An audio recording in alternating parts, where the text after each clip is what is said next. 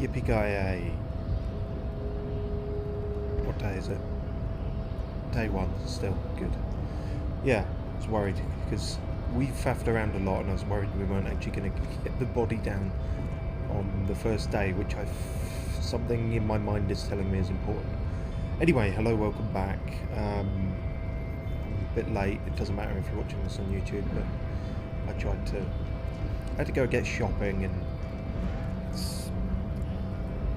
struggling with the mental gymnastics that are trying to convince myself that actually going out and getting it is more worthwhile than delivery, which I only did out of necessity during the troubles.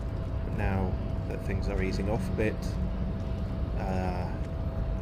let's just say it's a Pandora's box that I shouldn't have opened, and I knew that before I even did. But speaking of Pandora's box, we're going to have to pander to or box with the... That's fucking terrible.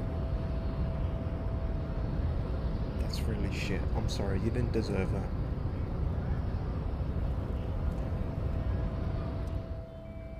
Nobody betrays your degeneracy.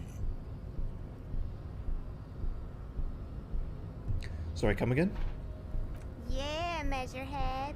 His body totally betrays his degeneracy. Again, these accents are throwing me. I think they're not supposed to be, recognisable from any one place, but it's strange. Say nothing, size him up first. What do you mean my body betrays my degeneracy? My body does not betray my degeneracy. My body is unimportant. I'm with the police and we need to get into the harbour. We don't have time to get into this now. We do. My body is unimportant. Size him up first. Are you admiring my morphophysiology? A ripple of muscle passes underneath his skin. He lets you look. That didn't really work. That was meant to be sort of intimidating. It must be frightening to stand in the shadow of this racial pinnacle. Be calm, Sandwich. You are not in danger because you are not a threat to me. I've been called worse things than a ham sandwich, I'll be honest with you. Yeah, that'll help. What is this androgynous display of sexual maturity? He looks down at you, taking stock of your physique. At least you noticed, I could do something, maybe. Merely standing up makes you sweat profusely. Fuck. Breathing is erratic. Your own heartbeat in your ears grows frantic, and you feel your blood pressure rise. Oh. Not working so swimmingly, perhaps, then... Stop it! You are embarrassing yourself in front of this woman and your pedomorphic friend. Excuse me? Also, there's several women here. I think you're embarrassing yourself. This display of weakness may appeal to older women with a stronger maternal instinct, but it is a liability here on Battlefield Martinez. One thing I'll say, the voice actor doesn't sound like he's talking in all caps. I'll be honest with you. Just a minor nitpick. I mean, if he was screaming all this, my ears might be bleeding by now. So maybe the first take they tried it like that, and then, they removed the bodies and said, okay, let's tone it down a bit. Jean-Luc, his body is betraying his degeneracy pretty hard. Maybe you can ask him to leave. That is such a strange voice. My body does not betray my degeneracy. Because we'll figure out a reason why in a minute. You have succumbed to Al Ghul. Ra's al Ghul? Is he in this? That'd be surprising. His face contorts in disgust as if he were smelling a dead rat. You reek of it. An invisible sword of Al-Ghul emerges from your throat. You cannot see it, but others can. It is making the woman in my company sick. Al Ghul, smell your breath. Kim, is it really so bad? You're right, I'm an alcoholic and I need that dead body to no longer be in the tree. I don't have a problem with Al Ghul, I just drink a little on the weekends. Enough, I need you to take down the dead body or let me in. Is it that bad, Kim? It's not good. Shit. It's like a rat crawled into your stomach, got drunk and drowned. Yeah, at least it didn't crawl up my arse. Though, actually if it got in my stomach then it could have only gone one of two ways. Let's be frank with him. No, you don't. You need to get another drink. Occidental Haplogroup B4 is done giving orders around here. The influence of the ham sandwich race is waning. Sorry, I thought you were sort of criticising me and now you're enabling me and now you're what are you doing? The race stuff is unimportant here, I just need you to help. Clearly the race stuff is important to him.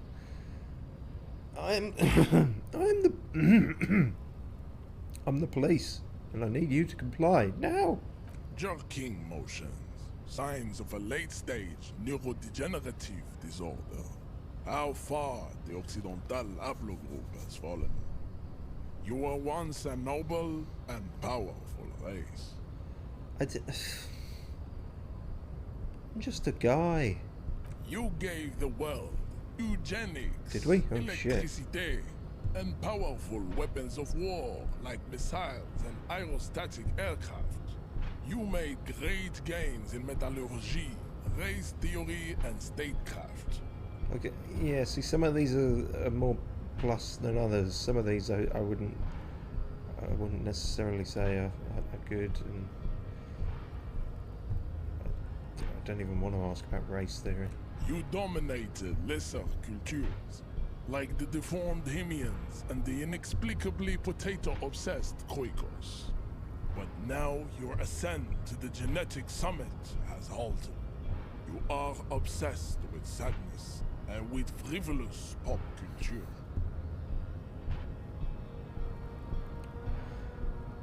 Fine. You will be superseded. Isn't that right, babe? It is, baby, yeah. You know it. I mean, you talk a lot of shit, but you know, you're not so in depth yourself. There is a button right behind him, just out of reach.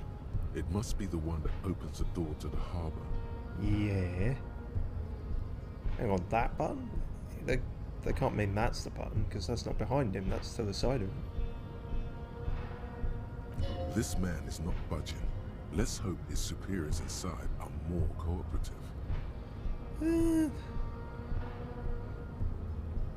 Come on, I just needed you to move about 20 centimeters back. Push him out of the way. That's not going to work. You're right about all this. Now I need you to help me get that corpse down from the tree. It was your people who put that dead body up there. Your people should help me get it down.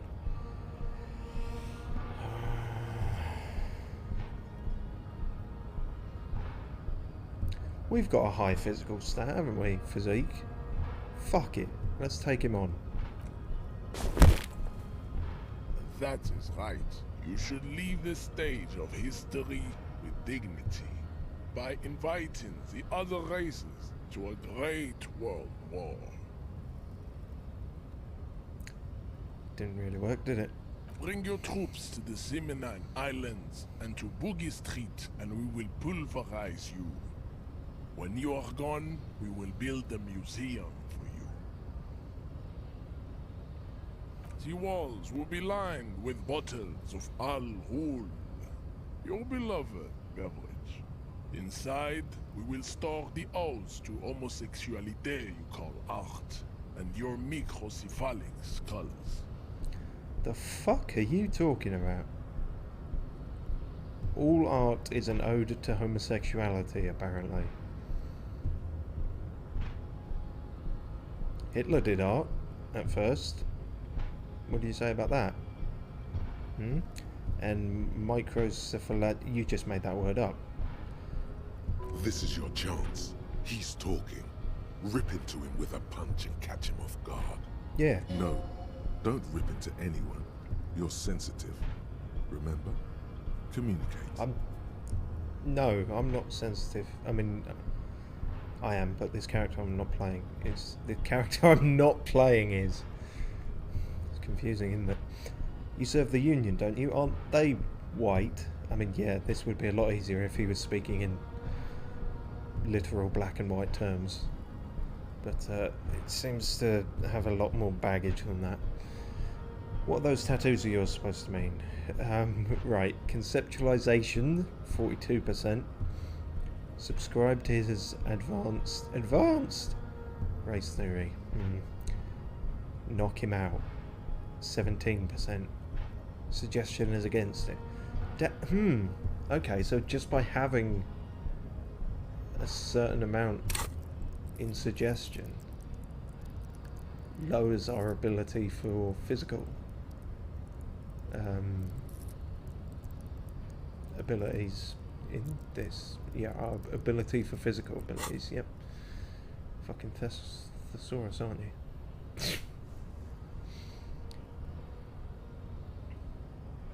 It's worth a shot. What's the worst that could happen?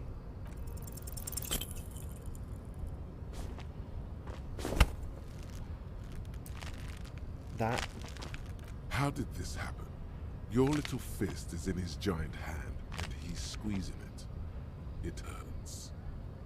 This is not good.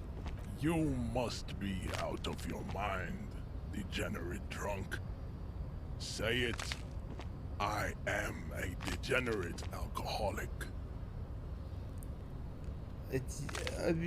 I'm a cop. Your fist cracks in his hand like a ripe apple. Pain shoots up into your brain as he's twisting Stop it it. more and more. Ow! Crackly noises.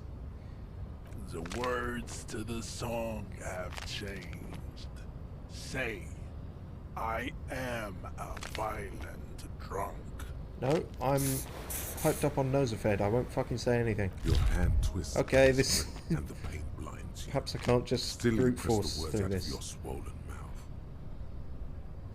Good. Now leave before you humiliate your homoerotic organization any further. Shit. You know, I did do a playthrough of this where something physical like this worked, but I clearly... It's not happening this time, and I don't remember the specifics to how I did it. Is he... He's not going to believe that.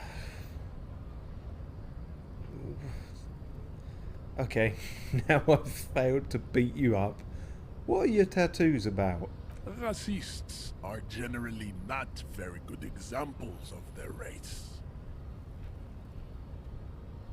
Right. I am not like them. I am craniometric perfection. I have taken the trouble to permanently draw a phrenologic grid on my skull and features. This should dispel any doubt. Right, yeah, you're not racist, you're just into phrenology.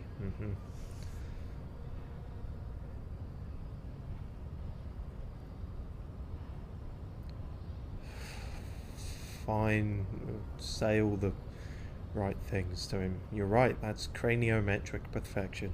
My race does not stand a chance. Correct.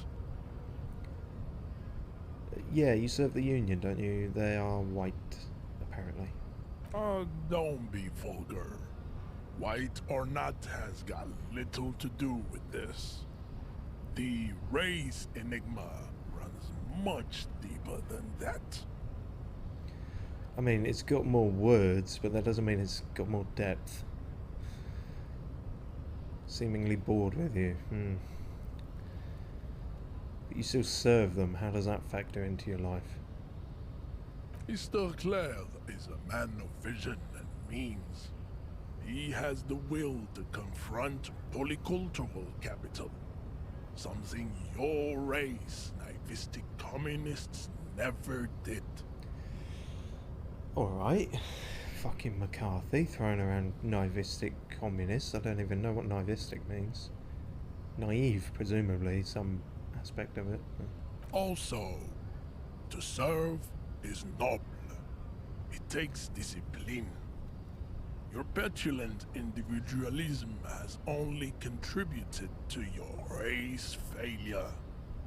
It is lax and moronic.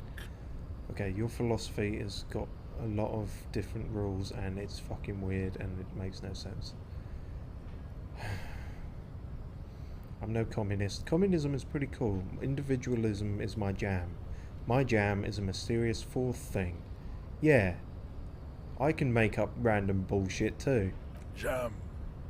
Individualism. You have gotten these ideas from degenerate youth culture, have you not? No.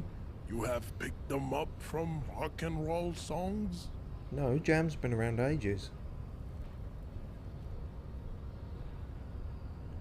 I've gotten it from disco, actually.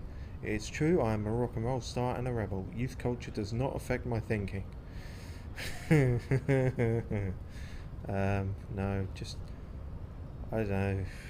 Just tell him what he wants to hear. Offshoots of the Seminoles people invented disco while having sex under the influence of cocaine. It is a shame upon my race. But what is done is done. I see. Well, as origin stories go, that's kind of cool. If you're going to invent a whole genre of music. I am not surprised you enjoy it so much. This has happened to many of the side products of the inevitable cultural victory of the Seminoles race. Okay, I'll ask, who are the Seminoles? I don't really know who the Seminoles are. I've recently experienced head trauma. I think even if I hadn't, it wouldn't make much sense. Wonderful, I need to enter the harbour now, or you could take the body down yourself, maybe. Wonderful, we're done with this line of inquiry. Head trauma, what? I can see that. The Seminoles are the South Island race. Haplogroup A4A. The rightful masters of the Insulindian archipelago. We descend from the Areopagites of ancient Pericarnassus and arrived here 4,000 years ago. You know, I thought it was just a weird accent, but I think he might actually just be stupid. A4A? We are the future. That is all you need to know. Well, that's a terrifying thought. So you were born and raised on the islands before you moved to Ravachon. I am a descendant. The narrow streets of Ulimbuir are with me in my genetic dreams. I see young Aren't all Seminoles dreams women genetic dreams? walk into the grey mass on Ile de Fantôme, waiting on immaculate conception from the pale. Alright. Good. Fine, whatever. I follow whatever it is you're babbling on about. Ask what kind of races there are first. Classification is core to this stuff. Measurehead, I am new to this world. Help me understand its races. I need to know what kind of different races there are. Is this actually going to help? Do you? No, obviously. Kim, fuck's sake, man. No, obviously, I'm doing it for the fucking thing. If you've got a better idea, then fucking let me know, man. You are obviously a liberal, Sayolite. A polyculturalist. I can see it from your love of microtechnology and your sartorial choices. You not deny your friend the truth you have denied yourself. There Yes. are 3 categories of race. Type A, the heroic races. Type B, the servile races. And the vile CF race cauldron of pederasty. Which one do you need education on? God damn it. Right, type A. Those are the Simonese, Yes, of the course, your people. Areopagite, and the Occidentals, excluding the Maun, of course. The Maun are riddled with eczema to the point where they find it impossible to smile. They are all lactose intolerant, a common result of inbreeding. Right. The Maun are another group, or a part of the Occidentals, or just inbred fuckwits, I guess, with lactose intolerant. That's unfortunate. A receding genetic pool has led the Maun on reprehensible street parades. In Maun cities like Stadskanal and Vredefort, wearing wooden clogs on their feet and little green tassels on their hats. Yeah, wait, who are these? Where, what? You know them by the names of their nation-states. The Oranese, the Gotwaldians, and the Königsteiners. My people simply call them Maun. Well, if we're going to have different names for everything, then it's going to get very complicated, isn't it? The Maun are proof that you can have too much Occidental racial purity and tassel-centric culture. Inbreeding has led to a lactose-intolerant subrace whom no one can take seriously. Right, so you're all about racial purity, but not too much. Almost as if the idea of racial purity is not the best. Colourful tassels are, let's be honest, not a good sartorial choice for this century. You might want to avoid wooden clogs too. I don't know. Where is it? Fucking the Netherlands or Denmark? They're all about that stuff. Seems to work for them. Who are Type A then? The Vespertines and Messenians of Vesper and Messina. Well, at least that makes The sense. ancient Meteorans of Meteo by the golden Pisantic Sea. The Suren of Sur-la-Clé, and even the North Königsteiners. All have Type A race propensities.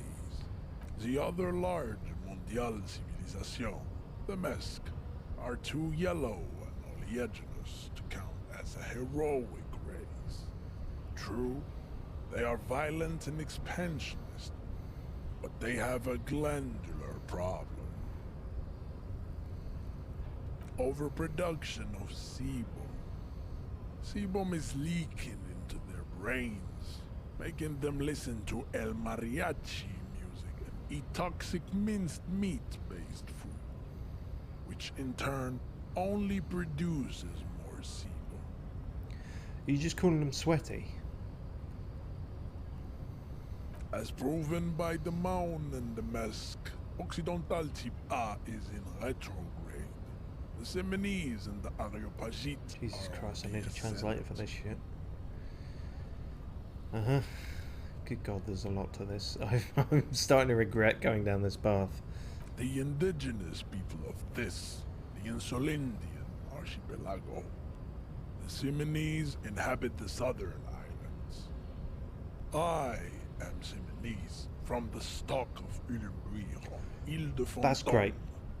The Areopagites are the master race of the Ile-Maran deserts. The Simonese are descendants of the Areopagites. We came here during a heroic migration from Ile-Maran to Ansuland. Thousands of years before the lactose-intolerant Maun Occidentals discovered this place. Alright, cool. What's the continue receiving wisdom? Sure. The Areopagites are sleek, long-headed. The Simonese are powerful, mesomorphic. The former is an immutable progenitor, unchanged since the Super Isola of Pericarnassus. Ancient brains rest in their slender skulls. He falls silent, contemplating the beauty and the mystery, although to me it's mainly mystery. The latter is perfected and adapted. Together they form the Simeno-Areopagite, or Simeopagite super race. That is all. There are no more type A races in the world. Nature was not capable of more. Right, okay. Type B. Type B are the unheroic races, the amorphous servile. non-competitors of the great race. The Koikos and the Vacholier, they are mud-colored people. You can't say that. To an untrained eye, the Koiko appear white and pinkish, like a ham sandwich. But look into their eyes and you will see. They are of an indistinct muddy color, and so is their skin. Unhealthy, sweaty, and ashen. Muddy but ashen. Alright. Pinkness is a racial quality that has to be earned through centuries of advanced ballistic warfare and cultural domination that the grad people have undergone for drinking alcohol and smoking the degenerate tobacco and for eating potatoes. Hey, leave potatoes out of this, alright? You can have a go at smoking and drinking, but potatoes did nothing wrong. The Koiko, the countless micronationalities of Grad, are all inexplicably obsessed with potat. The only thing they like more is dividing into microscopic ethnostates, like political amoeba. Well, the Kojko, or however you pronounce it, seem to know what's cool. No, not cool. Potatoes aren't cool. They're just... I'm not mad about potatoes or anything, but you've written a whole fucking manifesto about how they're evil or something. They're not evil. A potato can't be evil.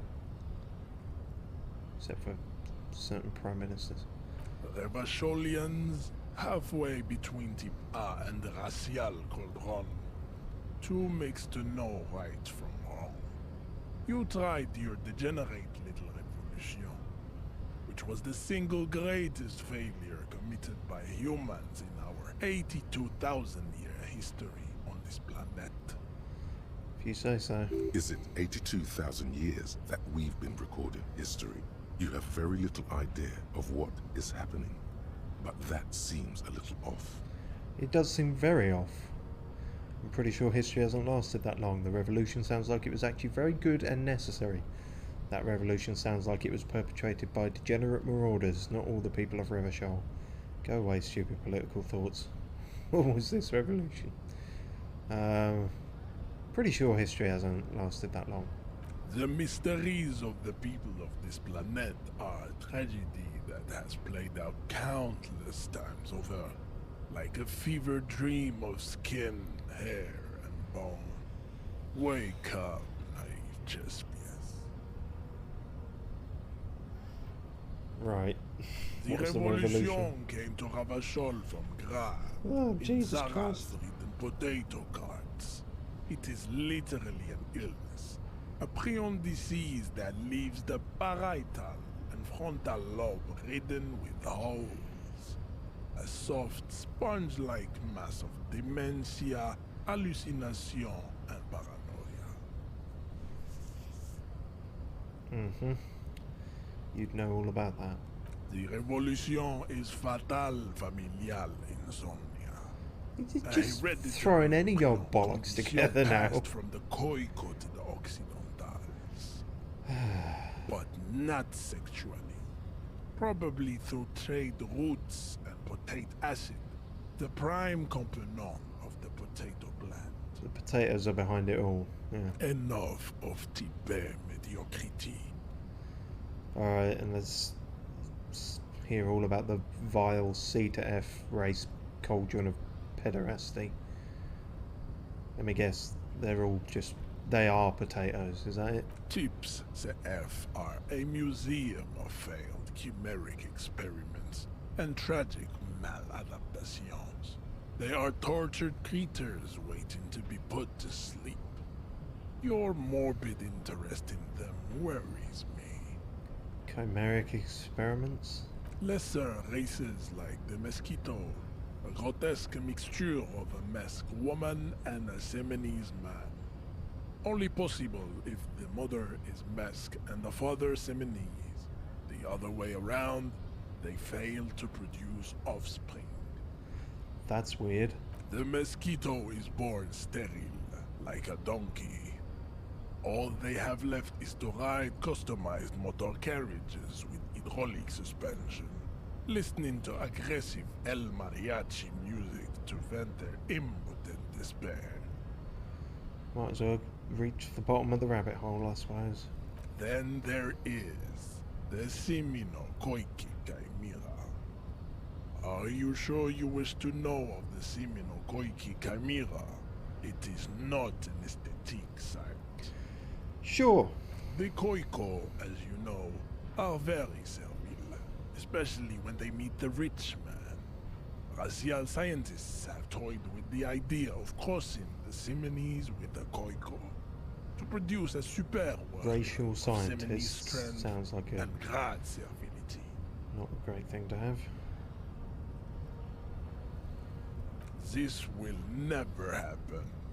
The Simonese and the Koiko may have similar interbreeding problems as the mosquito. We will never know precisely. No Simonese man could maintain an erection in the suffocating potato stench of a Koiko woman, or Koika. But enough. It is cruel to entertain ourselves with the deformities of Type F. Were there any able-bodied races you needed education on? Am I done now? Do I pass? Can I literally pass and press the fucking button? You understand nothing. What was the fucking point To then? solve the great race enigma, you have to I listened first to you ask butcher all yourself, those words, half of which you what made up is for the no race fucking enigma? reason. You have not even worded the mystery, let alone solved it. Don't start talking about how you word things, because then you really will fall short.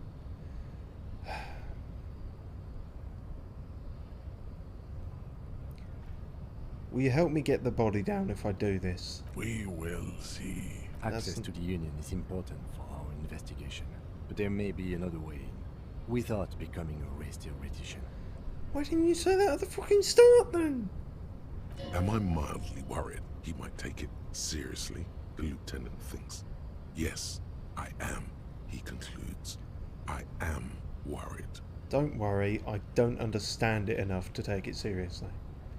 How do I word the mystery? You need to internalize what you have heard Oh, I see. today, then return to me. This clarity does not come instantly. And so introduces the thought cabinet, where we can think about things and get passive buffs or just debuffs sometimes. And it takes a while. You wander around and then eventually it clicks and you get something out of it.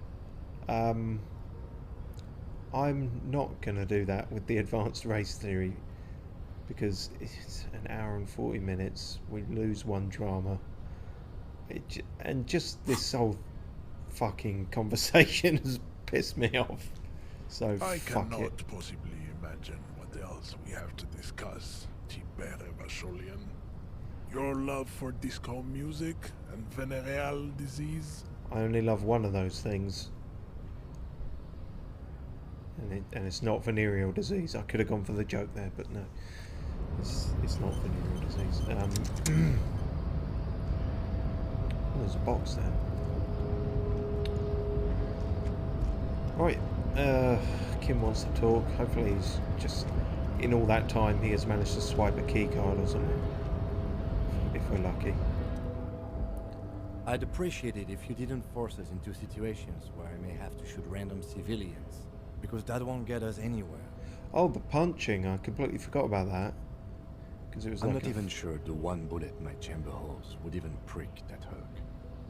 Or even Hulk that prick. But he's the one trying to provoke me. Okay, I was trying to assert my dominance over him. But I was fighting bad, unsavoury ideologies. I'm a hero. How else are we going to get through the gates? Can't promise that. I might attack him again. Alright, fine, I won't do it again. I was trying to assert my dominance over him. We are not here on some political quest. We are here to solve a crime. Don't make the situation any more volatile than it already is. Yeah, but don't you see? If I could assert my dominance over him, then we could get through the gates. There must be some other way. Let's go see the yard again. It faces the other end of the harbor. We're done with Measurehead here. Fine, but I might attack him again. The lieutenant groans, but doesn't say anything. God, what a fucking waste of time that was. Jesus. Alright, let's get the fuck out of here.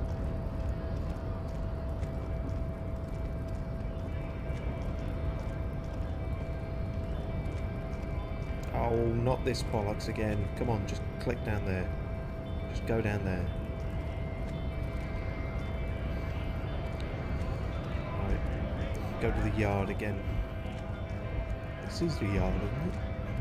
Or does he mean the backyard? Let's look around here, I suppose. Oh, there comes the copyright claim. A foreign car kept in good condition. Good for it.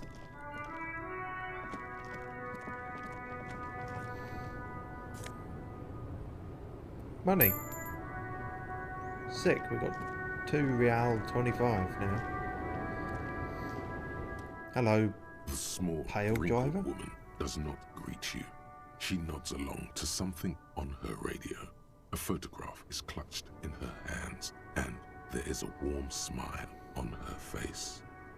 It's the warmth of a winter night's fire. Maybe she could give you comfort and shelter, some cigarettes and food money. Maybe she's your... Grandma? Nothing. Her smile just keeps widening. Her hair is grey like lead. No, this one is a monster in disguise. Oh. Snapping fingers in front of her face. Bit rude, but she didn't respond to Grandma, so... Wait. She's just a distracted old woman. Better to leave her alone. Why? Why? I just told you why. Being distracted isn't a good enough excuse. We're trying to interview people, aren't we? Alright. Maybe it's Kim's grandpa, I don't know. Ooh. Oh. Fucking work. Don't know why it keeps doing that. White tank top. We've just basically got a wife beater now, have we? Oh. I just realised we've been walking around without a shirt. I feel like there was one in the... Well, there normally is one in the hotel room. I mean, we must have missed it. Maybe. Who can say?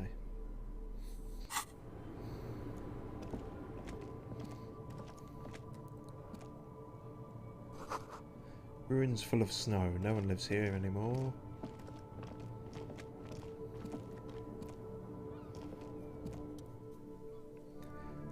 Horseback monument. An old monument stands in the middle of the traffic island, pointing toward the sea.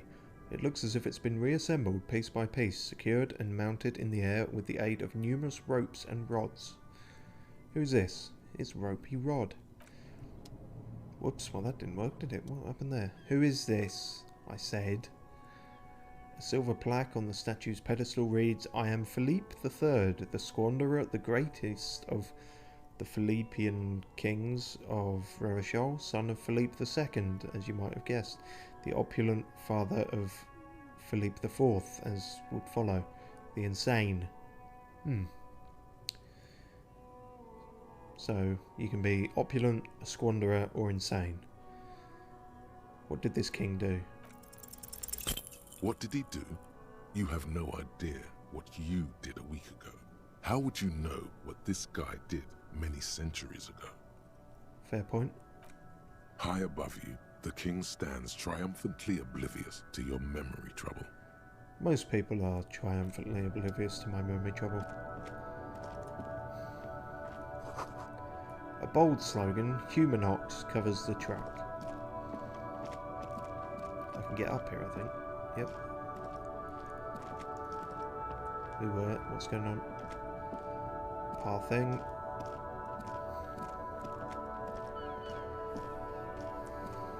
I remember you being amicable, sort of. I am a gander and a hunter and a gatherer. Feel like a traveler. The man mutters to himself, accenting the beats as he goes. I mean, is it muttering if you're singing, even if you're singing quietly?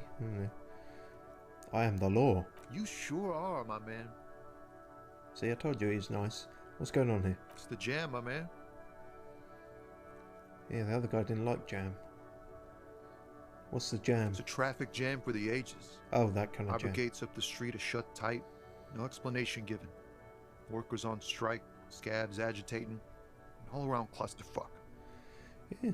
Meanwhile, we're all stuck here in long-haul limbo for days upon days upon days.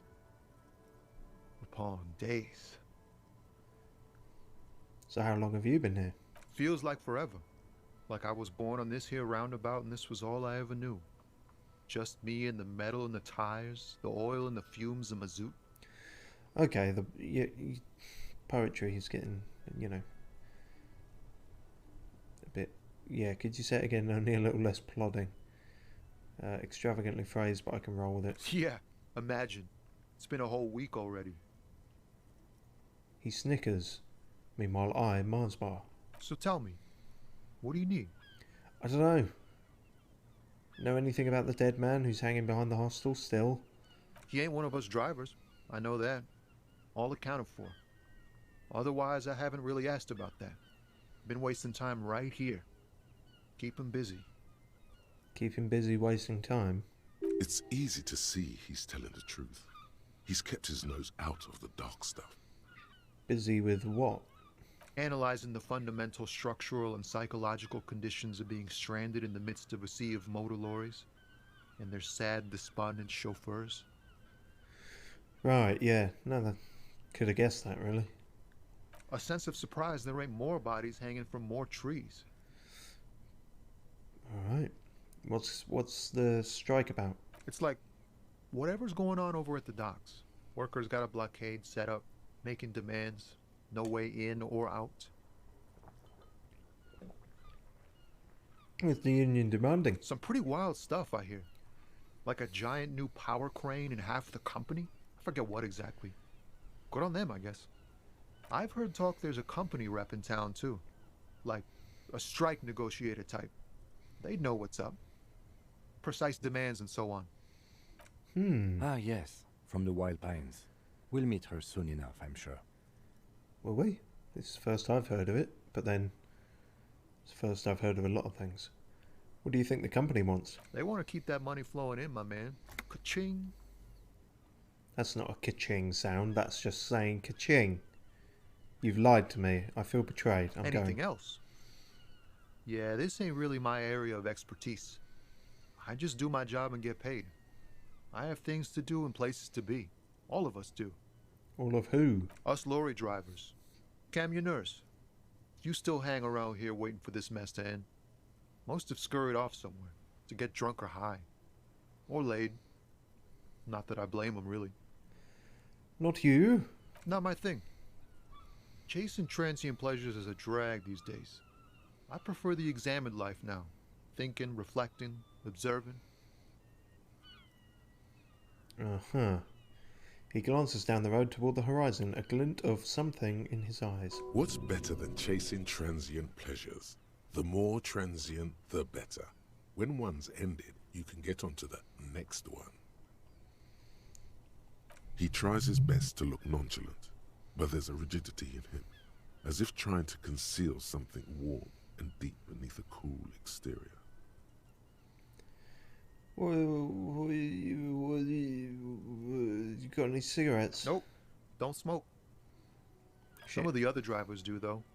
There's still a few around, waiting for the jam to disperse. Or waiting for the sweet release of death. Yeah, but they're all racist. Yup, nothing wrong with that statement.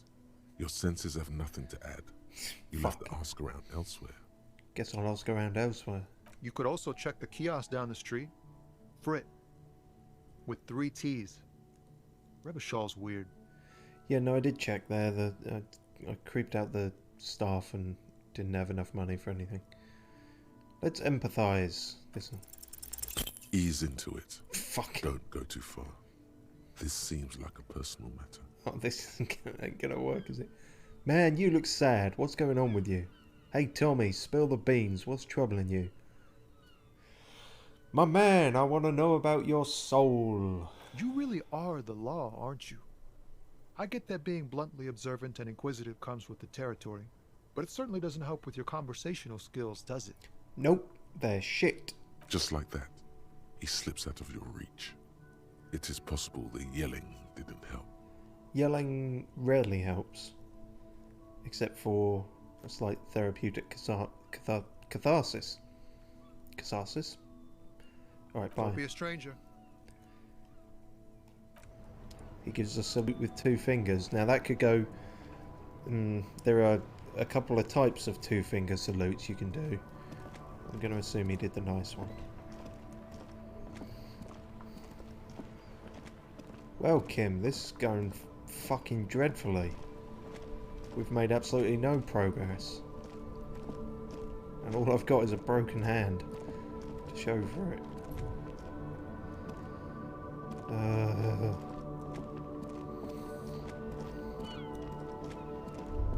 Oh, hello. What's going on? The damage looks like it could have been caused by an earthquake.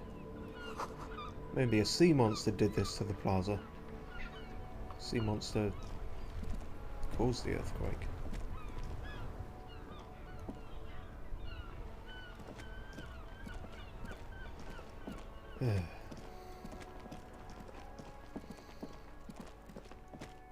Still haven't found a plastic bag, have we? No, let's not get sidetracked. He said the yard. We have to... No, I am getting sidetracked. At least down here, just because I checked and this stuff is showing up on my thingy whopper. So there it is. I knew it.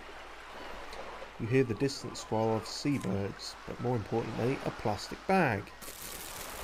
Now we can finally get money a bit easier than just finding it on the floor. Well, we're still finding it on the floor in a sense, but we'll see. Oh, I'm finding it in here. Cool. Plastic bag is something of a tool.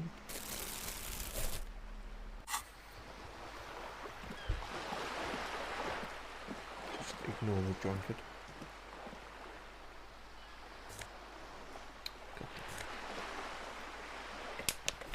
10 pence. Or cents.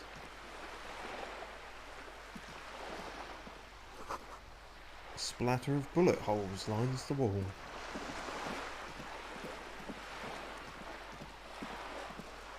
Ooh.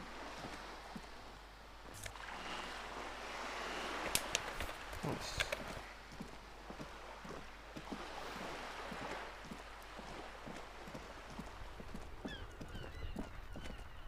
Ooh, there's another one.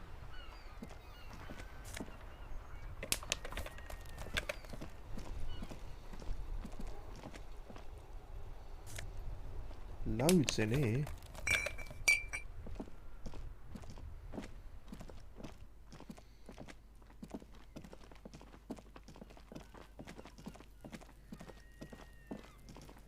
Right, something about being back in the yard, Kim. You said that would help somehow.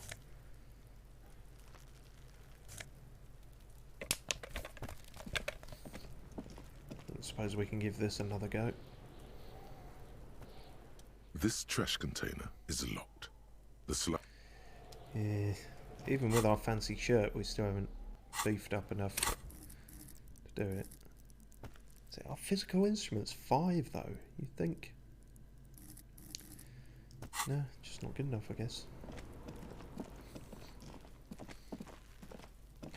Hello, what's this?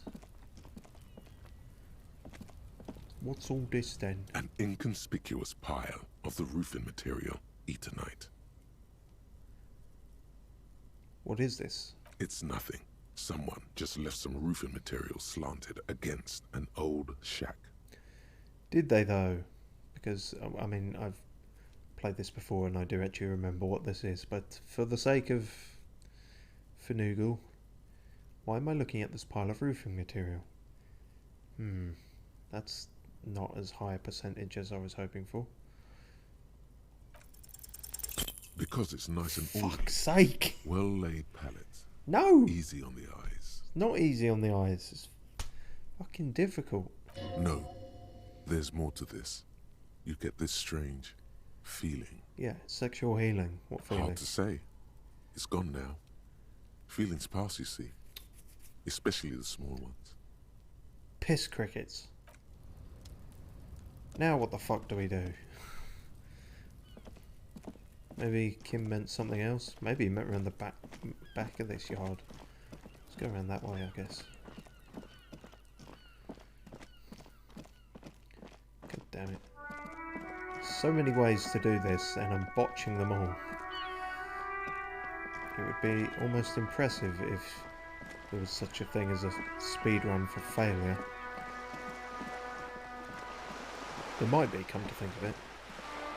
Time to game over screen. That probably exists, doesn't it? A lonely cormorant surveys the sea, indifferent to your approach, as are most birds.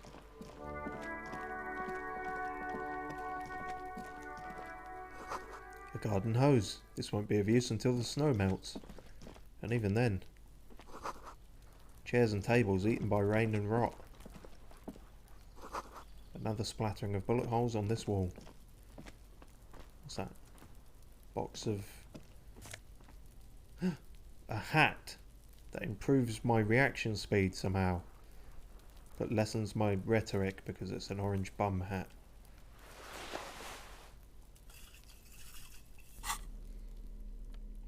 Nevertheless...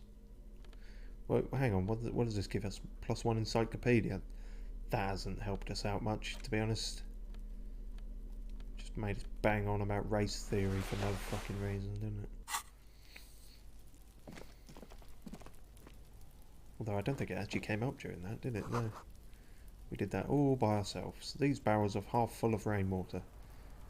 Much like me. Just a closed door, but you look at it suspiciously. It's locked. The Oh, hello. spread pattern of these bullet holes makes your chest ache. Your breath grows heavier. Have I been shot? Examine them closer. You peer into the faded marks in the stone. They peer back like an endless row of tiny black holes. Sweat starts trickling down your brow. This is bad mojo, man! Fucking horrible mojo! The end draws near! Oh, I've missed you, horrific necktie. Whoa! What? Your chest feels tight looking at them. It's closing in, caving in, ever tighter. Your breathing grows even heavier. No, fucking You okay there? Yeah, fucking escape. Wow, okay, I thought maybe that... Surely that would have affected my morale. That not an actual physical pain from looking at that. Wow. Should take people more seriously when they say it's a bad mojo. Apparently it can actually give you a heart attack from bad mojo. Not that anyone says bad mojo anymore. In fact, I've said it 3 times now, and that's 3 more than I think I've ever had cause to say it in my life. But there we are. Man, I started feeling really bad for a second. Might be the after effects of your past escapades. What are you looking at? Bullet holes. Remnants from the revolution. These are over half a century old. So why does it hurt? If nothing matters, why does it hurt? So no crime has happened here? Perhaps a crime of a sort ages ago, but no, these do not warrant an investigation. If you tell me about the revolution, am I gonna die? Not much. I don't have a fresh perspective on it. Should we go? Probably. Time's ticking in. What's that noise down there? Oh. Good lord. Voice acting in the movement section. A balcony with a view to the yard and the hanging. Well, the witness, but we don't need witness. We need the fucking thing down. More of that though. Ooh. Magnesium. Always good. Oh, so now we're actually just low on health stuff. You again. Can't believe you didn't take the shot. Fucking coward. Waved a gun like a clown. Next time you point that shit at me, you better take the shot. But then you win, Joker. This kid is way, way worse than the other one. Alright, thanks Half-Light.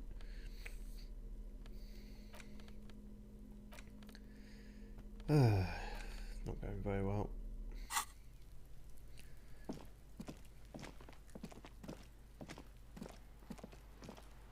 What's this? This is a wall on the side of an apartment building. Why am I looking at this wall? You have no clue. It's just a wall. So many walls all over Martinez, weather-worn, cracked, their paint peeling.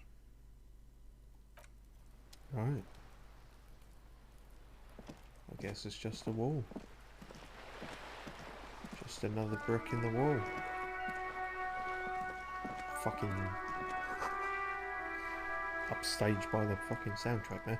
Capeside Apartments and a big crane. Rue de Saint-Ange thingy roundabout north.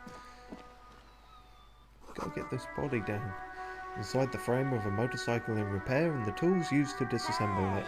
Up here, Piggo. Hang on a minute and don't call me Piggo. There's a girl up there. Did she spill the paint? I don't know, but she's calling me Piggo. And I don't appreciate that.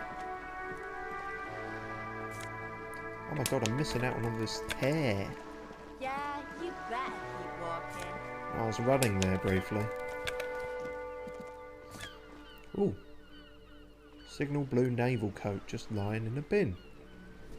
Improves my suggestion, but not my half-light. Looks like there was more construction here once, decades ago.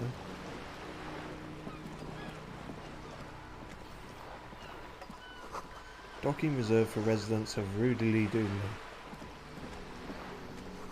The belly of this boat shines like it was recently painted, but it wasn't. I added that last bit, I didn't say that.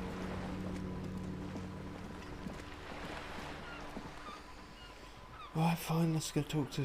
A sturdy metal door guards the southwest entrance to the apartment building. Oh, alright, bollocks, that's not them. A sturdy metal door. Hello? The door rattles against your knuckles, but there's no response. Hello? The door rattles again, but this time you hear an elderly woman's voice calling out from inside. Stop banging on the door! I'm not letting any more strangers inside. This is the police, though, so, you know, do it, though. Ha! The police? Everyone knows the police don't come round here. I'm not joking, I'm deadly serious. No, I already told you. I won't be responsible for any more strangers getting into the building. Why do you care about the responsibility if the police don't come around? Who's going to hold you responsible? The police that don't come around? I've caught you in a logical trap, old lady. Go check the backyard door. Maybe someone there will. Backyard door? There must be another entrance to the east. Kim, tell her we're real policemen. Madame, I assure you, we are real police officers. There is no reply. Just faint, sweeping sounds inside. Kim, you fucking ruined it. We had her on the ropes. Maybe if I'd worn my suggestion cloak. That looks fucking ridiculous. Not that this doesn't, but you know. One thing at a time. There's a woman on the boat, I am aware, but it's a lengthy conversation that I'm not sure I'm equipped to have right now. You know what? This is a long, slow-paced game. Fuck it, I'm gonna go to 2 hours, because... why not? Yeah. I'm doing alright. Am I doing alright? I don't know. Stamina-wise. That smoker up there could be a witness. Talk to him. Yeah, I want to actually make some progress. Because I feel like we haven't yet. So, yeah, we'll go to 2 hours. Fuck it. Who have I got to be... I'm not doing anything on this Friday night. Christ, that went It's been a week and now they show up? in a depressing direction. Can I come in, please? You see a young man on a balcony nursing a cigarette. His eyes have been following you for a while. Not looking for any trouble, officer. Sorry, I thought you were doing that bit. He says in a quiet voice, despite the cold, his shirt hangs unbuttoned on his frame. You mean his body, surely? He hasn't got a coat hanger out, eh? Why are you whispering? It sounds like you're already in trouble. No trouble for me, I just want to know what's going on here. Too late, young man. Trouble's found you. Yeah. I don't want to be seen talking to the gendarmerie, if that's okay. I just want to finish my cigarette. Well, it's good, because I'm not part of that. I'm a policeman. It's the god of cigarettes and youth. Ask him if he's got anything to spare. Don't let him go. It's not the priority. This could be your witness. The balcony has a great view of the whole thing. Can I at least have a cigarette? Apologies, but this is my last one. Oh, why you gonna be a dickhead? The god himself has denied you absolution. I mean, I need absolution. Absolution? I don't know that brand, but I'm pretty sure you can get Astras at the Frit. Can't you just, like, toss that one down? I'm not sure that's a good idea. Shut up and throw, kid. I'm not throwing anything. I'm gonna throw up. There's no way you'd catch that cigarette anyway.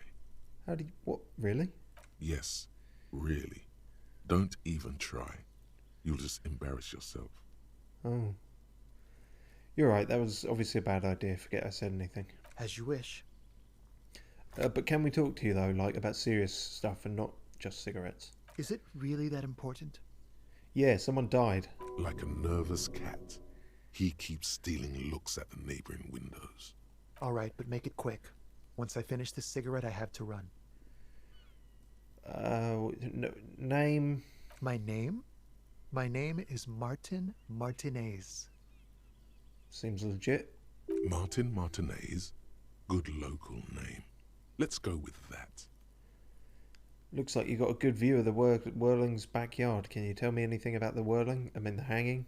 I'd even go so far as to say that the view is a little too good, my dear gendarme. Do you have an estimate of when the body will be taken away?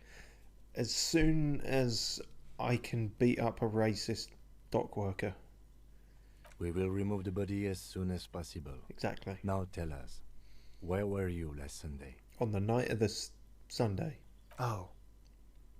You already asked me that, didn't you? Pretty sure I didn't. No, not you. Some more muscular type. Oh no, he's not been here, has he? And when did you speak to this more muscular gentleman? The lieutenant takes out his little blue notebook and writes something down. Last week?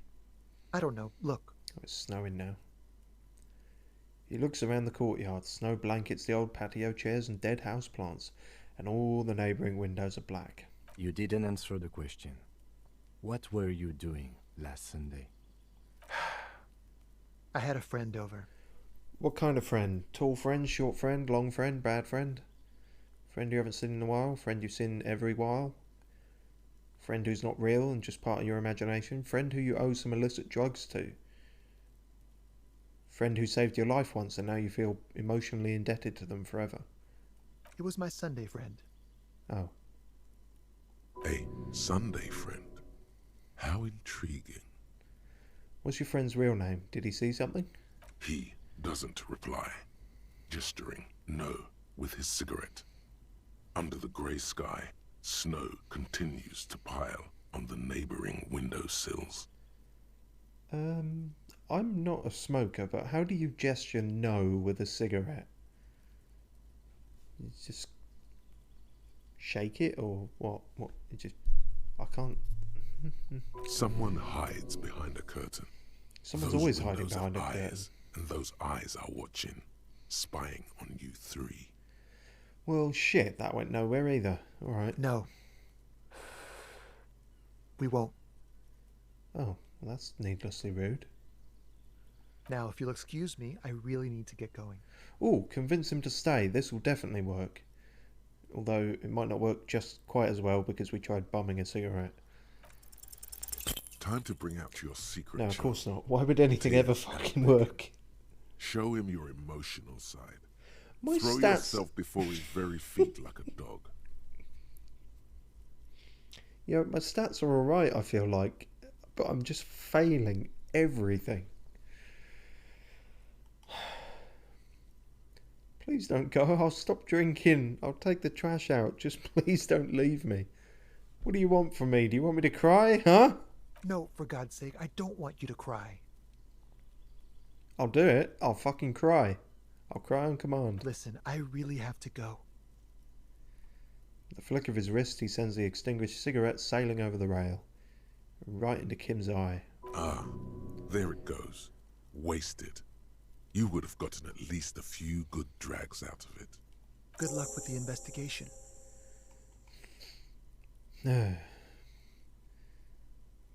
Oh, what? Oh, I see. We've got to watch him walk away. Well, Kim, I'm completely out of ideas. He's gone. We should run after him, see where he went. No point in running. Tenements like these often have multiple exits. If he doesn't want to talk to us, then he'll know how to hide himself. So we just give up? He could be a witness. Him or his Sunday friend. Either way, we need to look into that muscular type who's asking about our case. There has to be a way of getting inside the building. Let's go check out the door near the pier again. Once we found a way in, we can ask around for his apartment. How does this help with the body? Great, let's do that. Fuck, I'm gonna get the body down at some point in this stream. I'm determined. It's gonna happen. I don't have a clue how, but it's gonna happen.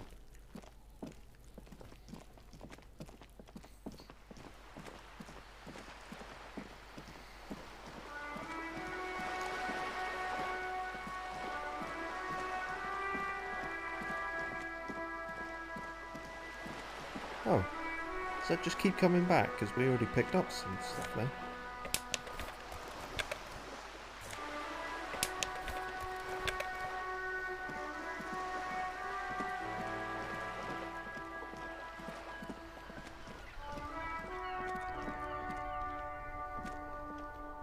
The dented yellow Oh, mailbox. no, sorry, you got nothing for me. Sorry. Why did it show me that? What's appeared there? Nothing. Fuck.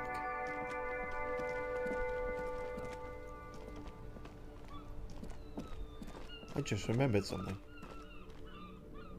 It said there's a union part of the CAF that's only open at 4 or something. I seem to remember that. I think it's 4.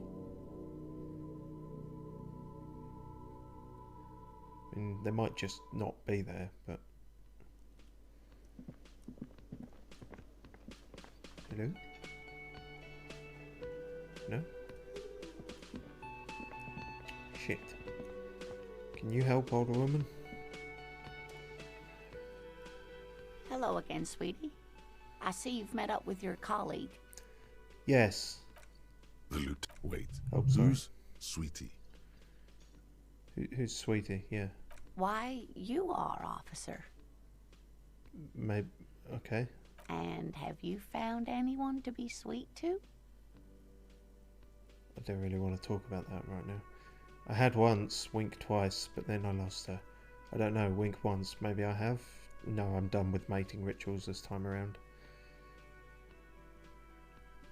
Let's do the weirdest one. What was with that fucking wink? I don't know, man. I'm not very good at social stuff. Stop winking. Tap yourself on the side of the head to correct the malfunction. Do nothing. The neurological damage is probably permanent. I see you are still grieving. Well, I won't pry. She smiles gently, paying no heed to the inexplicable winking. You must forgive me. I'm getting so scatterbrained. I completely forgot to introduce myself. She slaps herself on the forehead and her eyes fall out. I'm Lena. My husband Morel and I are staying with our friend Gary just down the street. Whoa, that's a lot of I come here names. for tea when they're away. Her eyes glitter over the rims of her glasses as she looks up, smiling. This Lena is wacky enough for the motley crew. Hire her on the spot. What? How do you like to roll with me? You seem to be in a chair.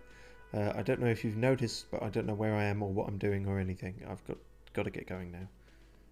Sure, join the party. You can be the healer or some shit. Whatever do you mean?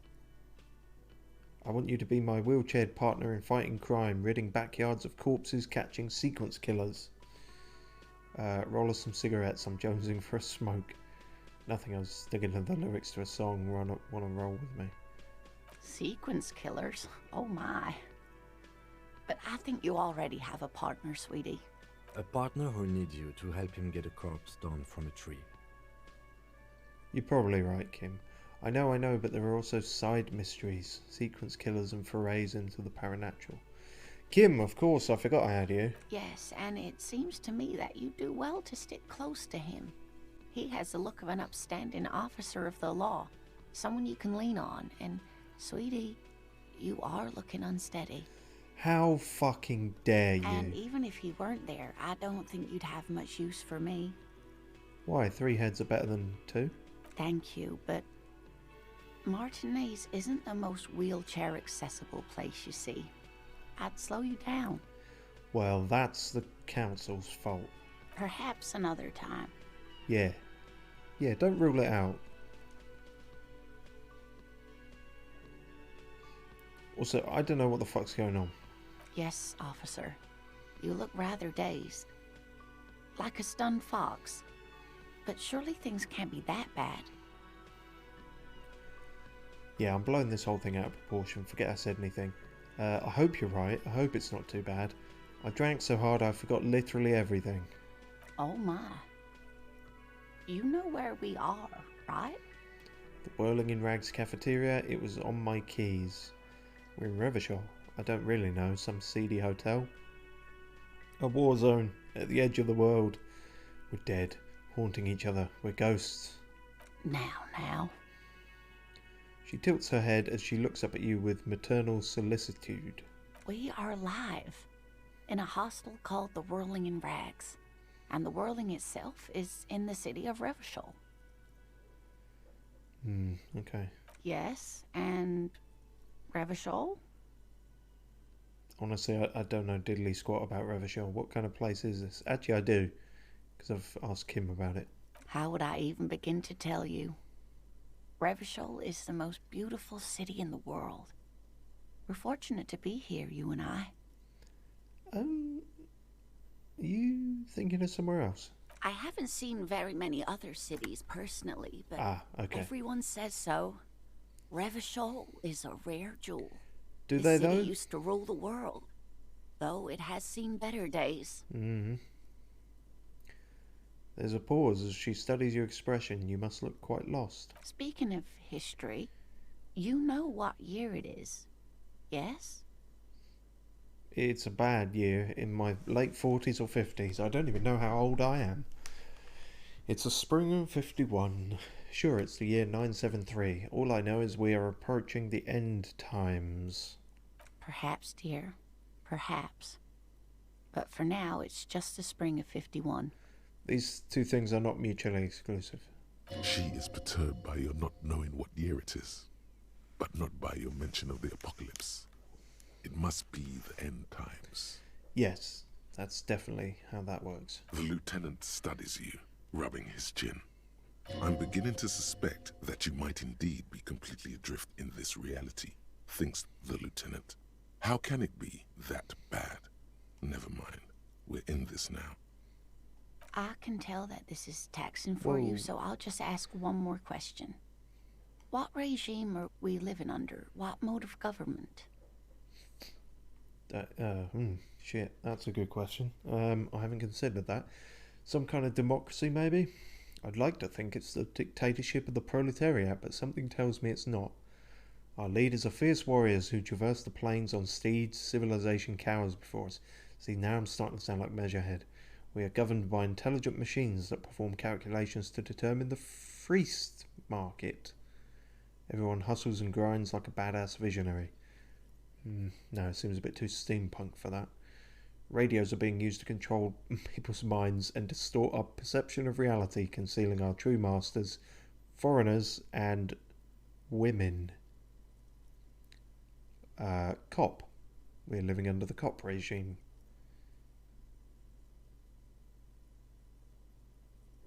Go with that, I guess. Actually, we are not. You could say that about almost any other nation, but not Revachol. Try it one more time, officer. What mode of government? Maybe we are governed by intelligent machines that perform calculations to determine the freest market?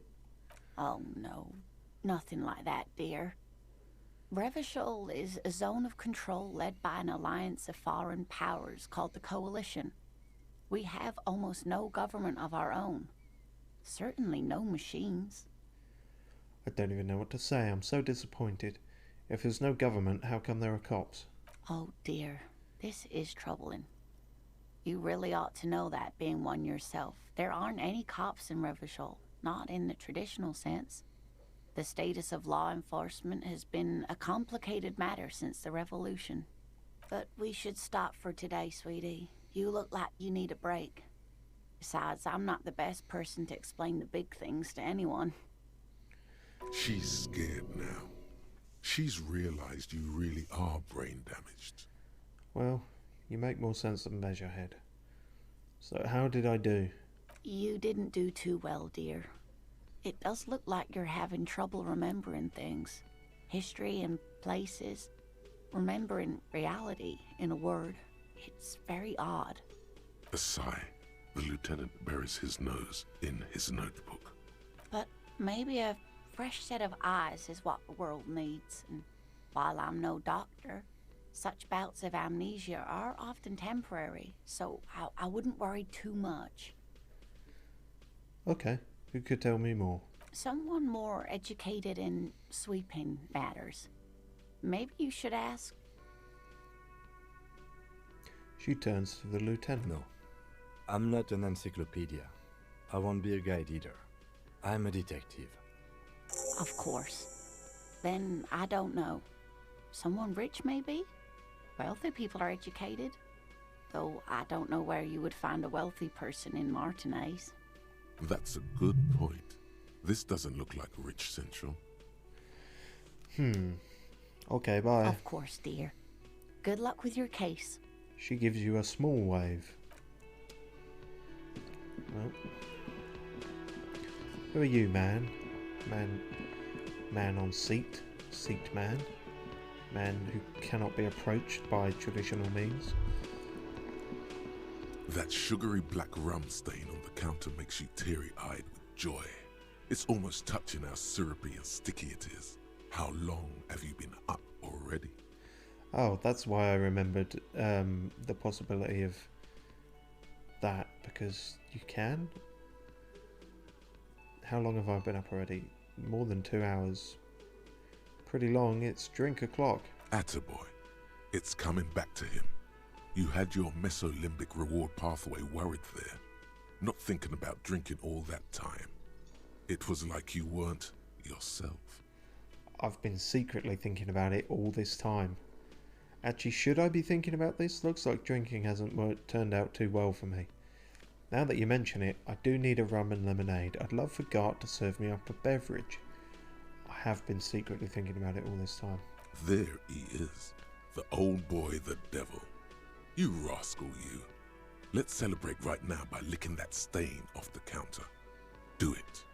It'll be wild.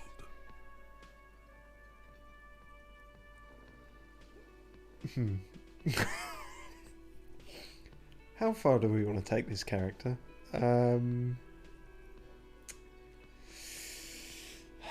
Well, I tried to punch a crazy race theorist, and I've done a lot of other crazy shit so far, so yeah, fuck it. Calmly, the lieutenant looks out of the window, then to you, licking the tasty rum stain off the counter, then out of the window again. What are you doing? He asks without turning his eyes from the street outside.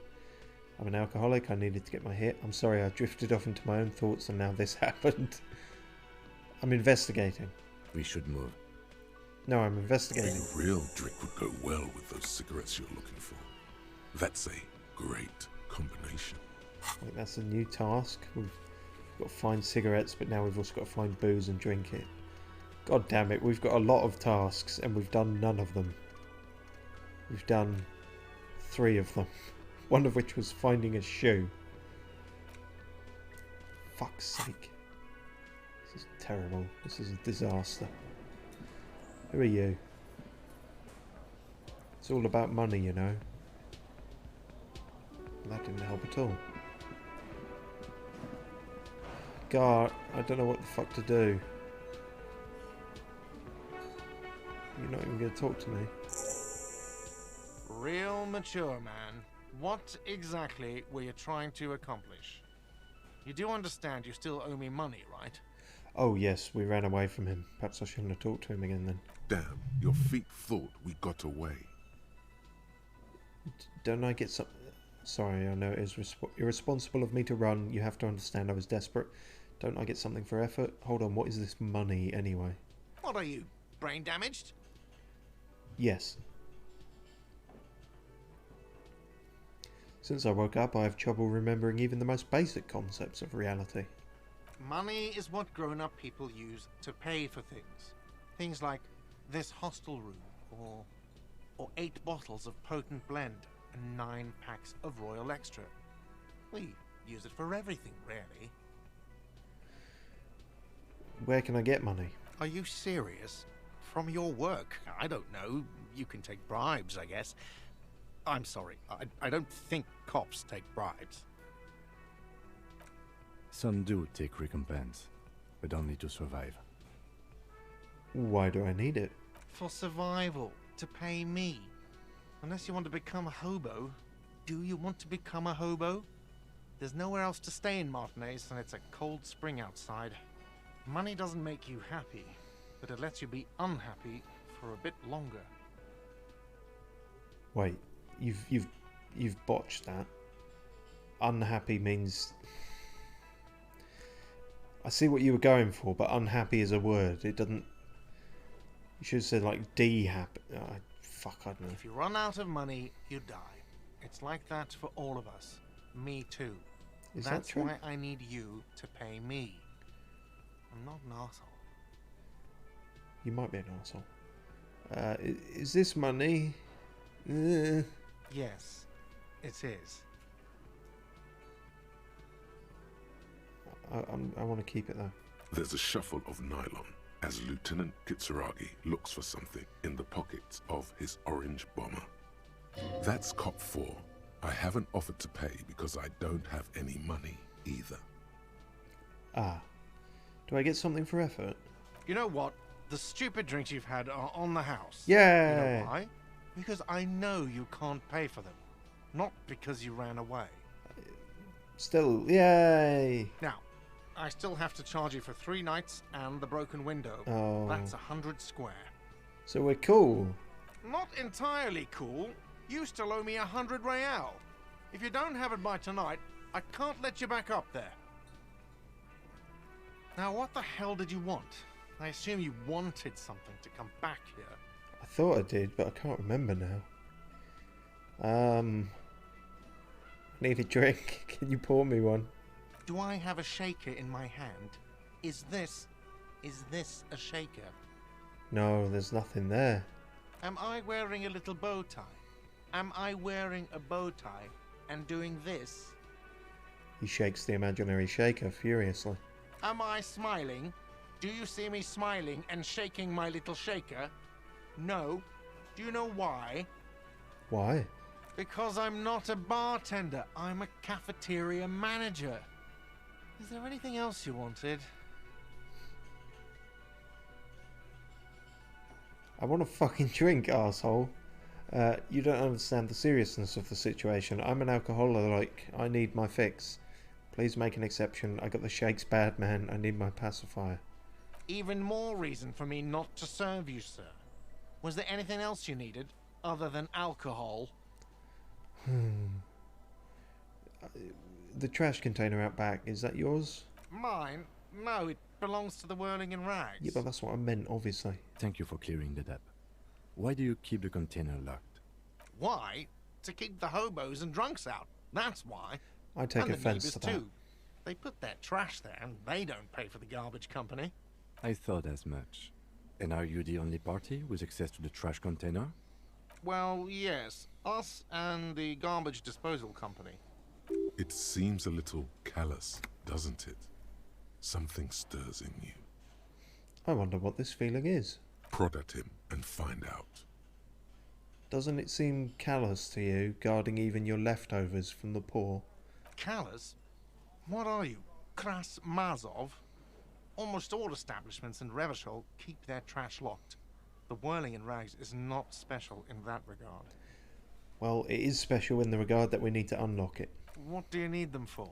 It concerns the unlock it. case. Please cooperate. Just bring them back once you're done, please. Cool. By the way, I'm going to sing karaoke here. Absolutely out of the question. It's not a question, it's a statement of fact. Absolutely in the question. First we find a sad banger. Then we sing this place to shit. Yeah.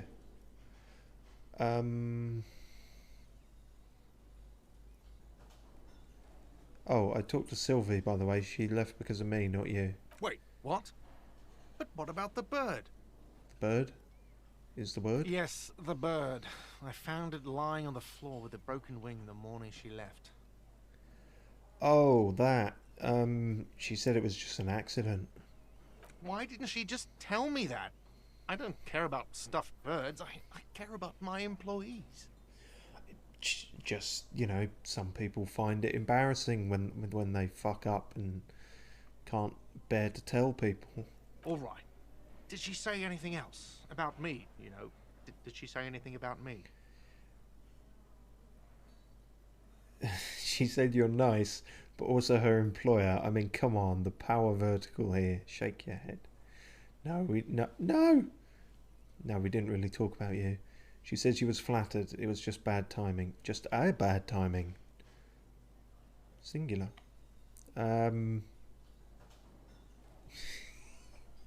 Yeah. She didn't like the power dynamic. Yeah, I do have a lot of cafeterias to manage. And a lot of employees there. I can't make this part of my work practice. It was unprofessional of me. Oh. I didn't expect that to register on any logical level. Anyway, thank you for clearing it up. Now, if there isn't anything else... I guess there isn't for now. By the way, where is home? The address is coming up blank, and this place sure isn't it. Do I even have a home? But you've been at this hostel cafeteria for only 3 nights. Where were you before? You had to be somewhere. Far away? In time or space? Both. That doesn't sound like somewhere you can stay if you run out of money. I'll live in a dumpster, I don't care. Fuck everything. Hobo cop. Entertain the thought when you get the time. Maybe being a hobo and a cop has its advantages. Fuck yeah. Now there's a thought we can entertain. Hobo cop. Temporary research bonus, -1 composure, ungainly and rambling. Fuck me, it takes 4 hours. A cop and a hobo cop. Upsides, can be dishevelled, doesn't have to wash, carries himself with lurched gusto. Hobo cop doesn't need anyone or anything. No one can kick you out because you don't have a home. Never pay rent again. Never again here. You're drunk. Why did you even come here, Harry? Go home. You're embarrassing yourself. Downsides. Are there any? I mean, seriously. Give me one. Yeah. Fuck it. Hobo cop away. We lost some composure, but I mean, that just seems to line up with how our effectiveness has been going for this stream. And no, fuck it, this playthrough, this entire playthrough. Great. Anyone in here? The dishes are drying. They smell of chemicals and trees. I mean, pine trees. An aroma of spices, alcohol, and tomato hangs in the air. What's on the menu? Alcoholic tomatoes. A thin man is smoking below an exhaust hood, occasionally sipping from his mug. This must be the Whirling's cook. As you step in, he nods toward the table and says something in a completely foreign language. The only words you can make out are Garancy and Kubek. It must be his name. Garancy. Garancy Kubek. Sounds representative. Garancy, I have some questions to ask. Mr. Kubek, I'm here on official business. I'm not sure it is his name. Hello, sir. Got time for a few questions? The man puts his cup down and replies something, his left hand drawing arcs in the air. I don't think I need anything else. Stay masculine. You've got some impressive pots there. He smiles and bangs his ladle against each of his pots in turn. Oh, that's it. Alright, I don't think I need anything else. Stay masculine. It's not the best catchphrase in the world, but it'll do. Well, more wasted time. Can't even get out the fucking door.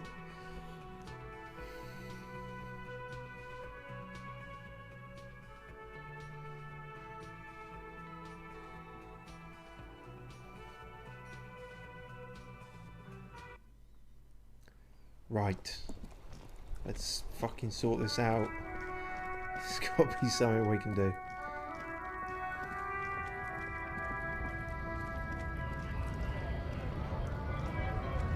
Am I close to leveling up on anything? That would help. No, I'm not. Shit.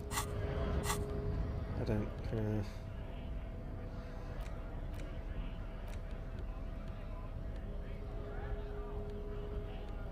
I don't know how either of those will help.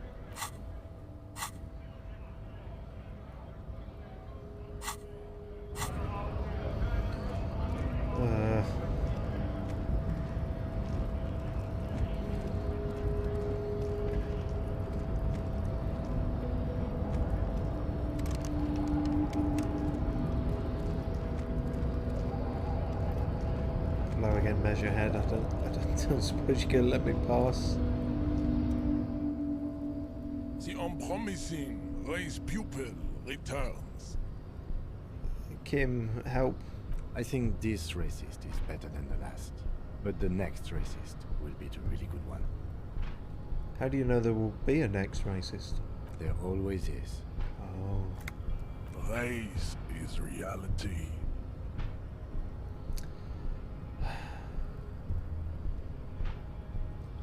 Put skill points into physical instrument to open this white check. We don't have skill points. I don't want to go over the funky race classification. There is nothing funky about. Yeah, no, I so we've done it all. possibly imagine. No, there's fuck all to be gained here unless we can try fighting him again. Ah.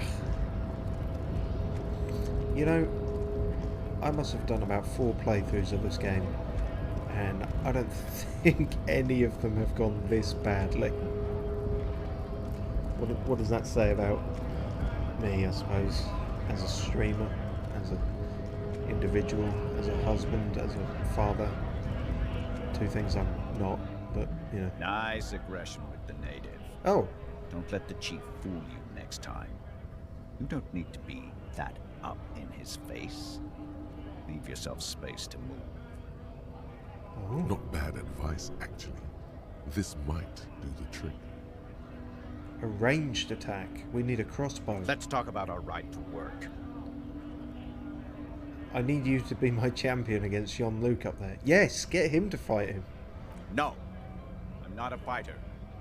I'm a worker. But you just gave me fight advice. You gave me fighty advice. You said good for fighting. Fuck.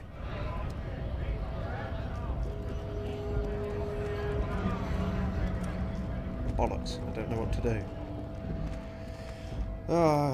Let's just have a breakdown over here. Kim, help. Kim, stop wigging out. Yes? Tell me... No. Shit. Tell me about the case later. Oh dear. No, we've done all this. We're just going in a loop now. Why can't I remember how to get through this? I'm sure there was something. Alright, no, we'll go back to the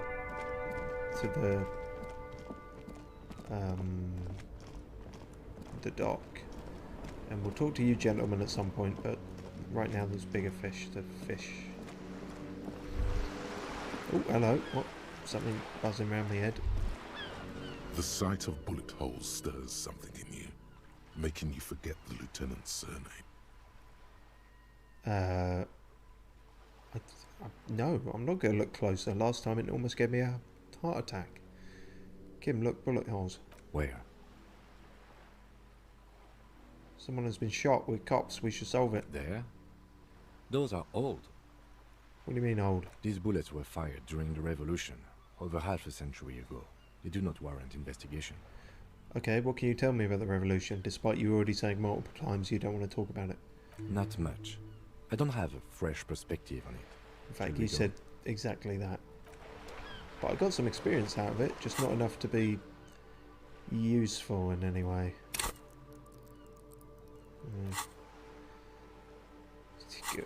That's not going to be done in these times soon. And becoming Hobocop probably won't help us get into somewhere.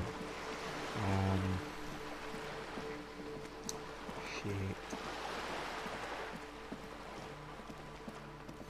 What a to-do.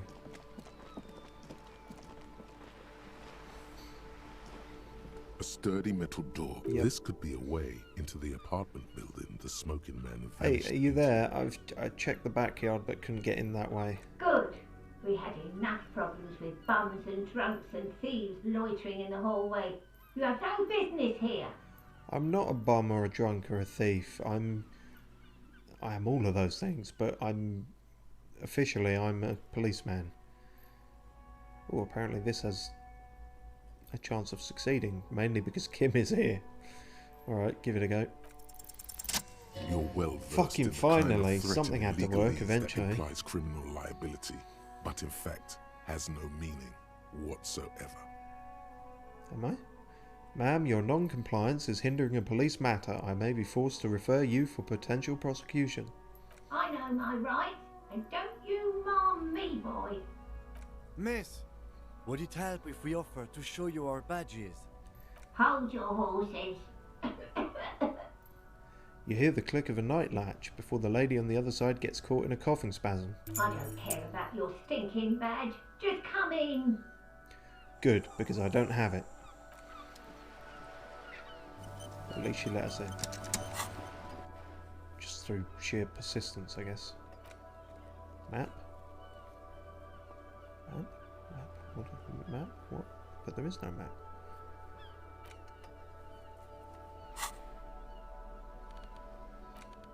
No, okay, we'll just go in. Hooray, some form of progress. I don't see how this is going to help us get the body down, but you never know. Hello, see, I'm clearly a policeman. Graffito says, a firing squad for the rich. Give me a moment.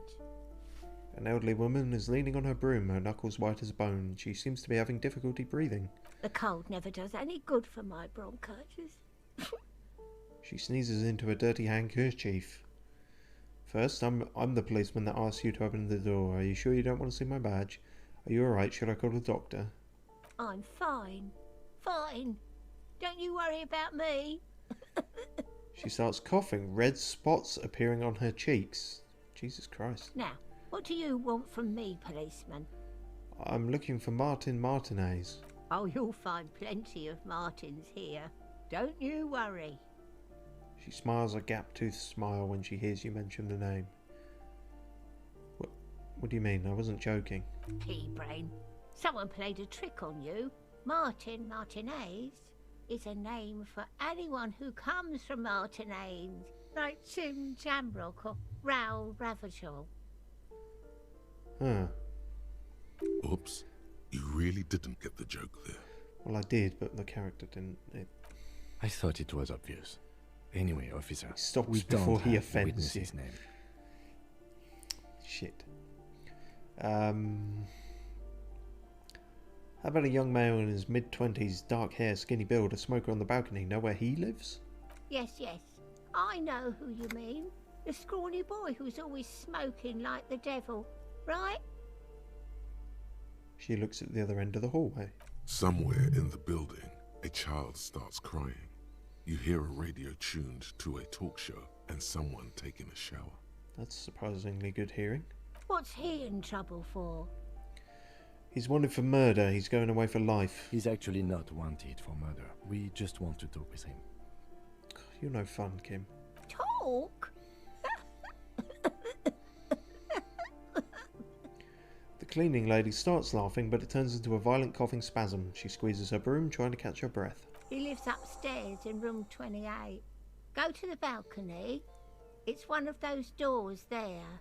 He's usually home in the evening. Thank you. We should go check out his apartment on the balcony. See if he's home. Cool. Who are you? I'm no one. Just an old woman who cleans these hallways. Do you live here? If you can call it living. I have a little room okay. Sometimes upstairs, they right imitate next spitting. To the coal room. It's barely bigger than a closet, but I don't complain, no. I have my bed and my aching bones to keep me company, and that's all I need from this world. Good for you. And all she gets, too. The coastal wind beats down hard on the cold room door outside. Splashes of waves make the balcony slippery. Thanks, I'm off. Do-dee-do-do-do. A note reads, foreclosed by Martinet Realty Associates. Oh, well, that light lit up. A shift in temperature. The air chills around you. Dust settles on the stony floor. Rub your sides for warmth. A former architect stands before a slice of window, a room plan in her hand. A cold wave has made the air in the building stand still and frozen, with temperatures falling down to minus 20 degrees Celsius. Okay, I'm not sure where this is going. Her face? Is red from the cold. She's breathing on her fingers, clasping the plan.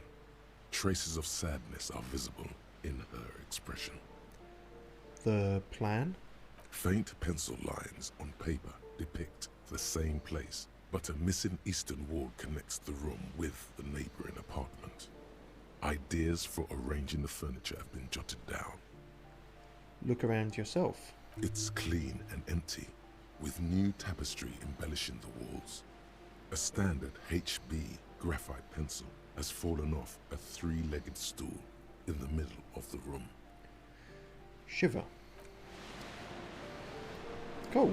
So, in a weird way, I do have some sort of extrasensory perception, or maybe it's just imagination, and piecing together the kind of person who might have lived here or been here. The sea, I missed that. Sea's cold and grey. Also, wall? Missing wall. Someone has torn down the wall. Benefits me. An old grocery list on the table and checks. Sweet. And more money. Can we open that? Nope. At least we can get our health up off Big Dangerous 1. Apartment 8, their mailbox is overflowing. Oh, hello. More money. The door 9 is locked. Lots of... Fuck me, that's almost £7. 7 real. And that's a postcard of Boogie Street in 46, which I can probably sell. Cool. And those are some shoes. Oh, damn it, Kim, you're in the way now. What? There's 1 cent in the shoes. Oh, I thought I could pick up the shoes. Someone has drawn a 5-pointed star on the wall. That isn't just a 5-pointed star. It's an inverted white pentagram cradled in a wreath of antlers. The iconography of communism, in other words. Is it? Thought an upside down pentagram... Well, no, a pentagram in general is like Satanism. Upside down cross is Antichrist. I don't know about communism. Inspect it, I guess. The star and antlers was developed in the 6th decade of the last century and quickly adopted by Mezov and the communards during the revolution. Communards? That sounds almost like a derogatory thing that you would call them. Even today, half a century after, the star and antlers retains the ability to evoke hope, disappointment, and fear in equal measure. Blimey. Why is it upside down? To symbolize the toppling of the old order. Oh. Also, some social democrats were already using it. I see. What's to do with the antlers? The wreath of antlers represents a natural crown. It was about building a society that could exist in accord with the natural world, and at the same time above it. Seems incongruous. Why white? Because white is the color of peace. Usually. What does it evoke in me? Nothing at all yet. Right now, it's just meaningless shapes on a wall. Your meaningless shapes on a wall. Hello? You hear someone walking around inside, rearranging the furniture. The number on the panel says 10. Knock a knock. The walking stops abruptly, but no one comes to the door. You can feel tension on the other side. A poor communard, from the looks of it. The room is barely bigger than a closet. Oh, hang on, there was some words there that weren't there. A poor communard. Yeah, that didn't work, did it? We didn't get her voice either. Who is this? Demands a female voice, wary and tense. This is the police. Open up. Oh, this has no voice. Okay. Do I have to open the door? You hear the clacking of heels again as the other side walks right up to the door. Her tone is now getting a defensive edge. Do you have a warrant? I'm not obligated to open the door if you don't have a warrant. Let's go. We don't have a reason to get inside that apartment. Fine. I don't know who Warren is either. This door has been closed with a padlock. A chalk-drawn number on the board says number 11. Examine the padlock. It's a solid lump of metal, but the shackle is deeply corroded. A solid pair of chain cutters would make short work of it. Sweet. Better whip out those cutters. You won't get very far otherwise. Yeah. Oh, we need to actually put it in our hands. Okay.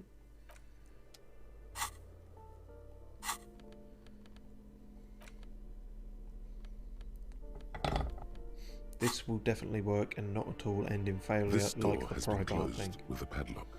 A See? chalk-drawn number on the board Got a says high percentage. number 11.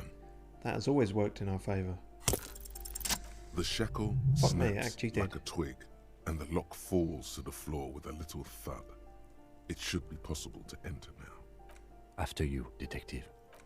I'm surprised you didn't have any problem with that, Kim. We just broke into someone's house. Flamboyant poster of a white star. Real lithography. Lithography? Photos of revolutionaries posing with guns. They like to do that. Books of critical theory on the monstrosities of capital and such. Oh. Is everyone here a communard? A plaster cast bust depicts a middle-aged man with impressive sideburns. The name on the plinth reads Kraz Mazov. Why does this tenant have a bust of Kraz Mazov in their bedroom? The white star, the photos on the wall. I think we have broken into the apartment of a young communard. How fitting. How fitting? I don't get it. Kim, who's this critic? Who's Beardy? He's known as the father of scientific communism, also known as Mazovianism. His theories about economic history greatly influenced, some would even say sparked, the anti-centennial revolution. I notice his name is somewhat similar to a real-life beardy communist who supposedly started all that shit. I'm very well educated on all this, as you can tell. Revolutionaries love to pose... Hey, I said that. That's cool. I feel kinship with whatever bubble meant that. It was light blue, so it's intellect. Yeah.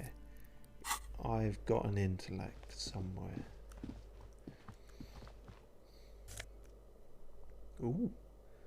Flip up glasses. The auditor. They give me logic, but less authority. Could be useful.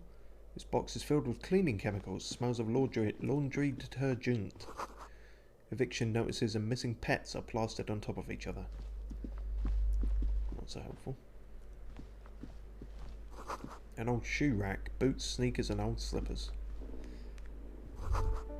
Apartment 12. A loud rumbling snore comes from within. The snoring is scary somehow. You should leave. Okay. Oh.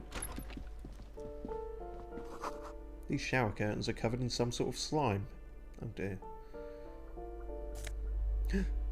Drugs. Oh, fuck me, what was that? Alcohol, just lying around. Superb. That will give us more physique, but less morale. That could be the edge we need to beat Measurehead. Get drunk and you're better at fighting. That's definitely how it works. Money. I realised we missed a few things in the communist room.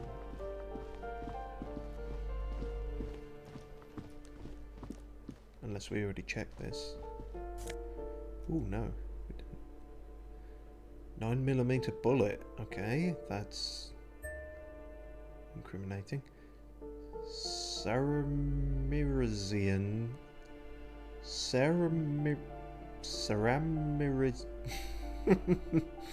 Ceramirizian lounge jacket. If you can say it, it gives you +1 in conceptualization. This is the balcony.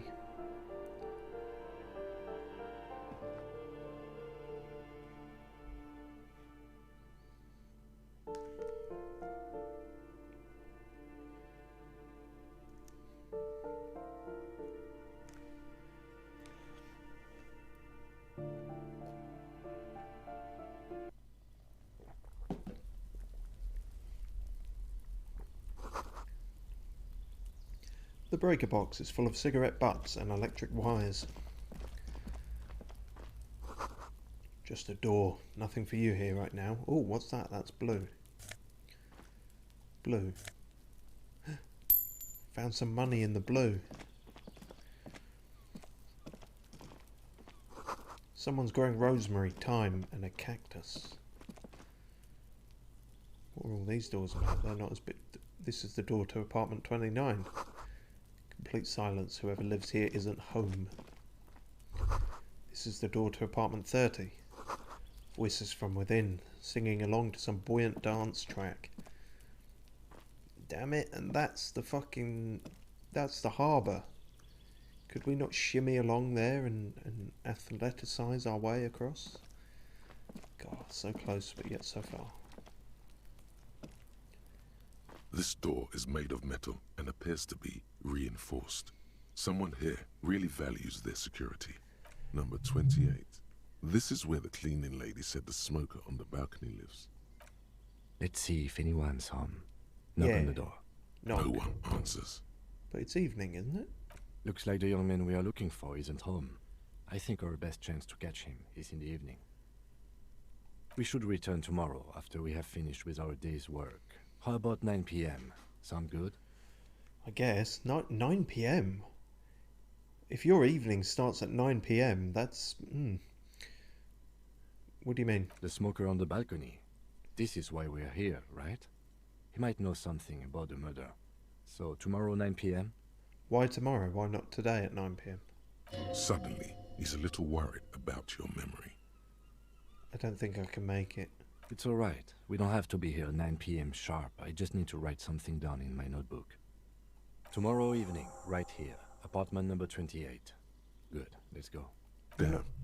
Turns out it's quite tricky finding someone in a big apartment building. Don't worry. You'll get him. Remember, tomorrow, he's probably gone for today. Why is he probably gone for today? Because I scared him off or something? Shite. Well, that's not going to help. I mean, I didn't see how it was going to help us with the body, but it's also not, definitely not going to help us with the body.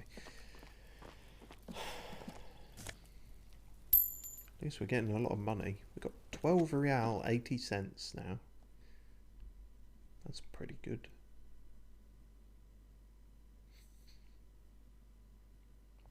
Hopefully we can unlock the back door and then we'll have a permanent way in here.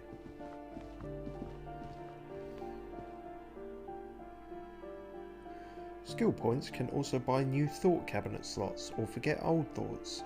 Speaking of forgetting old thoughts, I forgot that that was a feature. That could be useful. If we decide to stop being Hobocop. Okay.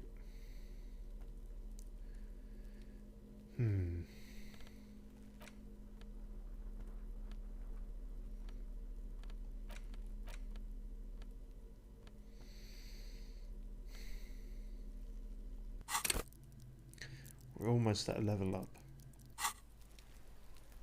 I'm not sure the drink will...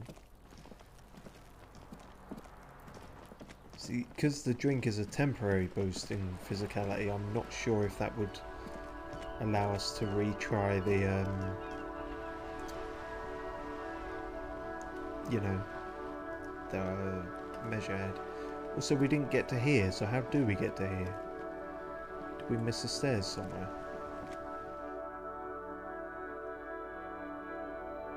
Although I'm not sure that little kid's going to help us get the body down either, but then I don't have a fucking clue what will, so...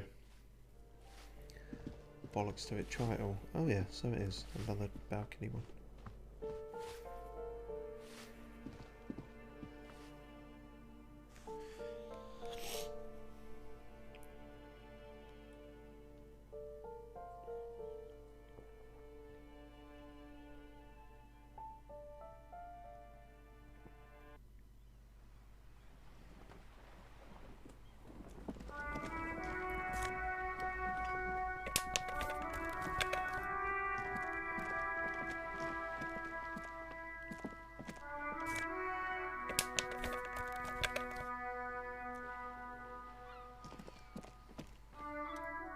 The streets will flow red once more, a great torrent rushing down Rue de Esperance. You wait and see. Oh yeah, you reckon? The streets will not flow red with anything. Who are you? I'm Cindy the fucking Skull. What else do you want to know? Date of birth, blood type, the last time I was tested for Hep C. We just want to know your name, little lady. No need to get defensive. Don't use that tone with me. I am the law. Let's start with your blood type and go from there. Hep. Yeah, when were you last tested? When were you last tested? Had a battery of tests just last week. I'm practically a patchwork of interesting critters. Kinda like a man-o'-war. Ugh. That smell coming from her paint bucket. It's not paint. It's heavy fuel oil. Is that heavy fuel oil? Red-dyed heavy fuel oil, intended for exclusive use in government vehicles, to be precise. Oh. What did you think I was using? Aquarels? Sucked it out of a cop's fuel tank myself. Back in Jamrock. That's some clever cultural commentary. You better hand it over. Fumes are bad for you, okay? Something to think about next time you're driving around in your pretty little piggy carriage. I don't have a pretty little piggy carriage. We're just using Kim's for now. You keep looking off to the side. What are you looking at? She nods disdainfully toward the woman performing maintenance on the boat docked next to the pier. Hatred, disgust, it's difficult to tell which of the two is more present in her girlish features. Joyce The woman Messier. on the boat does not notice her staring. That is on her. Someone's got to keep an eye on her. Who is she? Probably the Wild Pines rep. We should talk to her. She's a professional negotiator, though. I have the feeling she will be very cooperative while telling us nothing. Damn. We've had a string of people telling us nothing. You should take the lead. Ask her unexpected questions, you know? Do your thing. Don't be afraid to get a bit wacky. Throwing her off is our best bet. Oh. Good idea, piggies. Run along now. Fuck her shit up good. Impound that boat while you're at it. I'd like to watch her swim back to us on. You're very hateful. What are you doing to the wall? Can't you tell? I'm painting a beautiful mural, an aereo graffitio visible from low orbit. Oh.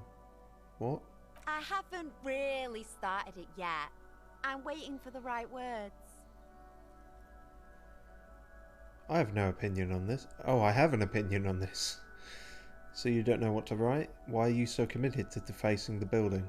This place is severely lacking in havoc. Not even the occasional trash can fire to break up the tedium. I thought I'd mix it up, you know, summon the forces of crime and social chaos with a wall-sized invitation. But you don't know what to write. Have you ever tried your hand at graffitio? When faced with a blank wall, most people There's write no extra I in unimaginative there. stuff, It's graffito. like pigs go home and Mona was here. Okay. We rarely see pigs round here, though. Just union cats. And my name's not Mona, so...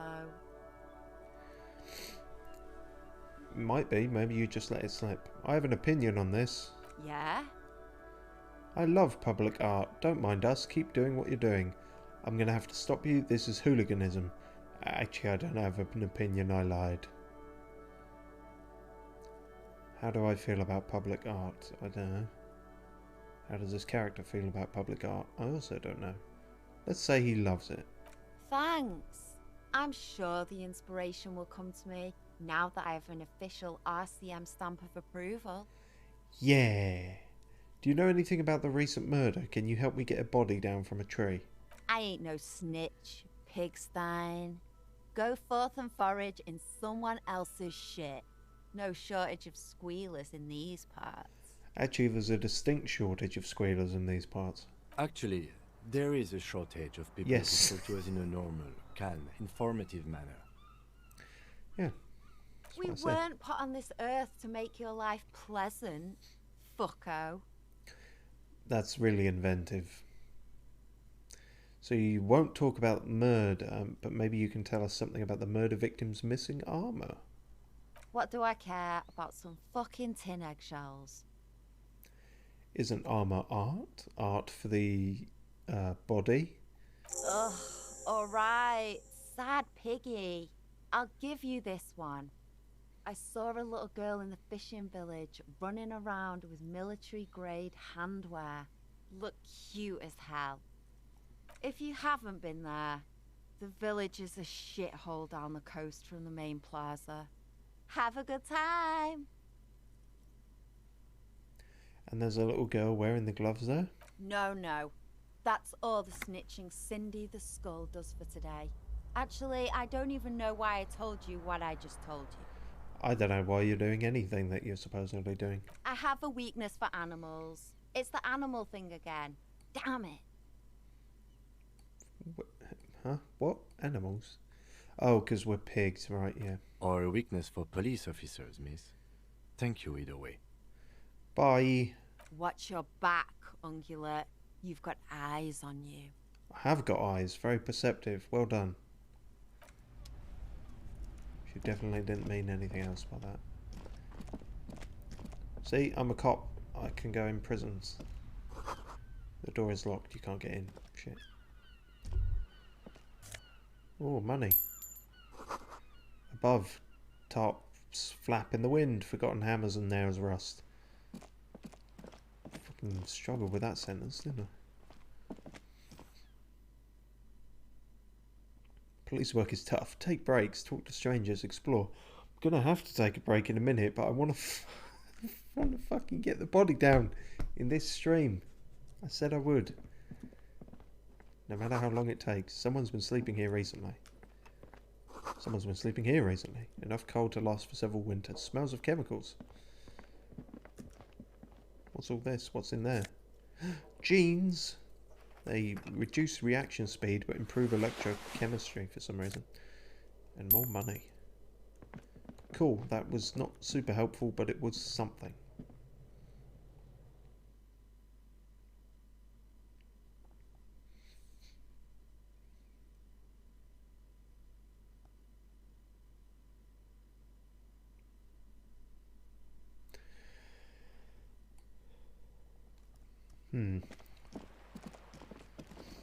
Bit of a pickle. Not sure what to do or where to go. What do my current clothes do? Sav off. Oh, they reduce my savoir-faire. That's not good. But that reduces my reaction speed, so that's not good either. Basically, I'd be better off not wearing pants, I think. There we go, that's better.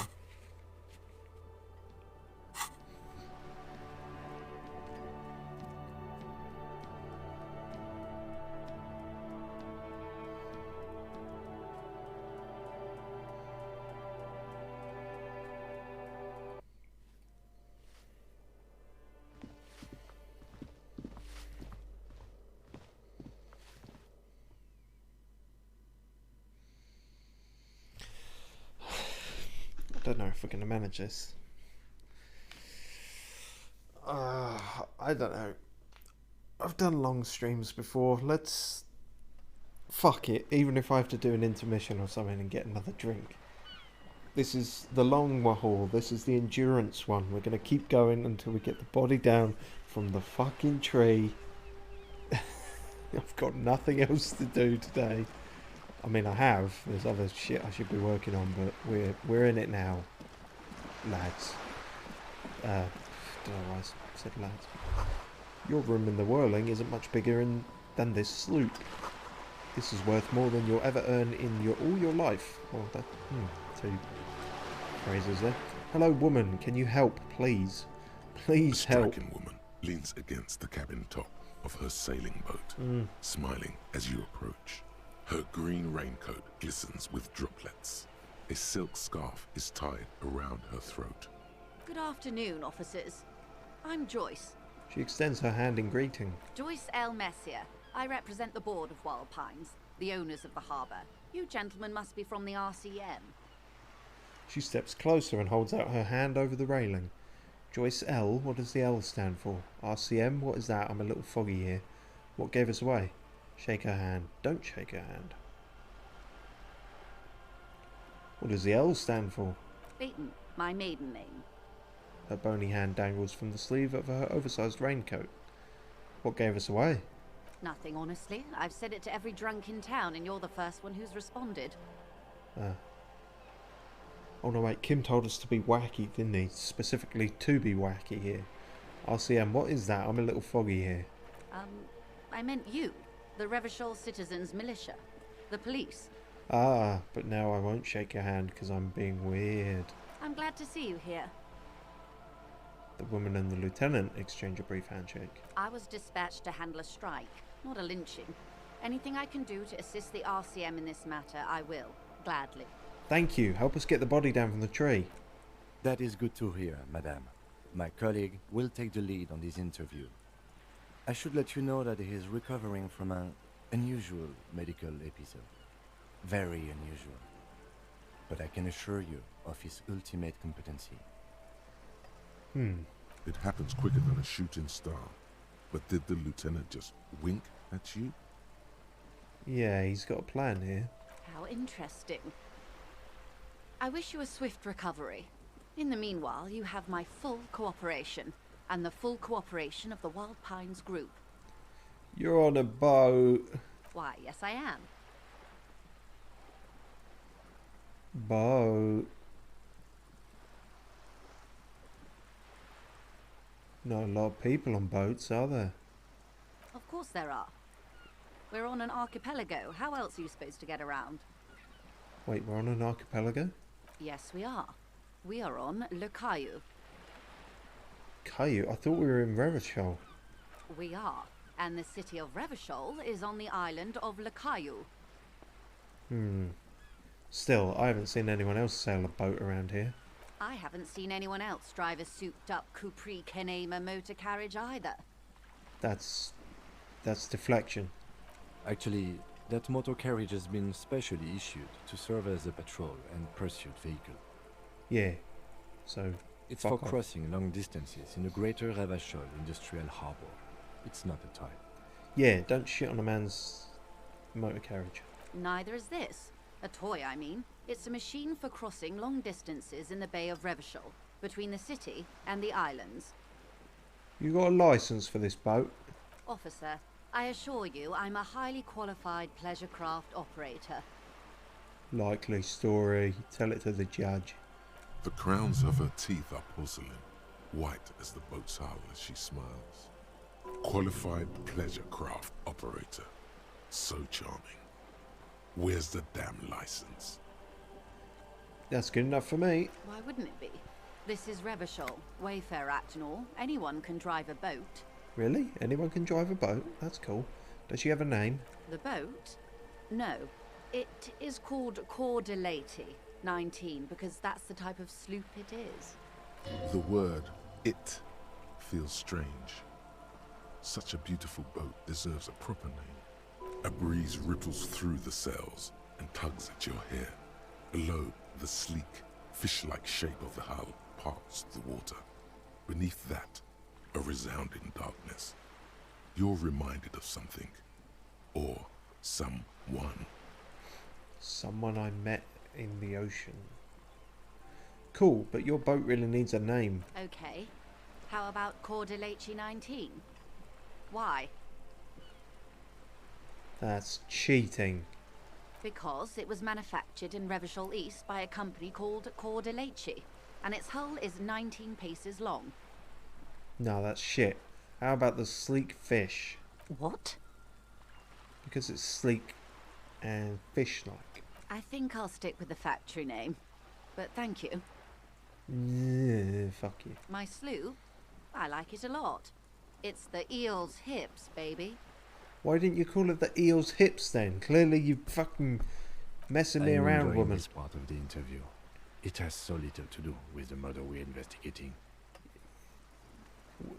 Are you being sarcastic or not, Kim? You said be wacky. I really do, the lieutenant thinks. Oh, Is she he did. thrown Yeah, he off did. yet? He's looking at the woman, assessing her. I think I have a handle on the boat thing. Good. Do you You seem rich. Can I have some money? Is what you want to say, but it isn't that easy, is it? What? Why not? Look at that lady. Take a gander. Squint your eyes, bub. What nice fabrics. Why, yes. Tucked away under that sturdy green raincoat, almost rustic in its simplicity, a silk shirt and matching scarf around her gentle throat, while dull orange pearls hang from her earlobes, red from the cold. Her light green eyes scan you, full of knowledge and worry, wealth and all its possibilities. Yeah, so? Now look at you, you misery-clad simian, barely able to tie your own laces. The slip-ons. Your armpits are lakes. A scythe of booze precedes you. Your hair sticks to your forehead, and your underwear feels uncomfortable. Lots of people's underwear feels uncomfortable. That's an unfair thing to criticise. You're poor. Poor as balls. Lots of people's balls feel ask this uncomfortable. person Oh, for sorry. money. No, you weren't saying that. You're too. Ashamed? I'm not ashamed. What is this feeling? I've never felt it before. I'm a goddamn working man. I'm not ashamed to shake this leech for some dough. Lots of lingo in there. As I should be for even considering it. This is a woman and I am a man. What's that got to do with anything? Yes, I should make my own goddamn money by now. What is this feeling? I've never felt it before. Shame? You haven't really been in the presence of gentlefolk either, have you? What shame is there to be felt in front of these dock workers, cops, and hotel clerks, but to belittle yourself in these eyes of O'Donnell? As I was saying, if there's any way I may be of assistance, please don't hesitate to ask. Nearby, a seagull pecks at a piece of garbage. I don't know why I felt the need to say that. Say it. Yeah, fuck it. Can I have some money? Voila, you're doing it. I don't have shame. Really put your back into this it. playthrough. Yell it from the top of your lungs. You seem rich. Can I have some money? Can I have some money, ma'am? Help me. I'm poor. I need money to keep living. Money!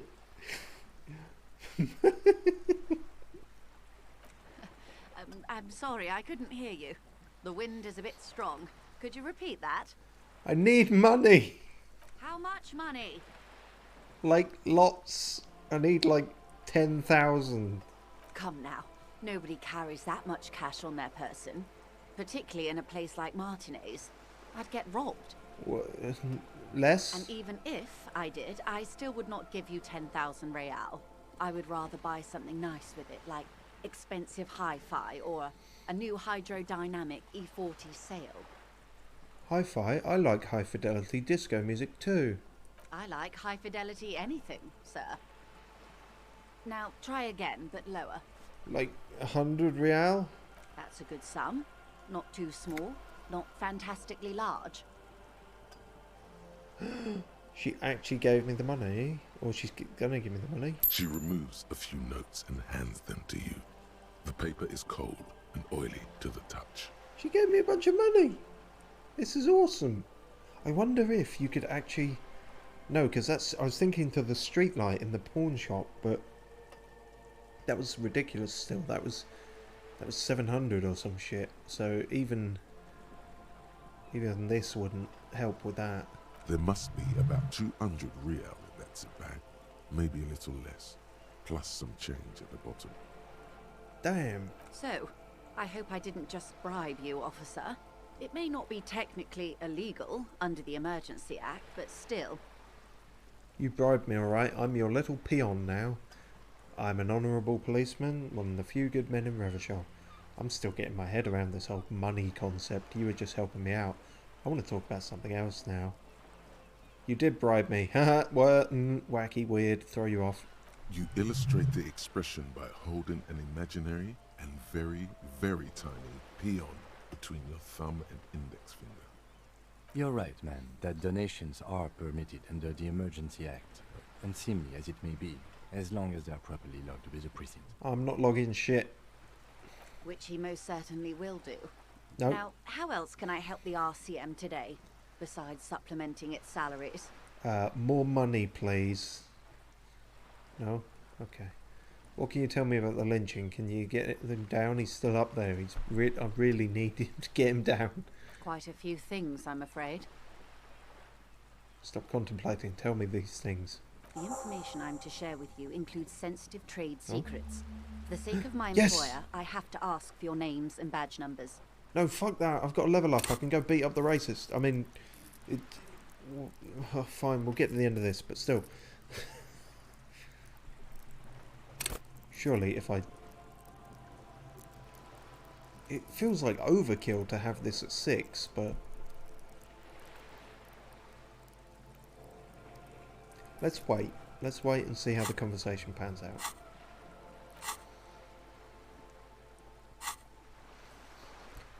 Names and badge numbers. Oh shit. Of course, ma'am. We should have introduced ourselves. I am Lieutenant Kitsuragi from Precinct 57. Fuck. And I'm... And this is my colleague from Precinct 41. My badge, yes. Of course, my badge that I have on me. He looks at you expectantly. Then it dawns on him. I don't seem to have my badge, actually. How curious. Why is that, Detective? Vampires? Remember when my partner told you I'd recently suffered from an unusual medical episode? My lost badge is related to it. I see. So, are you saying you lost your badge during the course of this episode? It's possible. After a night of heavy drinking, I lost all memory of my life and the world. I could have eaten it for all I know. I don't remember anything. This world, this city, nothing. Oh dear. Some kind of encephalopathic amnesia. I don't even know how to respond. I don't even know how to start pronouncing that. I do believe you, naive as that may sound. I simply can't imagine what you gain by faking such a condition. Yeah. As I said, ma'am, his technique may be very unconventional, but he is an officer of the RCM. Of course, I sympathize, but I'm afraid I simply can't share anything more until I've seen that badge. What? You gave me fucking 100 money, but you won't give me details because of badge? Hang on. She's a professional negotiator. She should be open to some sort of mutually beneficial arrangement. I should have put on my suggestion cloak, but now I can't. What kind of arrangement would it be? Then I'll find it somehow. Let's talk about something else until I do. How do I negotiate my way out of this? Give it a go. She's a negotiator. Just float a favor at her. Insinuates. The tides are changing. We're suddenly being able to pass a few things. Surely there's some other way to demonstrate our law enforcement credentials? I will be frank with you. If I'm going to break protocol, I need to be able to justify it to my superiors. They're going to want to see something very tangible. You're in, but expect her to drive a hard bargain. Like what?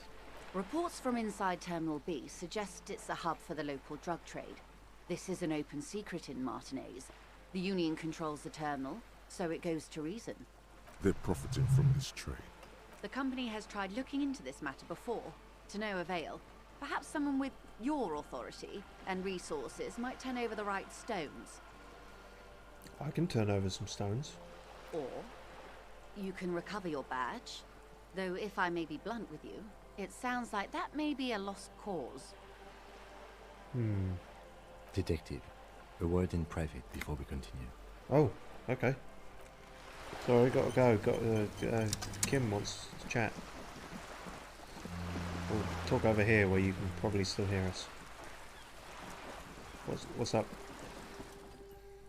This is not going quite as I hoped it would, Detective.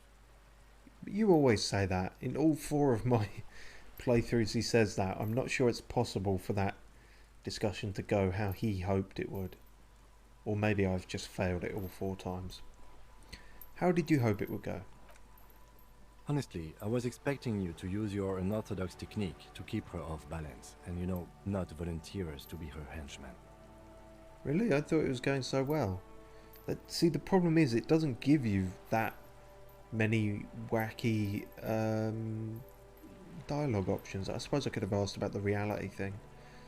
Maybe that would have... don't know. This woman is running circles around us. She might have known about your misplaced badge all along, or she's simply an adept improviser. Either way, we've played straight into her hands. What do you propose? That we don't investigate the drug trafficking? No. If there is reasonable suspicion, we must investigate. Otherwise, she could claim we are siding with the Union, or that we are on their take. We'd never hear the end of it. What I propose is, we ask her, then we investigate, briefly. But do not share the outcome of this investigation with her. We tell her it's done, and demand for her information on the lynching. That's smart. Or we could just find my badge. Oh, that would be fantastic, but do we have the time? The world is large, and your badge is 8 by 6 centimeters. You could request a new one from the station, but that would literally take months. Okay, I'll go back and I'll try and be more wacky this time. Goodbye. You're back. Good. What can I help you with? Nothing.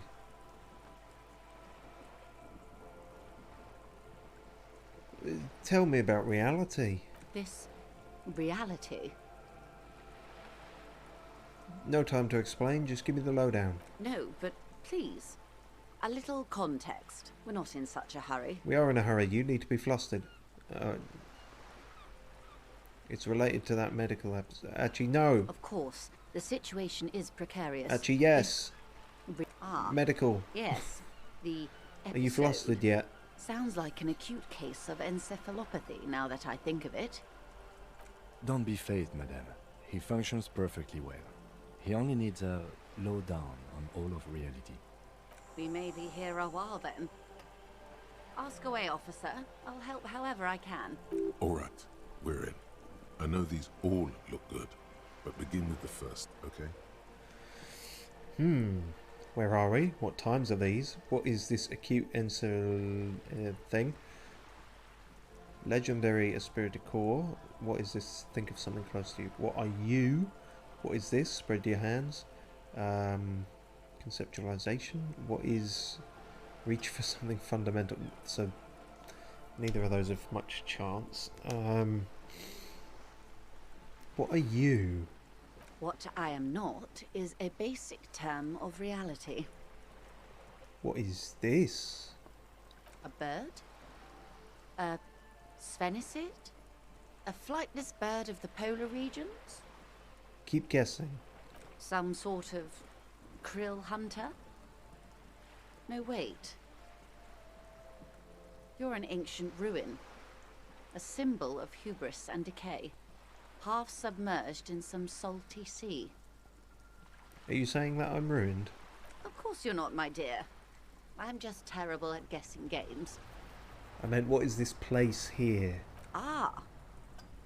This is the pier of Rue de Saint-Ghislain, 33A, I'm where the still not tenants have confident been I'm kind pronouncing enough to that. rent me a slot. Or two. A pre-revolutionary tenement. Old buildings are called tenements, you see. And new buildings, bâtiments. After les bâtiments nouveaux. But 33A and 33B are not nouveaux. They're old. This one used to be 8 to 10 stories tall. A real high-rise by the standards of the last century. Built to mirror the skyscrapers across the bay in the Delta. That was before the war, of course. Who lived in them? Mostly the urban middle class, I believe. This was once primo real estate, before the cannons lopped 4 or 5 stories off. Splat, splat. From a dilapidated balcony, a young girl in odd clothes gives Joyce the evil eye, a red paintbrush held to her throat. Wonderful. I see. What is that? Point to Cindy the Skull. The girl in the old lady rags. Yes. Looks like a sullen and rebellious member of a teen infraculture. What's that? Yes, you and I belong to the supraculture. We're common, the herd. The music on the radio, the food in the chain restaurant, those are all too popular for the girl in the old lady rags. She prefers a fantasy world, an infraculture with its own dress code and vernacular. It is an illusion, I'm afraid. There is no refuge from the supraculture. Okay, now explain the same thing, but to a child. Young people who dye their hair funny colours and wear old people's clothes are stupid, and their little rebellion is self-defeating. All right, what next? What times are these? These are unimportant times, Detective. You and I were born after the dust had settled. 1,000th of a second too late. Too late for what? For the big time. The smile of a predator. No doubt what she's got in mind. You're a predator. All men are predators, dear. Nothing much to be done about that. But you're not a man. It's all a matter of where you get to file your teeth. I'm confused. Are we all men? Is it culture? Are we in men culture? Some would say. I'm confused seeing myself. Super predator big time. What? The revolution. Oh, I keep hearing about that. It's quite easy. Every 100 years or so, our species gets together to decide what's next, who gets shot in the head, and who gets the mineral rights. It's a real kerfuffle. When was this kerfuffle? The turn of the century revolution? Don't answer it. It's a trick question. No, do answer it. When was it? The revolution began in '02 on the Isla. Not the turn of the century then, is it? Fucking smarty sharty. Fucking twinkling your fucking earrings. '02, it's 2 years after the turn of the century. Can't just round down years. There's a lot can happen in a year, and a lot can not happen in a year, but a revolution happening is generally a lot. Who started it? It wasn't a who, but a what. A pandemic of Zarat, a particularly virulent prion disease, which the authorities in Grad proved unable to contain. Then Marzolf came along and overthrew the government. Oh no, not a pandemic. What did this Cesarath do? It made people overthrow their governments. Wow, really? Of course not. It was a highly infectious microorganism that destroyed brain tissue. The actual causes of the revolution were material. Pandemic only provided the spark. Where did it spread from there? From Revachol and Grad? Not far. The world managed to cauterize itself. Marzolf's government was overthrown in '08, and the coalition crushed the Revachol commune 2 years later. It was the end. What came next? Why? You and I, officer. Our lives in the zone of control. Something tells you her life and yours are not that similar. Maybe it's because she has a boat and you have that necktie? A pair of pants? I currently don't have a pair of pants, it must be said. What is the zone of control? A city-state divided into free market zones under the everlasting interregnum of the Coalition of Nations, and you, of course, the citizens' militia. Right. The clatter of typewriter keys fills the main hall of the reappropriated silk mill. Precinct 41. Chad Tilbrook presses enter. Outside, Officer Elfboy Williams slams the door of an armored motor carriage. The zone of control is the third incarnation of Revachol, after the failure of the suzerain and the commune. What happened in the rest of the world? Modernity. They developed the marvels of the inter-easlary communication. Telematic milieus, radiation, coloured plastics. Meanwhile, in Revachol West, the aftermath continues for the 5th decade. It's been like this for how long exactly? 43 years. Hard to fathom, I know. What have we been doing all that time? The 20s saw a decade of urban war, west of the river leveled, offshore platforms in flames. Still, it's regarded as an improvement on what came before. 08 to 19 was simply hell. Take that little bit out of context. 08 to 19 was simply hell. Some might argue. And after that, The 30s, 2020, of course. No. Things settled down in the 30s. Revachol East transformed itself into the world's largest tax haven, with the international community's blessing. For the first time in a long time, it seemed like things were going somewhere. God, I hope it doesn't take till the 30s to feel like things are going somewhere. Were they? No. Oh, It fuck. was a market mirage fueled by cocaine and quantitative easing. The 40s dispelled it like a cold splash, an Isla-wide hangover, you might say. And here we are. She curtsies. Welcome to reality, baby. Don't call me that. I got 70 experience for that. That's cool. What would you have done differently? Hang on, who got shot in the head first? Those would be the communists. Oh, Generally speaking, 40 million people got shot in the head during the World Revolution. crikey. But the communists, they all got shot in the head. How many communists were there? Oh, and the anarchists too. How many anarchists were They there? shot them well. So well, one forgets they even existed. Did the communists and the anarchists shoot back after they were shot in the head? Did they ever? Before they got shot themselves, they shot 2 million people. Sounds like they should have shot more people in the head then. That's a tragedy. Truly a kerfuffle. Yeah, it was a kerfuffle, all right. Yes. That's what I said. The Insulindian deluge, they call it. I had a deluge too, in my head. Yes. An acute thiamine deficiency can be exacerbated by alcoholism. Exacerbated means made worse. Thank you, I did actually know what that means, despite very little else.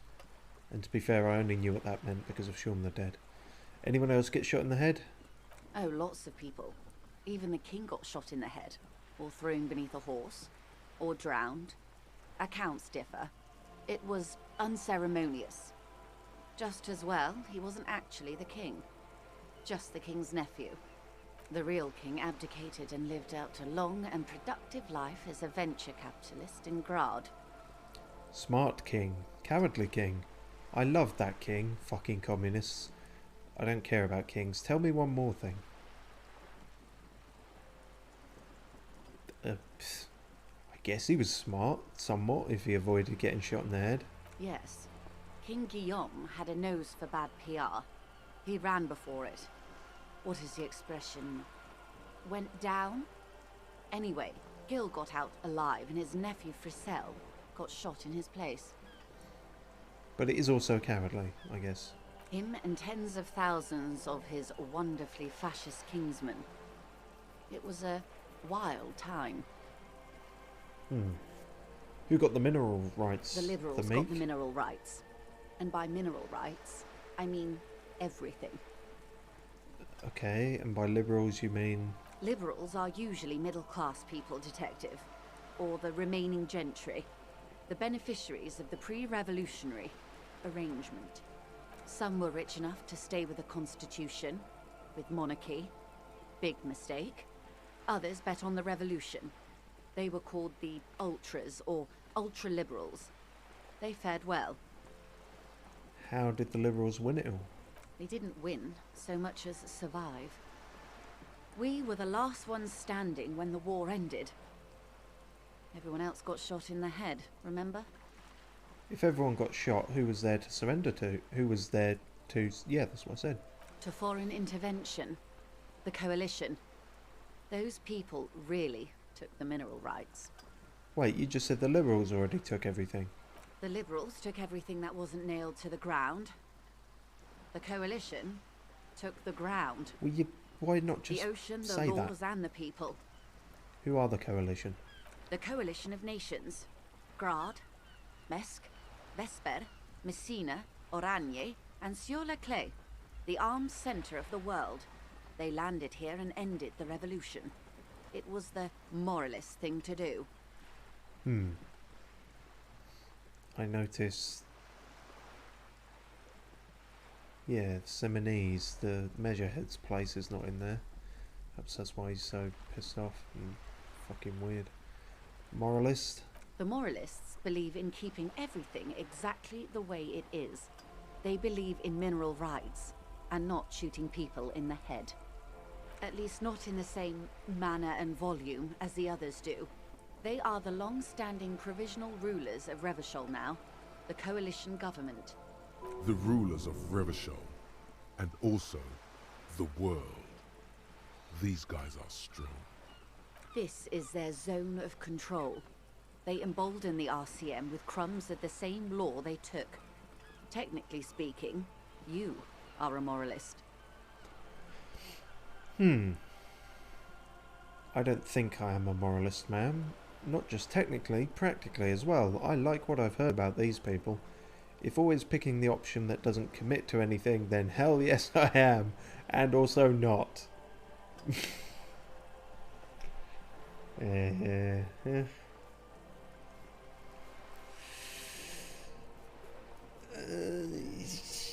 Sure. An almost endearingly moralist standpoint.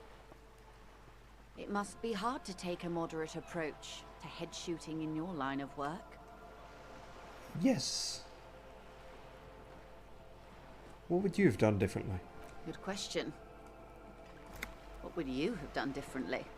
It's not what I asked, is it? I asked you. And I asked you. Yeah, but I asked... Past less detective of the citizens' militia.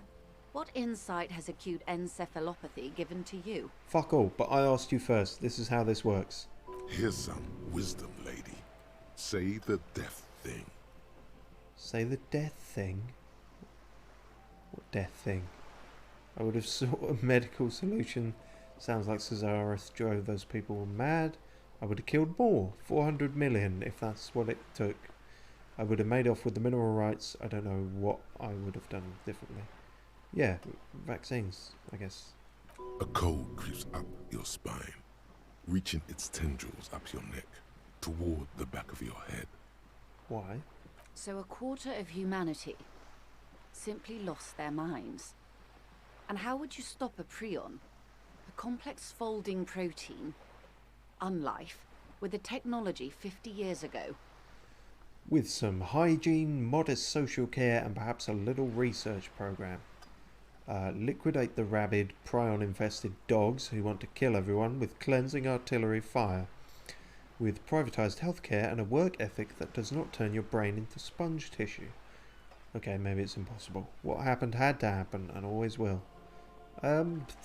Somewhere in between, sort of like defeatist, but also, you know, I don't fucking know.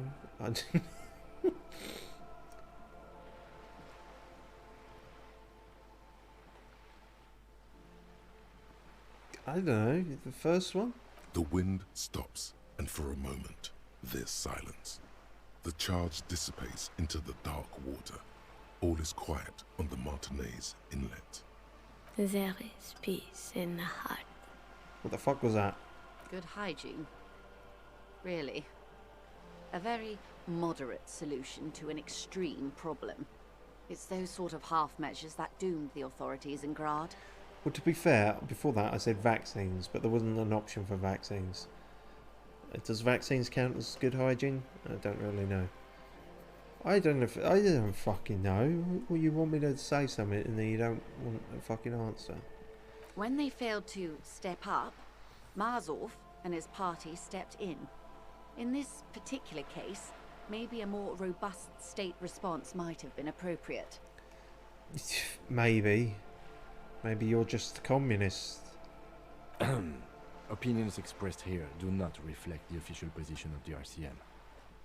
No, they might not even reflect my position. And what is your official position, Lieutenant? My position, ma'am? My parents got ripped to shreds in the revolution. I would have gone the same way. I was saved by being 2 years old. That's my position. The abattoir. Fuck. I didn't know that. Understandable. Well, that's all the times covered. They are what they are. Who knows? An afterbloom may yet come. Probably not. Anyway, enough sentimentality.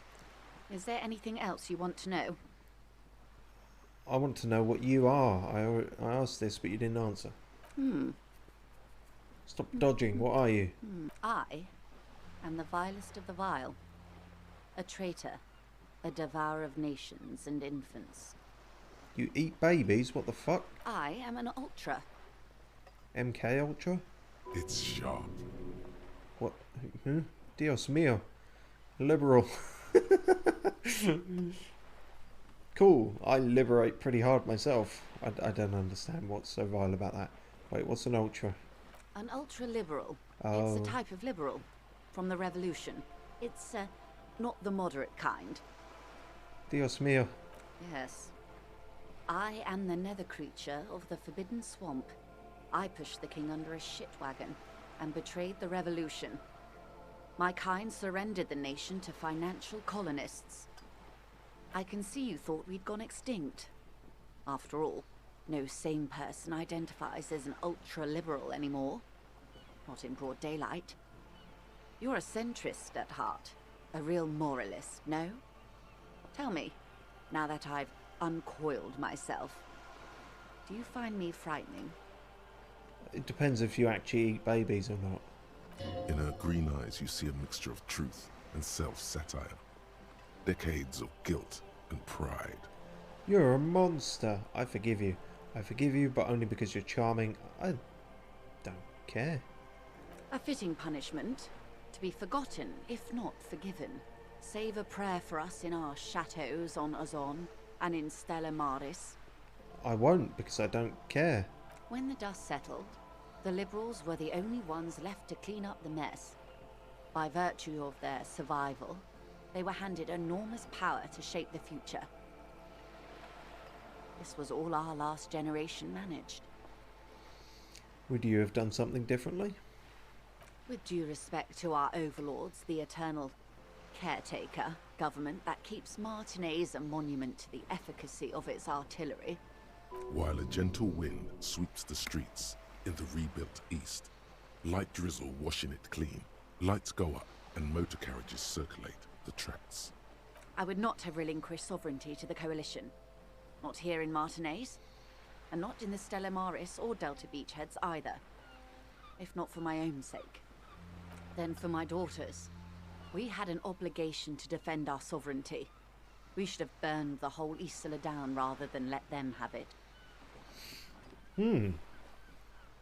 Seems quite a stark contrast. Well, I suppose she did say she's on the extreme rather than the moderate of her employers, I guess. Dark orange flames reflect in her green eyes. An oil fire on the ocean. You're a smart woman. You're a patriot. You have daughters. You seem... Yeah, that seemed quite patriotic. Yes, I suppose I am. But I wouldn't be a patriot anywhere but here. Well, that's kind of how it works. Seditious talk, man. You big brain... Perhaps. My intellectual vanity will be my undoing. You have daughters. Yes. Whatever else I am, I'm also a mother and a wife. Now, shall we return to reality? Maybe, maybe not. Where are we after all that? We're in Martinez, baby. Why do you keep saying that? A casual term of endearment popular among the 50-plus crowd. It's a disco holdover, pay it no heed. I'm a disco holdover myself, but you're not, so you don't get to say it. Aren't we all? No, that's what I just said. You have to wear funky disco clothes to be disco. What is Martinez? Martinez is a district of Revachol. A very small district tucked away near the industrial harbour. North of the 881 and Jamrock. You would be excused for not knowing about it. Unimportant, they say. Forgotten even. Shelled to smithereens during the revolution. It has its charms, just not this time of year. more of a summer place. Tell me more about Martinez. You mentioned a sea. What sea is this? Yeah, tell me about the sea then. Or, yeah. It's not really a sea, it's the Bay of Revachol. And the bay feeds into the ocean. Which is a sea. Are we near the ocean? Yes. We're on an island in an ocean. The world's largest body of water. So that's the sea. Vast, lukewarm and unknowable, flowing in and out of sight. What's the name of this island? You already told me it's Caillou or something. Caillou. Yeah, that's what I said. As you already know. Yeah, no. Yeah. Imagine a pebble. A smoothed over pebble amidst a great blue sea. Misshapen, cracked. The cracks are the river Esperance. We're in the delta of this river, on the 6th branch. The Martinez distributary. Making this an archipelago really fucking complicates things. It is clear this pebble is of enormous value to her. Tell me about Martin's nays. I'm not a good ambassador. I've only been here once before, as a teenager. Not a lot has changed. There are ruins, a terminal, fishing boats, reeds, boys with boxy shoulders. What does that mean, boxy shoulders? This place used to be a province, a workers' resort before the city swallowed it and the artillery did its work. The reeds are the real star of the show here now.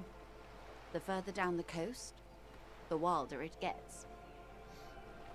Let's go down the coast then. What's Revachol? Revachol? Revachol is what you call a city. But what kind of a call of a city do you Revachol? The great kind. Is it though? As if it's self-explanatory. Beyond patriotism. A fact. Is it though? History detective. They built this city to resolve history. Our part in it, at least. Our centuries. Who is they and who did they, how build, why build? The nations of the Occident, or migrant workers from Seminine and Ile Marat, depending on your creed. Right. Migrant workers from Seminine and... Yeah, okay. Trying to, think about this in context with Measurehead, try and make any of that make any more sense. When was Revachol built? In the DeLorean century. The 380 DeLorean? years ago. That's from a thing, isn't it? And why will it resolve history? They say it's where the terrible questions of our time will be answered. The tensions are highest, the fault lines deepest. By that I mean conflicts. Ideological conflicts. The stuff of men. Why here? We are standing on a fertile, self-sufficient island able to sustain up to 200 million people. In the middle of the Insulindic Ocean, the world's connective tissue. It's where the money is. So we're an unimportant part of an important place. So we're pretty much at the centre of the world. So we're on the periphery, basically nobody's. No, it sounds like we're in the centre. Oh, we're quite a way off. About 22 kilometers from the center of the world. That soldering iron is the bank of the world building. The bottom floors are Insiacom.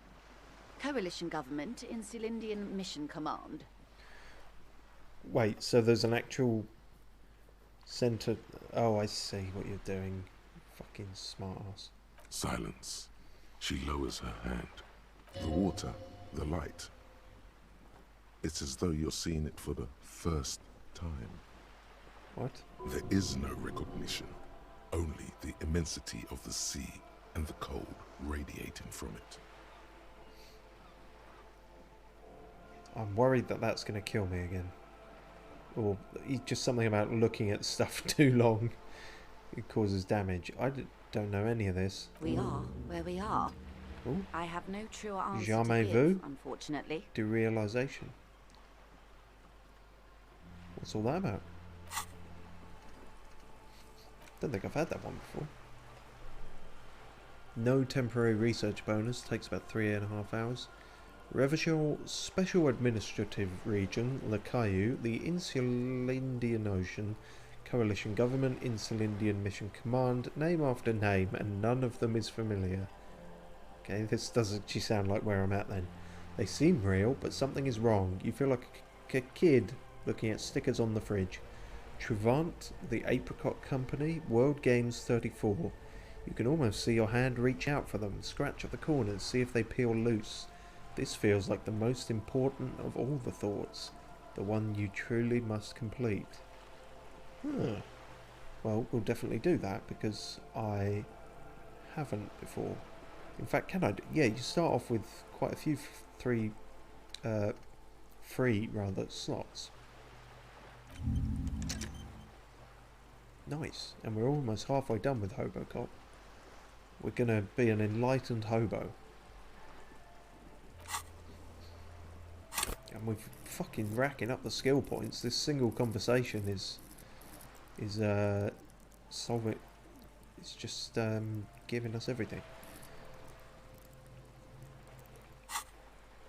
This is one thought you need to complete. It's even repeating it there.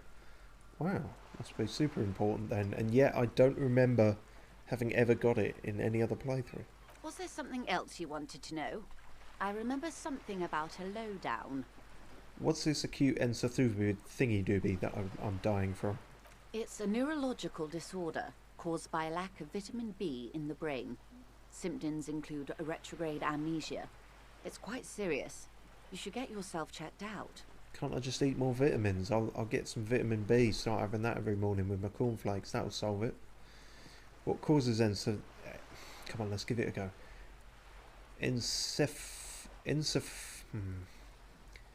Nothing makes me feel stupider than not being able to pronounce these things. Encephalopathy. Fuck it, I can't do it, alright?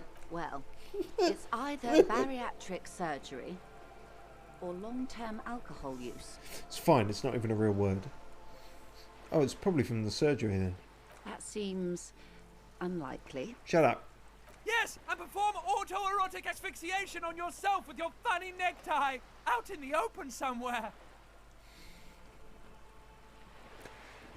Yeah. Yeah, we should do that.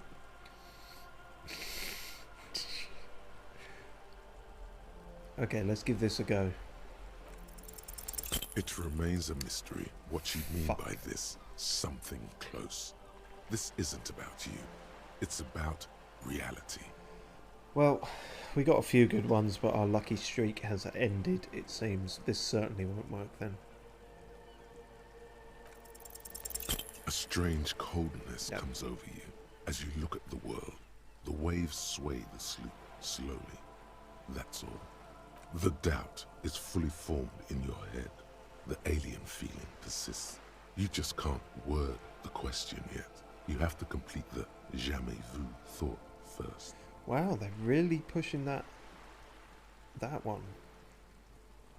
Huh. Okay. That's everything. Glad to have been of assistance. The little that I know. Anything else? What can you tell me about this strike? Everything. Right up to, but not including, trade secrets. Wait, what if I want to hear about trade secrets?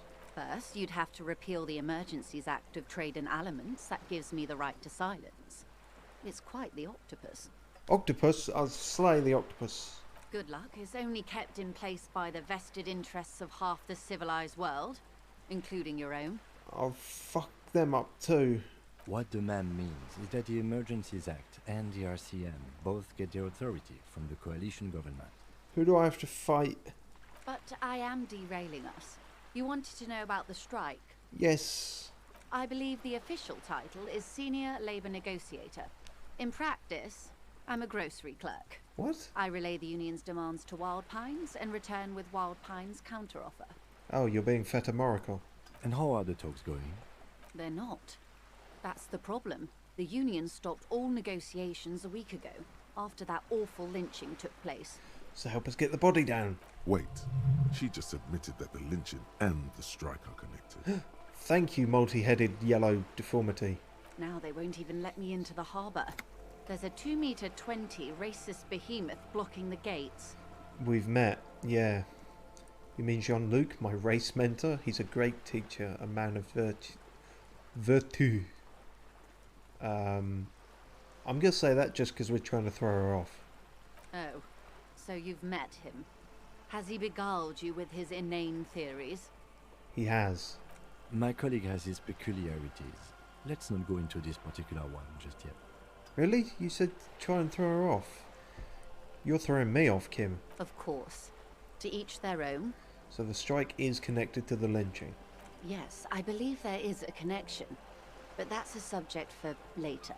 No, it's a subject for now. It seems like the most important thing to get the body down. Let's say I was not making the kind of progress I'd hoped for when I first arrived. You and me both. And when did you first arrive? I arrived 3 weeks ago. Yes, in the middle of February. The bay was still partially frozen then. I prefer to do these things on site, like the RCM.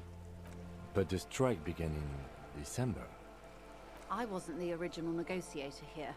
I took over after Mr. Gaumont hit a wall with Mr. Clare, the union boss. Mr. Clare refused to speak with Gaumont despite concessions he'd granted the union in prior negotiations. This isn't the first time the union has gone on strike? Heavens no. There have been 2 prior strikes. Both times the union won significant concessions, including overtime pay and a medical plan. This time their demands are more, I guess you could say, aggressive. What happened to this Gaumont? Mr. Clare told him to... how did he put it? Fuck off, midget. Gaumont is short of stature, you see. Ah, okay then. Cool. Not cool. How do I feel about this? Well, it's not cool. Keep in mind, this is a negotiator Mr. Clare has worked with before, and who was more than fair with him and the union.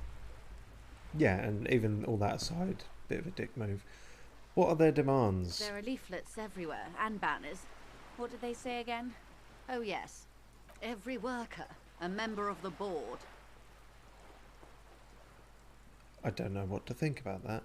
Over-aggressive commie posturing. Seems like they have no idea about business. Forget it, I wanted to ask something else about the strike. I like it.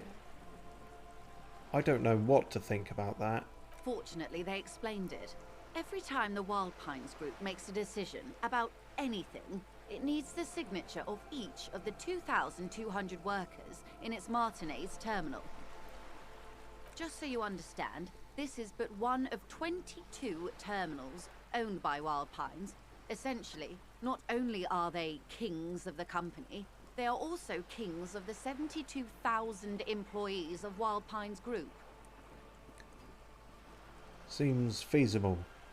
That's pretty funny, I have to admit. The workers can't be kings. The king is king. The king is dead. Long live the workers. What are you going to do? Pretty funny, though. They're having a blast. But how can they afford it? After 4 months, my assumption was they would prefer a more practical solution. What are you going to do? I'm not sure. Naturally, I assumed that was just their opening position. A hard-nosed tactic with a side of mockery. But there's been no follow-up, just the same nonsensical slogan repeated over and over again. And now, people are getting lynched, I hear. Behind the whirling in rags. A disastrous situation if there ever was one. Yes, one you should help me fix immediately. Excuse me, from whom did you hear about this lynching? I first heard it from the bowyer at the gates. The one whose very name advertises his aversion to work. I think he said it was, "Call me mañana." This checks out. Oh, yeah, him. Scabs at the gate. Did you put them there? The scabs? You mean the huddled masses of Jamrock, come to plead for work where the union refuses to? Yeah, whatever. Tomato, tomato. Don't let her answer it herself. Sorry, but, don't let her answer it herself. Don't let her answer it herself? Let's call them strike breakers. You put them there, right?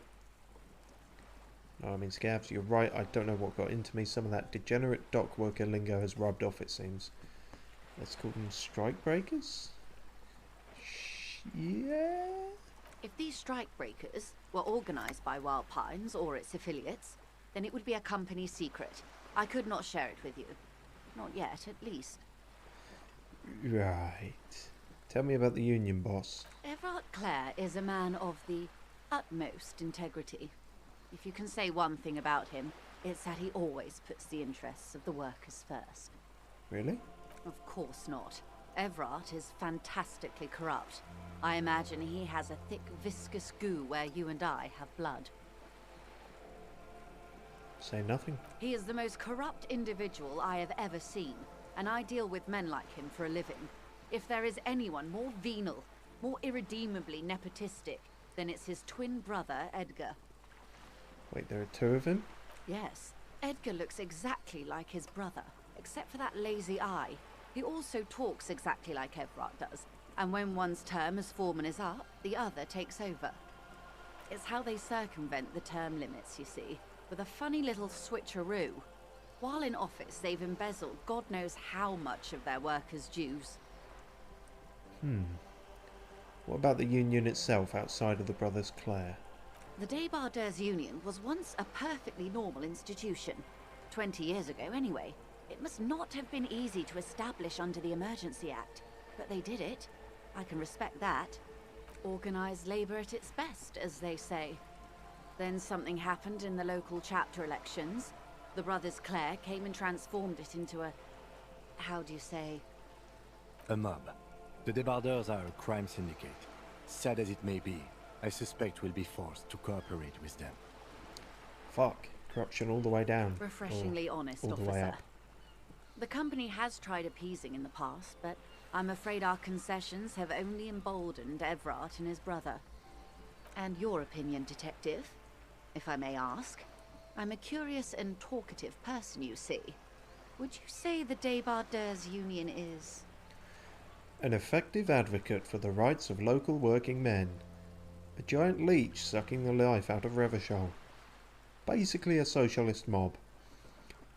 I prefer not to have an opinion on these things, or anything. No, let's have an opinion. I mean, yeah, kinda. Sounds like it. I mean, I know I'm getting a biased interpretation from her, but that's all I got at the moment, so... Thank you for being candid. Sadly, Wild Pines have cooperated with what amounts to a crime syndicate for 2 decades. However much you feed the wolf always hungers. There are 2 wolves inside of you. You can't feed them both. Is that it? No. One more thing. You said something happened in the elections. Stop the count. I'm glad you asked. There was a woman, the previous forewoman of the Union. She disappeared. Disappeared? Disappeared? Yes. On the last day of the local chapter elections, her daughter phoned in and said she wasn't running anymore, or coming to work. Ever. End of story. This forewoman, her name? Her name was Eerie. Downright haunting, if you ask Oh, me. okay. The Wild Pines suspected foul play, but what could they do? It was a union matter. The point of the presentation is, these kinds of things happen around the Clares. Watch out when you're dealing with him. I'd love to have the fucking chance to deal with him, to be honest. Thank you for your concern, man. We'll be just fine. I guess that's all. Change topic. Of course. How else can I help? Oh no, there's some more shit. Wild Pines, what do you do? This is going on a while. What we do? I'm afraid I don't speak for Wild Pines as a whole. It's a giant undertaking. So what do they do? The Pines' core competency is logistics. Container shipping, freight, that sort of thing. See those airships there, blinking? Those are the shipping side of things. And that is the terminal. Another subdivision deals with energy, oil and gas exploration, offshore platforms. Right, rich fucks. How much money does... How rich fuck is the rich fucks? I'm not at liberty to discuss the company balance sheet, but I can tell you that last year, the company booked more than 20 billion real in revenue. Fuck, that's more than 119 real that I've got. 8 billion? Wow, that's it? I thought the Wild Pines was supposed to be big time. What exactly is a billion? Numbers like that mean nothing to me. The money I owe is so much less than that. Yeah, that doesn't mean anything to me. Yes, past a certain point, numbers begin to seem imaginary. But they are quite real for the 72,000 employees who depend on Wild Pines for their paychecks. Something made splashy noises. A conglomerate the size of Wild Pines is like a shark. Yeah, if it shark. stops moving and growing, it will die. Then what becomes of those 72,000 families? It is a tremendous responsibility. I just heard a shark. Sorry, what were you talking about? Where did you get all the money? They started as an exploration and cargo fleet conducting trade between the Samaran and Insulindian Isolas 250 years ago, when pine ships explored the South Seminese and charted Lomantang on behalf of the suzerain. Fascinating. Centuries of care, deliberation, and madness have gone into this endeavor. Vessels pass through the great unrest to re-emerge with apricots in tow. The logic of the system is totalizing. It's taken everything from its employees to build it. What does such a huge system want with a place like this? You mean aside from being the terminal's legal owners, who are responsible for moving 8% of the world's cargo? Yeah? 8% of all cargo in the world, that's quite the endeavour indeed. You don't keep it moving, the workers do. The company is nothing without them. True. We built this district. Also true. Well, you on a on a macro level. All the best parts of it. Rue de Saint-Ghislain, with its bastions, the plazas Meteor and Mosaic, even some of the old street lamps have been put back thanks to the investments from the WP. Yeah, but you still need employees to go and do that shit. Before Martinez was swallowed by the industrial harbour, even before it was part of Revachol, long before Terminal B was erected here, the Pines built it as a resort for its Revacholian employees. It still had builders though. A company getaway. Kind of what I was for a getting at. weekend or a summer holiday. Then came the revolution. But that's another matter. I'm here to make sure the Pines can fulfill their responsibilities to the place they built. She takes a sip. I didn't know she had a drink all this time. With your help, hopefully, says her warm tone. Could show her the tattoo things, but I don't really know. Alright, tell me about the drug traffic thing you want me to do. It's quite straightforward. Someone is using Terminal B to smuggle raw ingredients from the Samaran Isola into Revachol with the Union's blessing. Wild Pines has suspected it for years. Ingredients for what, ma'am? Meth and dextroamphetamine, GBL and various synthetic psychedelics. Honestly, it might be quicker to say what you can't make from the stuff. The materials come from Samara to Revachol through the terminal. Yes. After they clear the terminal, we lose track. The actual production is taking place at various sites in and around Jamrock Quarter, north of here. Wild Pine seems to be well apprised of the local drug trade, ma'am. Do you mean to say the Union also produces the product? Sells drugs, I mean? We're in logistics. It's our business to know. And no. As far as the company knows, the Union does not produce it. They transport the ingredients for a cut. And you want us to investigate? Yes, but you won't get anything out of Evrat and the Dockworkers Union. Still, every chain has its weak link. Am I gonna need bolt cutters for this? Unlikely, officer. Oh. I'm talking about the lorries. Once the ingredients reach Jamrock, they're distributed to a network of local manufacturers, well beyond our grasp. But in transit, they may be vulnerable. Perhaps you've noticed that a number of lorries are tangled in a traffic jam at the roundabout just now. Interview the drivers who are still hanging about. One of them might be waiting for a crucial shipment. I'll be explicit. If you find this driver, I will share company secrets with you. Well, we did talk to a couple of them. Why didn't you come to the RCM earlier? It's no coincidence the lorries are stranded there like that, is it? What proof do you have that the Union is involved? Okay, I've made my mind about the smuggling investigation. Yeah. No. We asked East Motor Track to raise the drawbridge. The road company is a partner of one of our subsidiaries. However, this is a limited time opportunity. Once the complaint has been processed by the Trade Committee, they'll have no choice but to lower the drawbridge, and the operation will continue. Thousands of litres of raw ingredients will pour onto the streets of Revachol. Not the east across the river, but the west. The vulnerable, the weary. Well, at least this solves one mystery. What is that, Lieutenant? Why I had to call East Motor Track and beg them to open the drawbridge for me. I'd wondered since I first drove in, on my motor carriage. I am sorry for the inconvenience, Lieutenant Kisaragi, but we need them trapped here.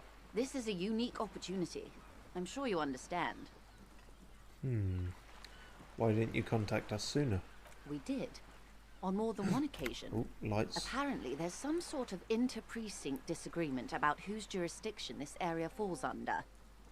We know the company has launched its own probe into the Union's alleged involvement. We also know it's come up empty. It's not just the RCM.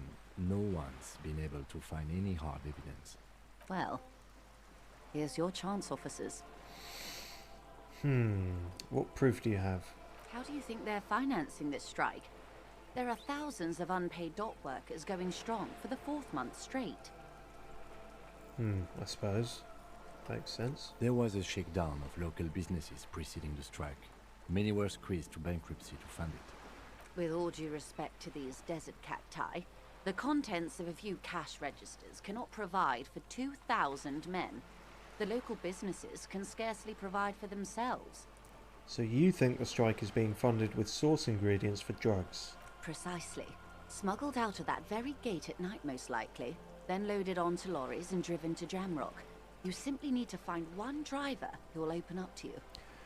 What a mysteries case thing. Like an actual thing I can look into. Seems to almost make sense to my brain, unlike all the fucking metatextual, race theory, reality bending, political, geographical porridge. Yes? Sure. Excellent. According to my reports, there are at least 3 lorry drivers lingering near the roundabout. Hopefully one of them will know something. And I think we've tried to talk to all of them. It may come to nothing, or it may just blow the case wide open. I can keep the drawbridge up for a few more days at least. You should have the time you need. Sick. In the meantime, let me know if there's any other way I may be of assistance. Help me get the fucking body off the fucking tree. Please. Of course, Detective. Take care. Garnier. What's this? We're getting reports of normal, reasonable, temperate, political opinions somewhere in Martinez. Uh-oh. This is because I keep saying none of the above to political stuff, isn't it? That's me, Mr. Reasonable. Someone's got to keep it sane around here. You must be mistaken. I'm a real radical. Of course. A radical centrist. What? In these Is bright that a and thing? loud times, where 1,000 frequencies drown one another out, sober thinking is a radical act. Oh, I see what you're saying there. It's time to become a citizen of the Kingdom of Conscience. Hang on. Where is the Kingdom of Conscience? No more talk. Sign me up for a passport. No, I'm too fiery for this watercolour ideology. I'm trying to develop more extreme and interesting opinions. Where is it? It is not a place. It is a moment in time that can only arise in the right circumstances. In all of human history, it's only been achieved a handful of times. How do you bring about those circumstances? Incrementally. Yawn. You'd get there faster with a little speed. You would. History's greatest catastrophes have been brought about by people trying to make the world a better place. Too quickly. That's the genius of Dolores Day. She recognized that progress is meaningless if its gains are lost because of instability. Real, lasting change can only come about gradually, increment by increment. Okay, but what's the Kingdom of Conscience actually like? This sounds mega boring, count me out. But what about all the things that are wrong now? Tisk tisk. Just because you live in the present doesn't mean you have the right to place your needs above the needs of the future. Okay, now you're starting to lose me. Think of the children. You may never live to see the Kingdom of Conscience. Your children may not. Even your grandchildren might not. But that's no excuse not to keep working. What a fucking joke. I mean, I would... kinda.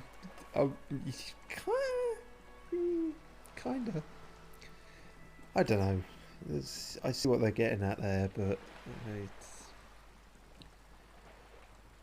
Wait, is the Kingdom of Conscience really about doing things or just preserving the status quo? Very good question. Do you believe the status quo is preferable to chaos and bloodshed?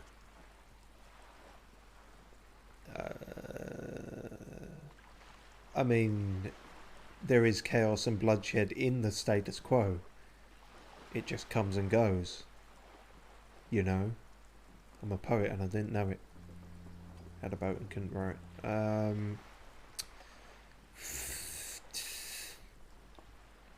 Stop with all these fucking questions that have answers and decisions to be made.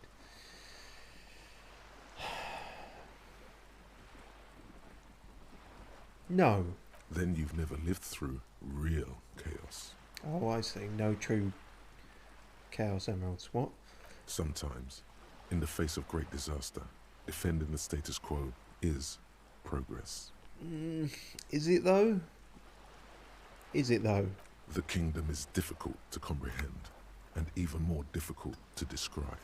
Yeah, I'm getting that. Partly because humanity will need to discard many of the categories that define and limit it today. The Kingdom of Conscience is post-capitalist, post-national. Very idealistic, it seems.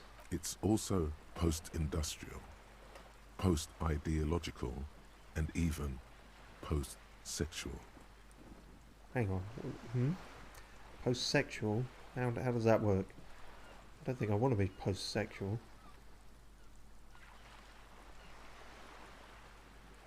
Post-sexual is usually the worst bit.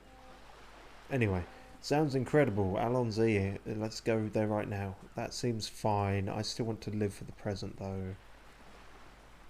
Man, that sounds kind of terrible. I don't think I want to be a moralist anymore. What you want is immaterial. The Kingdom of Conscience is coming, whether you like it or not. Only very slowly.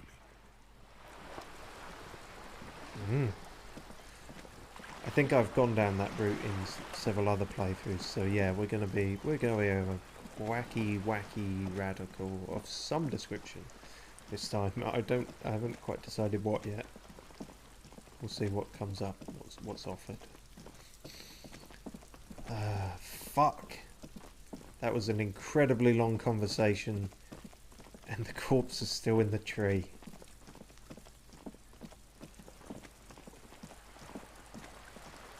But I have made a promise now that we will not stop this stream until the corpse is out of the tree. Making that promise may have been a mistake, but nevertheless, it has been made.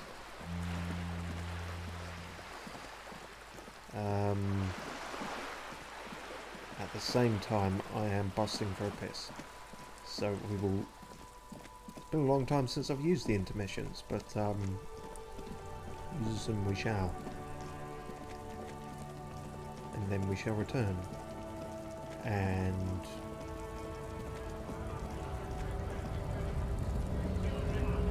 actually, No, because this might solve it. Well, no, actually, well,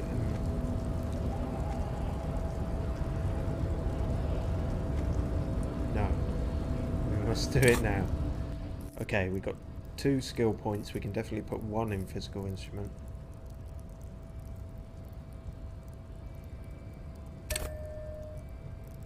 Where do we want to put the other? Perception? We've missed a few things with that. Could be worthwhile. Sure, let's go with that. And now, if we also take a swig of some drink, we can power up in a weird sort of way. Yes.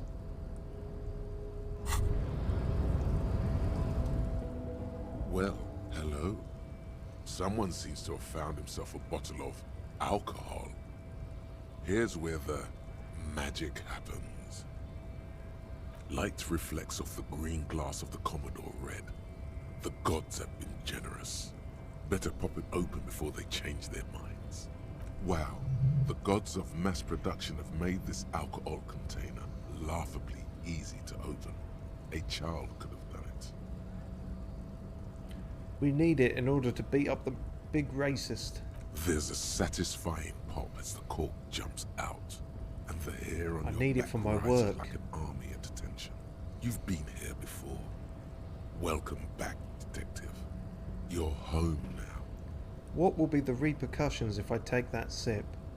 Nothing. Some mental stuff. Nothing to be worried about. Physically, you'll be strong as an ox. That's what I need right now. Immediately dies. Oh shit! The golden sun melts down. I forgot that it reduced your morale. Its rays filling your nostrils with sunshine.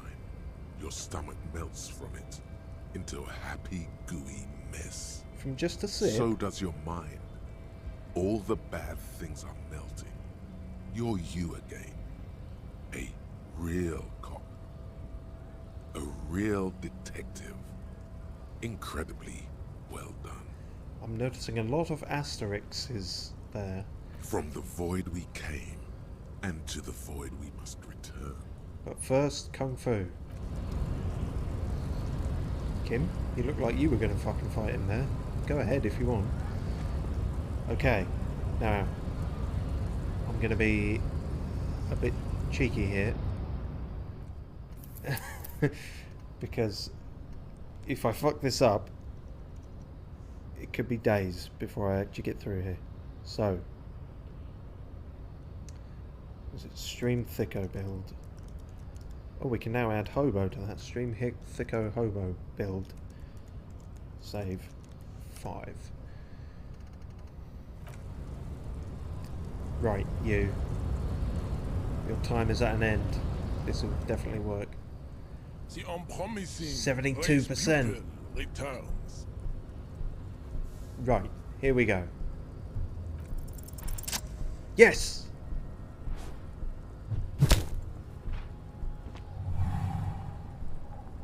Just like that, instinct took over.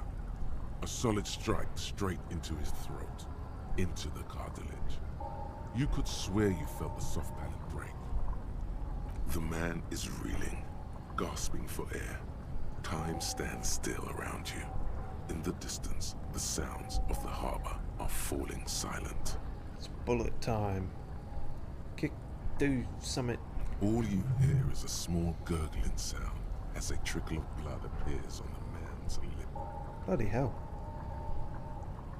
Not quite sure how we did this. I guess it's just pure luck, really. He's open. It's the reality Rip of it. into him. Right hook. Escalate it. Get intimate with him. Bring the hurt closer. No, see, we were advised not to bring the hurt closer. Wait, what should I do? See, if I do that, it's going to too much time is going to pass. And we don't want to get closer. We want to And to be honest, even without the prior contextual knowledge and knowledge of prior playthroughs, you look at those three options. Which are you going to do? You're going to back up and perform a 360 flying spin kick. Of course you are.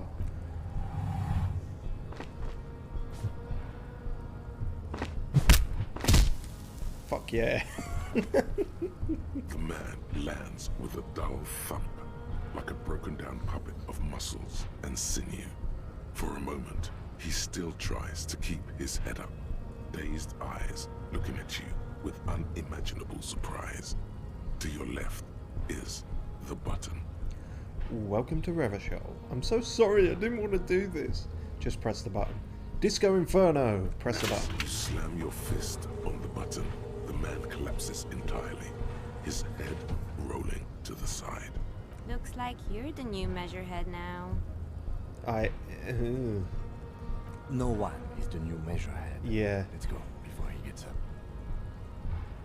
I don't know where that was going. As you turn, a bright light catches your eye, making you squint. Oh, does it? Cool. Where's it coming from? From a distant sunset, a stage light, flash photography, nowhere in particular. It's just what superstar law officers do. They squint at lights, and they solve shit.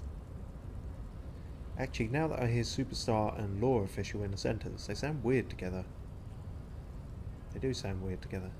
What are you, deaf? They're perfect, like rock star politician and drug addict teacher. Embrace the superstardom you've worked so hard to establish. No, you've got the wrong impression. I'm no superstar, I'm trash. Yeah, a cool, trash superstar. Big dick cop down on his luck. Salam Rocky by here. Badass on the edge disco cop. Time to recede into a ludicrous fantasy world. Here we go. Camera. Lights. Wait, what's that about a ludicrous fantasy world? Yeah, you know. Beneath it is just heartbreak. A pulmonary tract infection. Atherosclerotic disease. This is where you say action and reconceptualize all that. Reinvent it as the world's first celebrity police officer. No, I'm too downbeat. I won't say those things anymore. We're the hobo apocalyptic cop. I think that's what we're going for. Also disco, but not rockstar disco. Just disco. Is he proper dead? Yeah, let's get the fuck out of here now.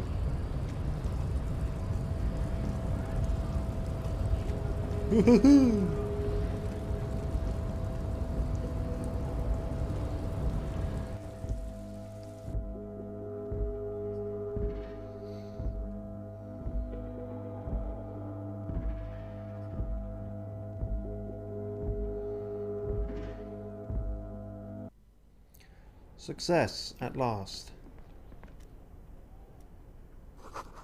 The door is locked and cannot be opened from this side without a passcard. Oh shit, maybe not success then. Every working member of the board is written at the top of the flyers.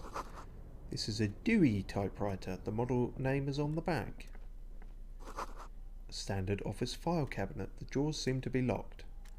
They seem to be, but are they actually? On second glance, someone has forgotten to properly close one of the drawers. It's unfortunate for the Union to just leave their paperwork lying around like this. It is. Let's see what's inside, he thinks. The drawer opens smoothly. Inside is a well-organized selection of brown folders. Hundreds of documents containing logistical data. Two kinds of transactions stand out. Materials coming into Revachol from the outside world, from Muindi, Grad, and even Ilmara. And the same materials being handed over to companies inside Revachol. Kuron, Coal City, La Delta, and Jamrock are listed among the many districts where the imports are being sold. It's hard to make sense of this thicket of company names, dates, quantities, and percentages. You try to focus, but the lines are getting blurry. I am a bit drunk. Force yourself to go through the folders? We could try it. Look how blurry Nope. all the lines on these Think that'd papers work. are. How unwieldy your own willpower is to yourself. You're like an absurdist Samaran monk, focusing through not focusing. If I let my eyes go completely out of focus, all shapes start melting into each other. Is that what you're doing with those photos over there? Yeah. Right. This is probably not relevant to our case. After all, we're not investigating an accounting mystery. I mean, we kind of are, if drugs and stuff, I don't know. The drawer slides shut smoothly. Oh. Someone left the coffee machine on. The dark liquid in the pot looks almost sentient. I want to try a different coffee if it looks like that. Postcard. Le Jardin, 21. £4.50. Magnesium. I desperately need that. Actually, no, I'm super good for that. I just should boost myself up a bit. Visual calculus.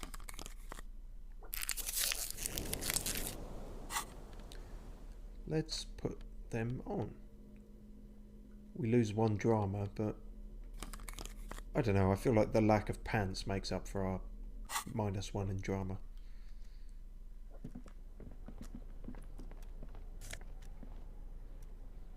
Book La Fumée, Volume 1, Number 4. I do not know what that is. It's a book. It is just a book. We'll read that later. A giant ass print on the pillow and a pattern of coffee rings on the armrest. The radio is emitting strange buzzing sounds. What's that? An imposing combination of a punch clock and a payphone is looking down at you from the wall. A note on the side says, "Tokens unavailable due to strike. Use change." Would this actually help us? I suppose I have got the money to spare now, or at least 10 cents. The machine swallows your coin and seems to be waiting for your next move. Oh. Let your muscle memory dial a random number.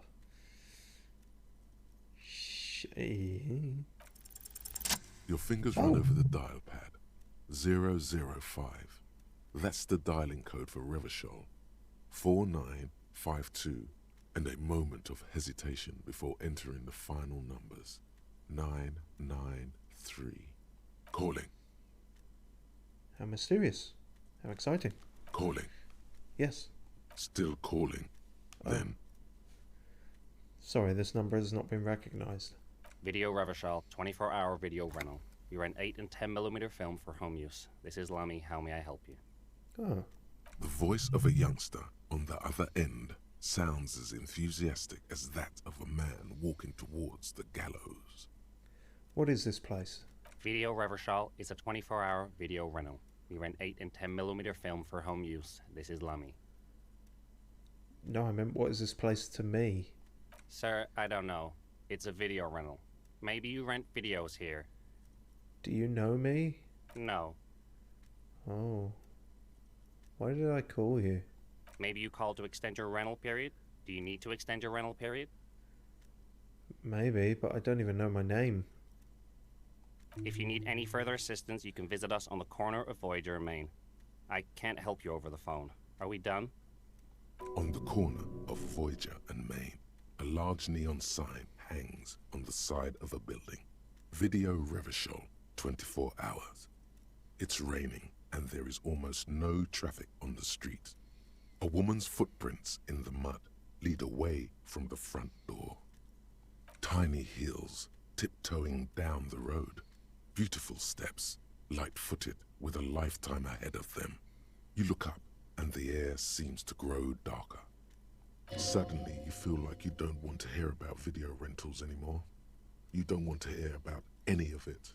It was all shit. It's over. Kim, I feel sad about Video Revachol 24 hours. That's enough for you today. Let's conclude this call. What was all shit? What? It. Okay. Well, that was confusing and sad. But perhaps that was the point. Someone is habitually chilling next to the radio. Can't imagine why.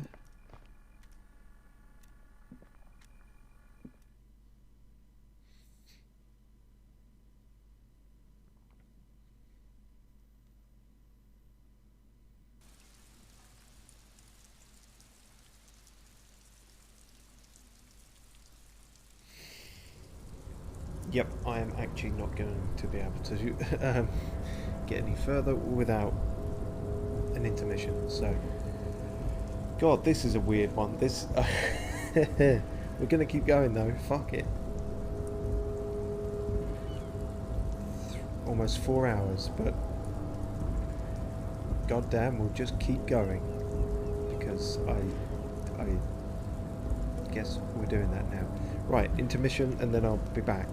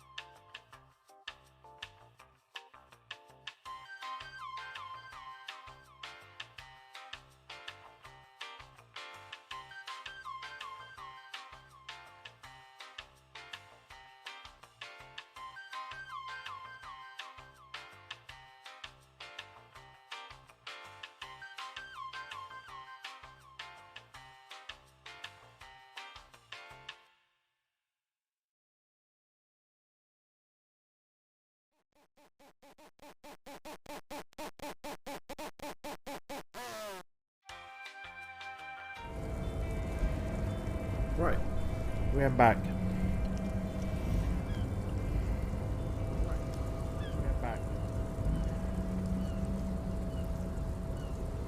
Okay, right, I'm sorted, I think. I grabbed another drink and also a handful of raisins, if you must know.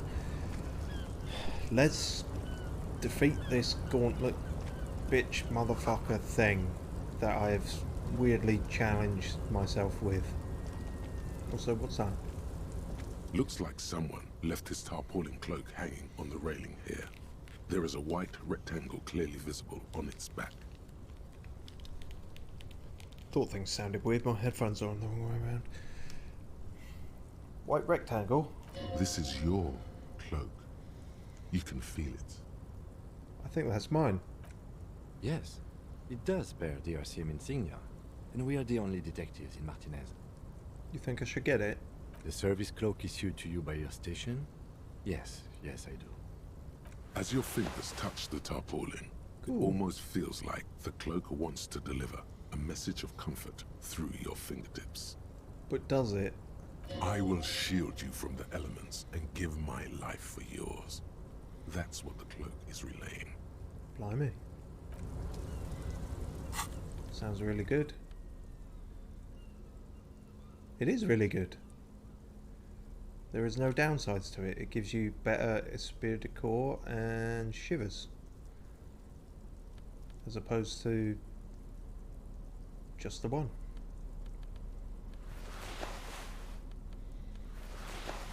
Cool. Yep. Postcard. I could have read those, but I didn't. I will at some point, maybe. Look at all these bottles I can get money from.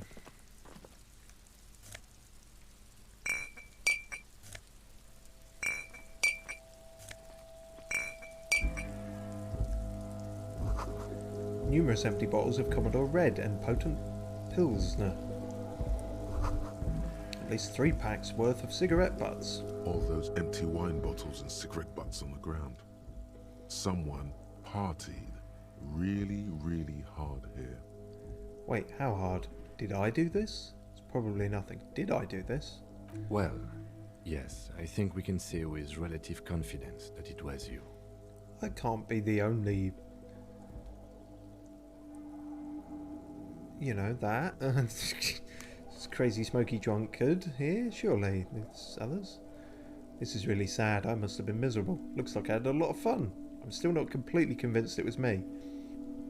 I must have been on an advanced scouting mission in the harbour. Yeah, I'm not convinced it was me. I am, but it doesn't matter right now. Let's just move on. That's not fair. You only know one crazy smoky drunkard. Could have been lots of people. This is the night watchman's booth. The name on the door reads, René Arnaud.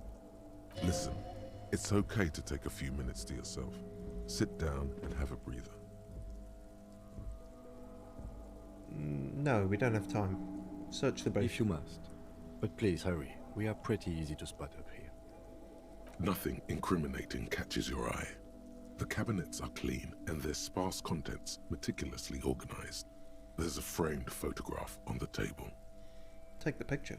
It's a black and white photo of a young couple out in a street fair. The man is young, dark-skinned, and dressed in a Royal Carabinieri uniform. The girl is smiling playfully at the camera. Why did you take that? Why did I take that? Something about this man piques my interest. I think this can be a side thing. Fine. But let's move. I don't want to be seen snooping around here. Okay.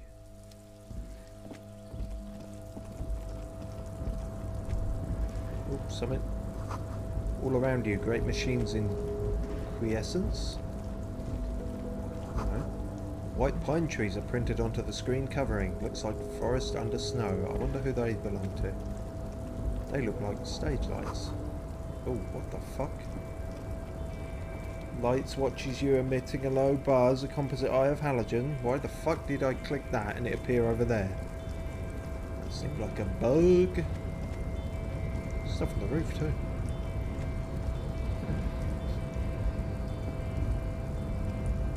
A rusting control panel with several knobs.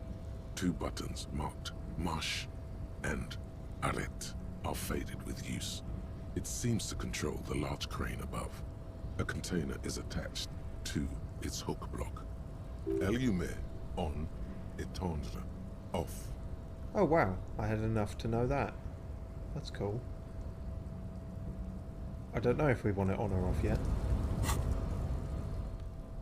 There's a This is another thing. Oh yeah, photo of a happy couple. A black and white photo of a couple posing in front of a Ferris wheel. The girl is young and pretty, the man clad in fancy uniform and smiling. On the back, a very steady hand has written the words Revachol Fair, summer of 91. Sell it. Fuck your memories.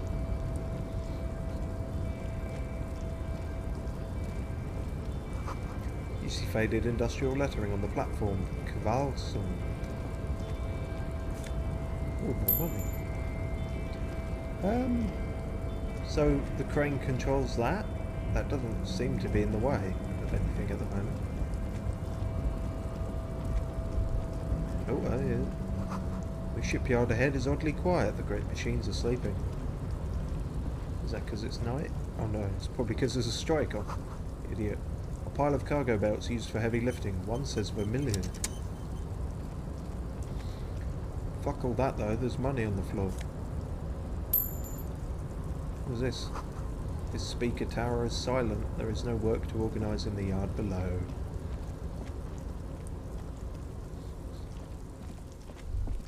Ooh. The musk of oil and rust comes from the chasm in front of you. It smells like blood. Oh dear. This does all seem very precarious. Sorry, why can't I open that? It's just a locked thing here. Alright, I guess.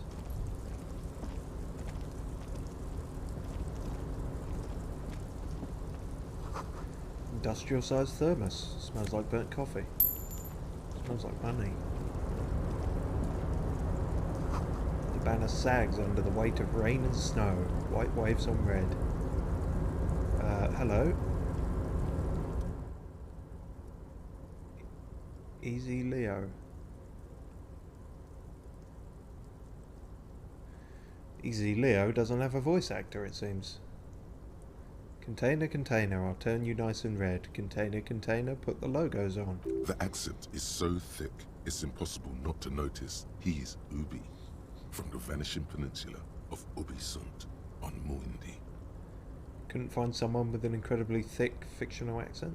Container, container. Oh, apparently you can. Well Pines. Container, container. Now belongs to Everard. So the first one didn't. The first one just didn't trigger.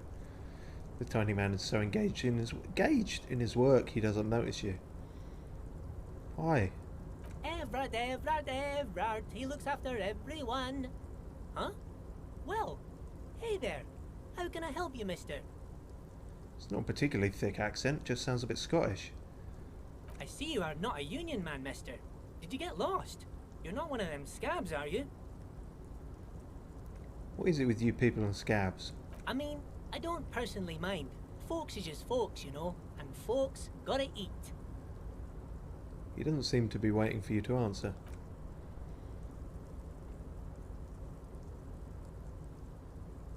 Oh, so it's hit and miss then. Just some of the other guys don't look too kindly on the scabbing kind, if you know what I mean, mister. I suppose I could have put on a Scottish affectation there, but whatever. You're Ubi, right? From Ubisoft. Oh, yes. Born and raised in Irish, mister. Mum had to leave my dad after he got a bit violent. Took us here to the new world. I was about 10 then. Too old to lose my accent then. Hey. People say us Ubis are up to all sorts of trouble with sheep and other animals and whatnot. Ooh. I just want you to know there was never any of that where I come from. No, sir.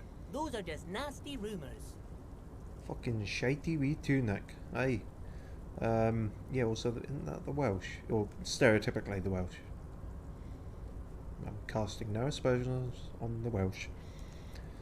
Thank you for clarifying that, sir. Yeah. What are you doing with the containers? Oh, I'm just making some covers for them containers here. Yes, I am. Yes, I am. So it's easier for the crane operators to spot them. Wait, what? What's going on? Use my logic brain. Oh dear, that's not going to go well, is it? Look at the mountains of containers rising behind him. Give it a go. Everything is so pretty and red. You and Leo look like brothers as you glance around with similar childlike wonder. Yeah, I am pissed, so this probably wasn't going to work. Wow, red is so much prettier than drab old green. Sure is, mister. Sure is. Really livens up the place. Yes, it does. Yes, it does. I had to break this bonding moment, but the red containers mean they are replacing the company livery with the union livery, which means this strike isn't gonna stop anytime soon. Right, yeah, that's what I was trying to think of. Where is everyone? The harbour is empty. Oh, most of the guys are down at the gates, keeping the scabs from coming in. Surely the gates are stopping the scabs from coming in. There's only one of your guys actually down there, seemingly, and he's just a weedy guy on the railing. Oh, Measurehead was there. Is that all your guys? We're on a strike. The whole union is. You don't have to work when you're on strike. Ha! We haven't worked for 2 months now. So no one is working? Not everyone is down there, of course. Mr. Evrard is in his office, where he always is. And Jean-Luc is guarding the gate. Yes, he is. Nothing has happened to Jean-Luc. But Titus and his boys got into some drunken trouble and Evrard sent them on a nice vacation. For a week or so. He stops, but seems eager to tell you more. What kind of trouble did this Titus and his friends get into? Oh, I'm not really supposed to talk about that. That's union business. But... Him and his boys stirred up something in town. Probably drank too much and got into a fight or something. I heard Mr. Everett telling them to take some time off. But what did they actually do? I guess the boys got a bit too rowdy and had to let out some steam. I don't really know the details. That's just how boys are, you know. I haven't been in a fight since I was in middle school. Which kind of contradicts your prior sentence, but sure. Easy, Leo. Let's keep this on the hearties. Yeah, too rowdy, Leo? What kind of a fight did they get into? Did they perhaps kill a mercenary and hang him from a tree with an industrial harbour belt? Too late. Leo's mouth is still moving, and the words are spewing forth. Words, words, and look, even more words. This guy could go on till the end of days. That's good, isn't it? Now he's talking about some drunk sawmill owner. Oh, okay. Well, no, if he's just talking he bullshit. already switched to a prized fishing rod he apparently owned at some point. You know what? Just cut in there with your questions. What's that container over there with the one on the crane with the thing? Oh, that one. That should be empty as far as I know. Lots of containers here have nothing in them. They're just waiting to be loaded up. Do you work here? I mean, you pretty clearly do. Yes, yes. Everybody needs a job, and this is mine. I'm Leonard, by the way. Leonard Bellick. But everyone calls me Leo. I'm like Mr. Everett's right-hand man when Mr. Edgar is out of town. And Mr. Edgar's right-hand man when Mr. Everett is away. Actually, Miss Beaufort is the right-hand man, but she's a lady. God, who can imagine? Who is this Miss Beaufort? A real pretty lady with a skin like those Douai Sucre candy bars my missus likes so much. Them are real nice to suckle on once the dinner is done and me and the missus sit down beside the radio. You're a bit easy, aren't you, Leo? But I can't listen to the radio all the time. There's so much to do around here and I'm always busy keeping things running here. Yes, I am. Yes, I am. Yeah. Who's this Miss Beaufort you mentioned? Oh, Lizzie. She is a real sharp tool. Mr. Everett put her through some fancy school and everything, east of the river. 4 years she was gone, and when she came back, she was all fancy and lawyerly. Shit, a lawyer. But she's a real nice girl. Grew up in this here neighborhood, knows everybody and gets along with everyone. Real pillar of the community one day, I'm sure. If me missus and me was to have a child, I'd be real happy if she turned out like her. But she can't have kids. Oh, sorry to hear that. Dr. Lemaitre said so, and she knows about such things. Been a doctor for almost 50 years, she has. Yeah, I'm pretty sure this place would totally fall apart if you didn't shine the boss man's shoes there. We could be a dick, but why would you? Nothing wrong with this guy. Well, okay. there's nothing there's nothing morally wrong with this guy. I think you're doing a great job around here, Leo. Yes, this place really seems to run like clockwork. Keep it up, Leo. Yeah, no reason Well, to be a thanks dick. a lot. Coming from you, it means a lot, really. Sometimes I feel some of the guys don't really get how much I bust my ass for them here. But you guys are alright. I'm looking for the leader of the Dockworkers Union. Oh, you want Mr. Everett then? He's an awfully nice fellow, he is. Him and his brother are both nice fellows. They've lived their entire lives in this here neighborhood. Guys like Mr. Everett and Mr. Edgar, his brother, are real good guys. Made Martinez what it is today. Mr. Everett and Mr. Edgar and I went to the same school, we did, when we were boys. Easy now, Leo. I just want to know where I can find this man. Oh, Mr. Everett is usually in his office, of course. But you gotta be quick if you want to see him. He leaves around 10 p.m. Shit! Hopefully that will be fine once we start talking to him. Bye-bye now. Right. Word of warning, because I have played this before. Well, actually, you don't even need that, because we can go by what we've been told so far. He says Mr. Everett is a good man. Wild Pines lady says he's corrupt as hell. You'll see.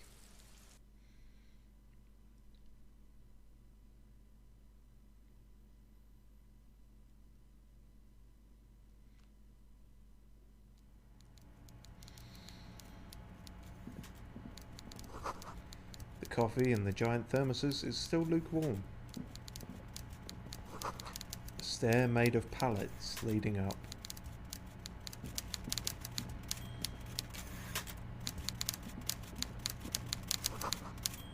A taxidermy fish that tells time.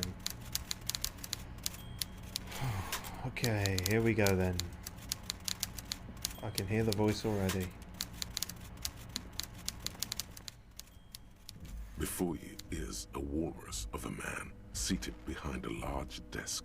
He looks up from his work, not the least bit surprised to see you. With great effort, he straightens himself up in his chair, yet says nothing. He simply stares at you.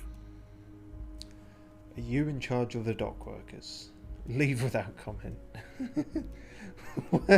What happens if we... Have a good day, Mr. Dubois. I'm sure I'll be seeing you around. That was just a tactic to keep you off guard. I actually need your help to get a body from a tree.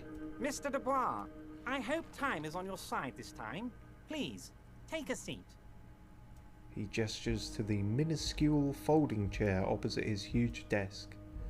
Take a seat, I'd rather stand. Why are you calling me Mr. Dubois? Please, Mr. Dubois, let us converse in a civilized manner, as equals. Take a seat. I insist. I don't sit. It's kind of my thing. Very well, Mr. Dubois. I respect a man with strong convictions. As he nods, his multiple chins move like ocean waves. I, too, have convictions. One of which is that I will not engage with any man who won't face me at eye level. Why don't you stand up then, fat fuck? Should you find yourself more amenable in the future, I'd gladly resume our conversation. But until then, I'm afraid I must ask you to leave. You're no Titan of Felician, buddy. He's got you in a fork. Sit down or leave. Shit. Fine, I'll sit in your fucking seat. Excellent, Mr. Dubois. I can see that you're a reasonable man, and reasonable men can be of great use to one another. Remain serious. So tell me, how can the head of the Debarders Union help a representative of the Revachol Citizens Militia today? The chair you're sitting on has got to be the most uncomfortable chair in the world. It's violating your backside. What the fuck? That took health off me because of the fucking chair. God damn it. This man is evil. By the way, I heard you got a rather rude reception from a certain Lawrence Gart. Some people have no manners, it pains me to say. This should take care of that nonsense. He points to a giant novelty check on his desk. It's absolutely comically huge. It should be sufficient to cover your expenses for a few days and patch over your differences with a cafeteria manager. Go ahead, take it. Wow, that's 25 real. That's good money. You need it. 25 real. Now that would have seemed like craziness if we had got in here before talking to the Wild Pines rep. But now we have almost 125 real. So you can take that comically large check and shove it up your ass. Okay, okay. I respect a man with principles. No handouts, then. He crosses his arms on his ample midsection and sinks further into his chair. Now, I'd like to set your mind at ease about one other matter. Your lost gun. Let me assure you, Union people are on it as we speak. I've got my best hounds looking for that lost gun.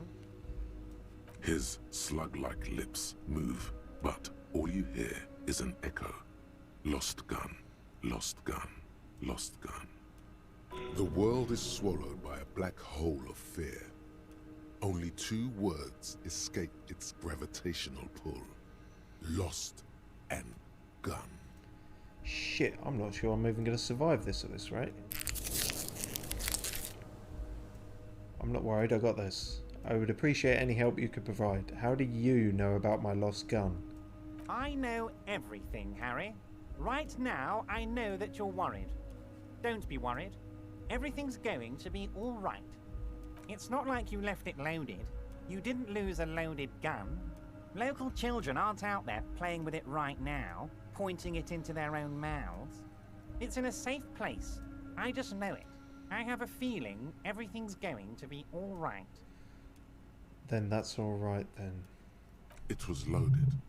There were 2 bullets in it. Shit. You always keep at least 2 barrels loaded. Kim, it was loaded. There are children playing with it right now. Composure, don't panic. Fuck. Our composure's dog shit. Try it. God, you're sweating. I could tell that was Your never knee work. is jerking. You're about to cry, aren't you? No. You're about to cry because you lost your gun and those children are going to shoot themselves with it. No, I'm not about to cry. Try to stay cool. So what? Men can cry too. It's true, actually. Legends do tell of men who occasionally cry. You want to cry? God, you're weak. Whatever you do, don't cry. You'll think you're disgusting. Don't worry, I can't even when I want to. Mr. Dubois, you don't look so good. Fucking look who's talking. What is this, Oh, shit. Mr. Dubois? He keeps repeating. What is he trying to pull here? You need to cool the fuck down. Chill. Maybe some alcohol would help me chill? No, maybe it would make things worse. Mr. Dubois! Mr. Dubois! Harry! There are no Harrys. Let your mind go to your safe place. Yes, that sounds like a good idea. Mr. Dubois, are you okay? Can I get you a glass of water or something? Are you having some kind of medical emergency? Maybe you could use your hands somehow, in a kind of throw-in motion, like you're throwing that Mr. Dubois act right back at him. He's Mr. Dubois.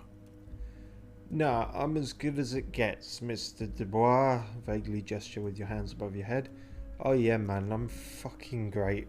Keep sliding. Actually, this chair is uncomfortable. I could use that glass of water. I'm melting. Sure, let's throw an invisible ball at him. Don't be dramatic. I can see your condition isn't terminal. You don't know shit about me, Kim. What an odd demonstration of... you got me, Harry. I don't even know what. As entertaining as it was, I'm afraid we're wasting our time. And I'm an extremely busy man, as I'm sure you are too. No.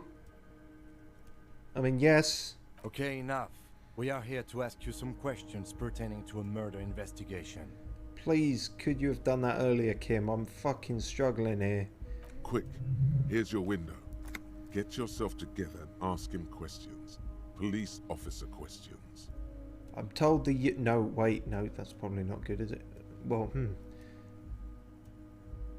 No, don't confront him about it. He's fucking Weasley. Aren't you going to ask me how I got in? You called me Mr. Dubois. Why? Could you help me get a dead body down from a tree? That's what we need to ask. You might have noticed there's one hanging on a tree behind the hostel cafeteria. Oh my. Don't take this question personally, but why would I get involved in this matter? Because you are involved in this matter. Mr. Clare, the man was hanged with a cargo belt. A steel-reinforced cargo belt. It's safe to assume the Union had something to do with the murder. Yeah. Get fucked. Besides, getting the body down would benefit all of us. It's a stain on the neighborhood. Yeah, the belt thing. I can certainly see how having him up there might start affecting some real estate values. He licks his fat lips and smiles. But of course, all joking aside, I am going to help you. He picks up the handset of a radio phone to his right, then clicks a button. Jean-Luc, the cop who bested you in physical combat is here, and he has a little dead body in a tree problem. Namely, he needs it to be taken down. Please extend him this courtesy. Oh shit. You don't have anyone else who could do it? Is Jean-Luc even conscious? You can find Jean-Luc down at the gates, but you already knew that. Anyway, he's going to help you. Is he, or is he going to kill me? I feel like he might be going to kill me. It's fine, we'll just have to fucking spin kick him again.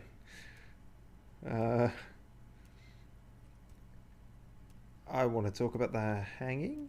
Oh, of course. That's your main thing here. That's why you're in Martinez.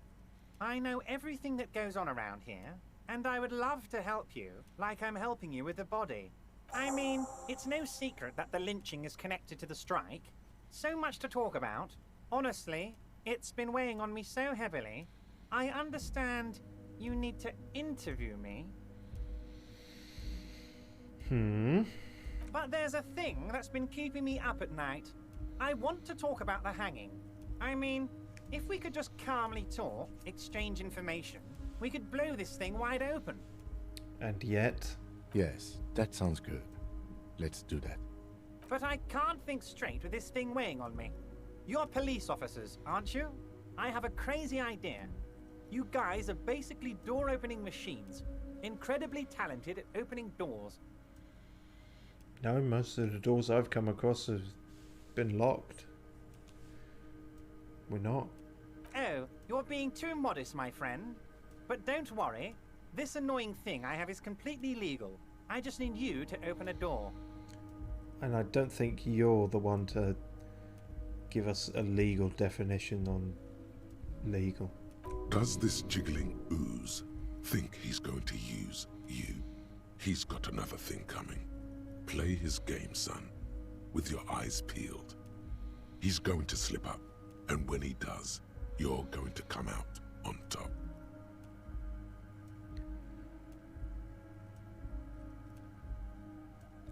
I bet you don't even know anything about that hanging. Harry, my dear friend, I am what people call a local bigwig. I know everything that goes on in Martinez.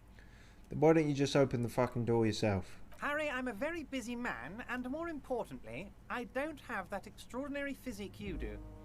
You look like you could run around all day. I don't look like that, but I do run around all day anyway. You want to send someone a message that the police are working for you. Yeah, exactly. That's clearly what he meant. I'm a very, very busy man, Mr. Kitsuragi, and therefore I must occasionally enlist outside help. So what will it be, Harry? Whose door is it? Oh, no one's. It's just a weasel. A weasel lives there. Nothing for you to worry about. What do you mean by weasel? There's only one weasel I can see here. A loud blabbering weasel. When weasels feel no one is watching, they start acting foolishly. I don't think weasels do that. I think people do that. Just go there, unlock the door, and leave it open. It's been such a burden on me, Harry. I just want this to be over so I can discuss business with you. You fuck.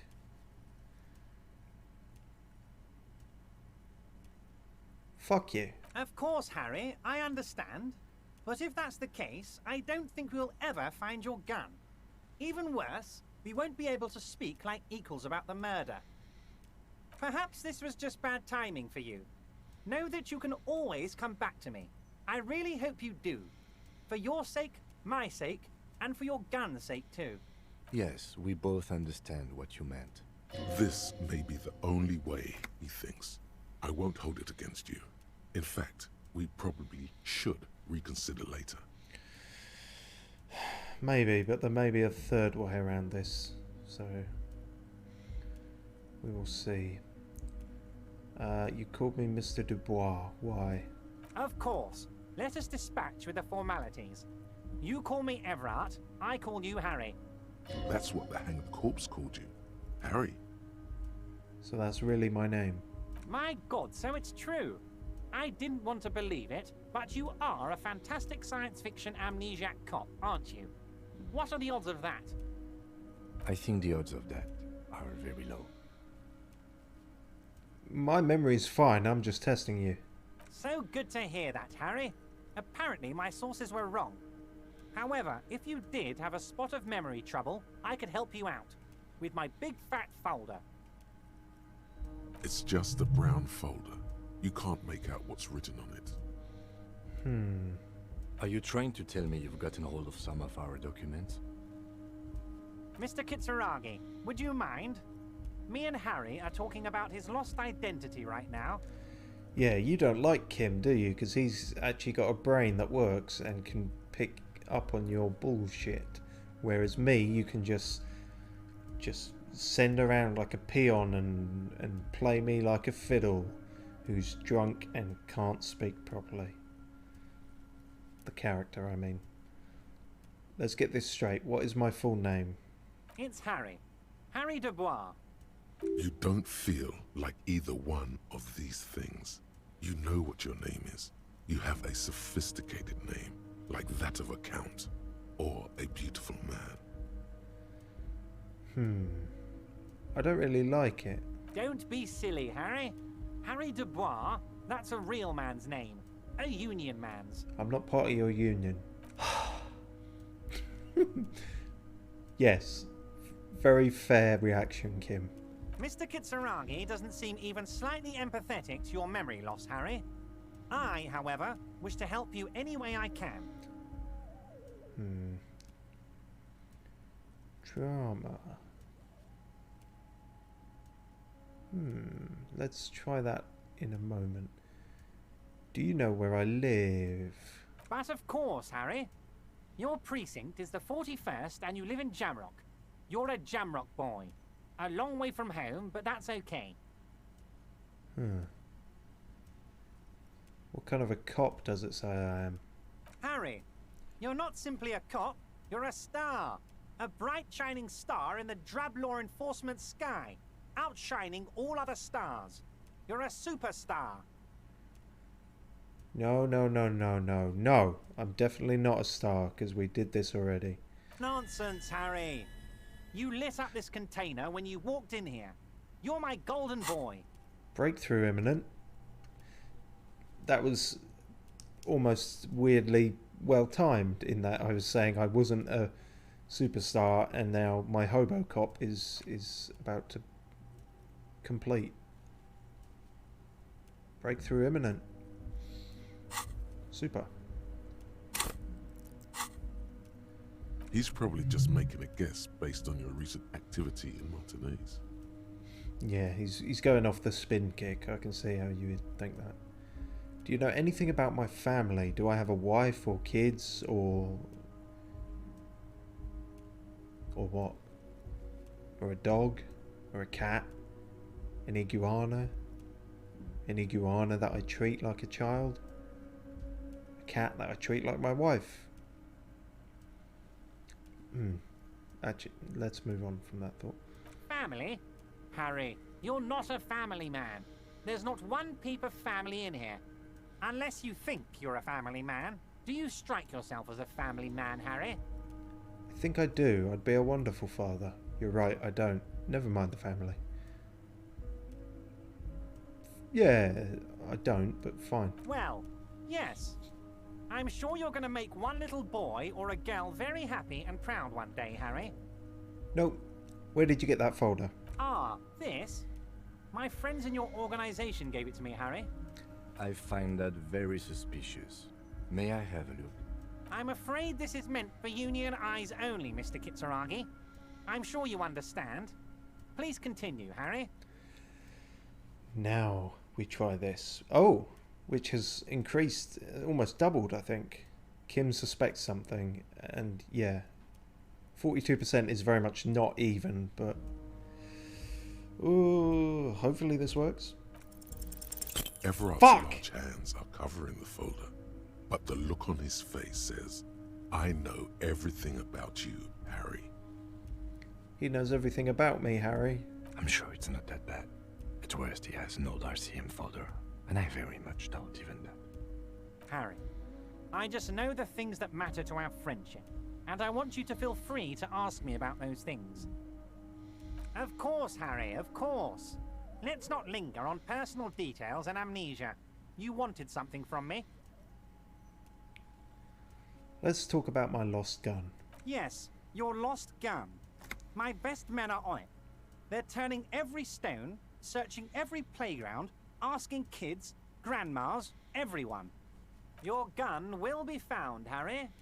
Let me assure you of that. It's just a matter of time and effort. The only way to find it seems to be working with him. He might even be holding your gun hostage. You fucker. I will not be blackmailed with this gun business. I don't care about my gun. Keep it. Does this mean if I do things for you, I will get my gun back? Hold on. Could he really hold my gun hostage? Who knows? Only one thing is certain. If you work with him, you're going to get it back. And working with him might be the only way to do it. I will not be blackmailed with this gun business. Harry, Harry. I was only trying to be tactful. A lost gun is a dangerous thing. I can't have it around in my neighborhood. Your neighborhood? Kids could be playing gun roulette with it as we speak. Teenage gangs could be arming themselves. Get a hold of yourself, Harry. I assure you we are working on locating the missing sidearm as well. The lieutenant is concerned about the lost gun and feels that the fact you haven't prioritized looking for it is unfortunate, if inevitable, and doesn't put the RCM in a good light. Well, you know, I'd lost the gun, I lost the badge, I lost my memory. There was a lot of lost things. I couldn't think of them all. Excellent, Mr. Kitsuragi. That's excellent news. Looks like we have a friendly gun-finding competition on our hands. Don't we just? See, I'm not sure I should mention that either. Aren't you going to ask me how I got in? I mean, he knows, but... Am I going to ask? Hell, Harry. You spin-kicked my strongest man in the face. I saw it from my window. Pretty cool. Would you ask a man like that how he got into your container yard? I don't even know how I was able to do that. You don't have a window. I understand I am a terrifying death machine. Don't worry, Harry. Between you and me, I'm not a huge fan of his race thing, but the Union did not get where we are today by frowning on eccentricity. Anyway, I assure you, I am a very well-informed man. Information reaches me before I even get the chance to request it. Well, we might have to come back here anyway, so... let's leave it at that for now. Wait. You need this to get in and out through the gate. Great, wouldn't want to get stuck in here. Thanks, I was wondering how I'm supposed to get out. Here, you're one of us now. A real red and white Union man. Take care, Harry. That's not true, you just gave me a card. Don't rope me into this shit, you fuck. Robocop. Oh, it's voiced. Is it all voiced? Technically, you wouldn't be a cop anymore, but a hobo. That would mean game over for the cop chapter of your adventures. But who knows where the hobo part takes you? To the bar? The old L'Assommoir? To the pier or the sewers? To Le Royaume, where for 300 years they interred the dead. You could plunder royalist crypts for long-forgotten triple malt bourbon. Then fight the Aramakan beast that lurks the bottommost sepulchres. The secrets of the city are all yours at last. Reveals extra special collector's edition tear bottles on the map. More money from selling tear. Learning cap for shivers raised to 6. Awesome. That's all good stuff. We have become the hobo cop.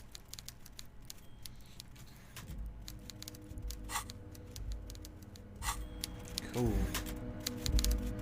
Right, let's get out of here because you're disgusting and freaky and weird and annoying.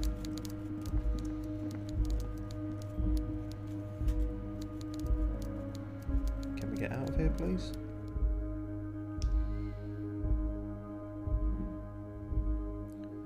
Don't be afraid to say weird things. People are more forgiving to persons of power like police officers.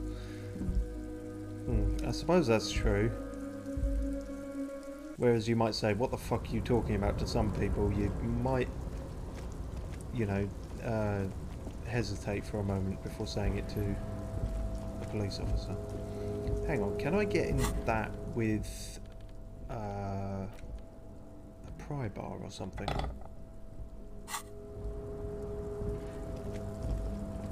Yes, I can. Haha. Faln Ultra Series gloves. What are they? Sports stuff. The Faln.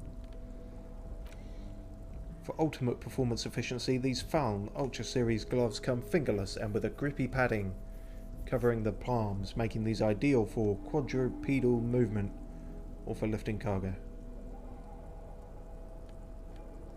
They increase my half-life. I'm not sure I need that to be increased, to be honest. They look snazzy though, although they're kind of just clipping into my pockets there, but whatever. We'll keep these on for now. Interfacing is important.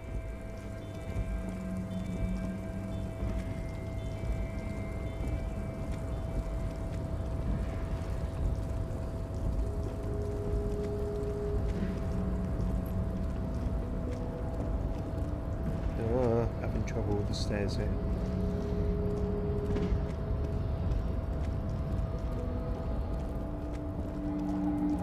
I wonder what happens if it reaches 10 o'clock. Does he like just stop all conversation with you? I feel like that would be kind of dumb. But then again, he is exactly petty enough to do that.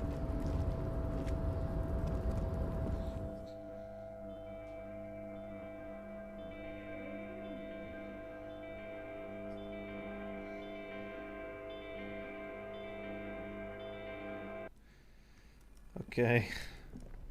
Time to see if Measurehead is gonna hold a grudge.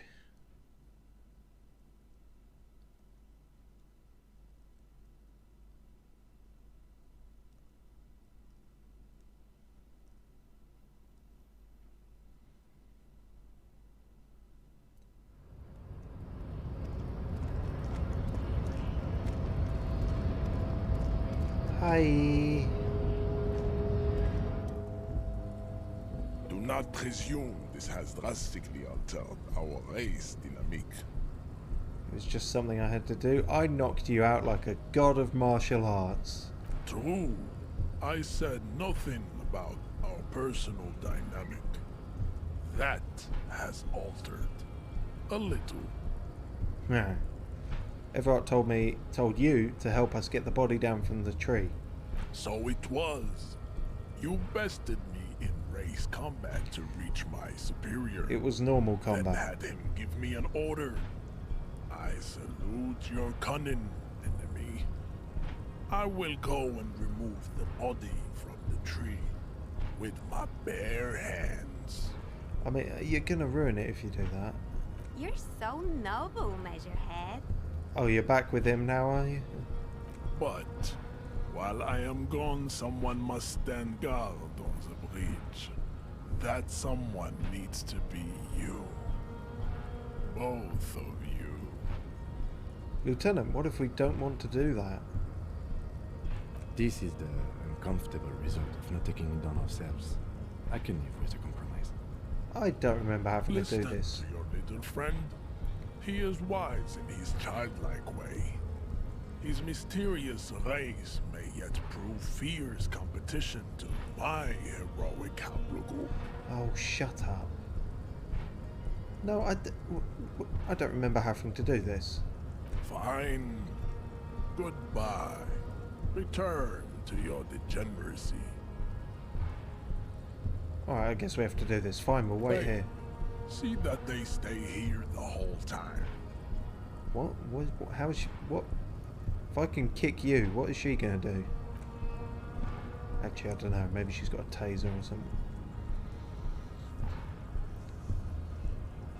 Is it just so that can play without you getting in the way? I think that might be how it actually is. The woman's gaze follows Measurehead as he leaves. So, you guys are like cops or something? Apparently so. We're just trying to keep things from going to shit. Yeah, we're the law around here. Why are you with Measurehead? Look at him. His craniometric perfection. Are you cops or what? So just because he's big, right? Okay. We're apparently. Cool. I like men with guns and power. I'm Katya, by the way. You hear that? That sound. He's breaking something. Yeah, Jean-Luc must be really tearing it up over there. I wish I could see it. I also wish I could see it. Don't worry. Physical stuff like this is really easy for Measurehead. Mental stuff too. He's really spiritual, you know. I would question those last two. It's late outside, isn't it? You guys must really like doing what you do to be out so late. Huh, interesting contextual bit of dialogue there. No, we don't like doing it this late. I just fucked up so much, it's taken me 4.5 hours. And that's only including this stream. Good God. The corpse has been removed from the tree. Stand down and congratulate yourself. You have sided with Ray's victory today.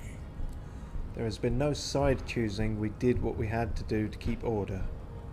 And what you had to do was to become a Union man for all to see.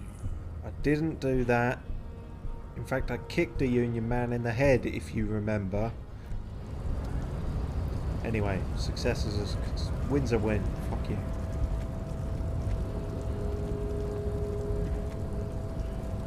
Oh, the other guy's gone. Oh, come on. Don't give me this shit.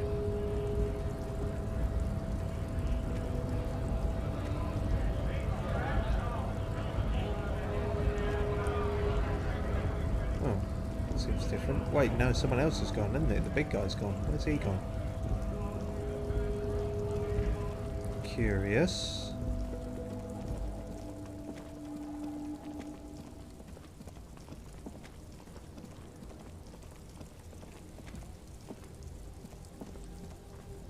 Sorry, why are you fucking...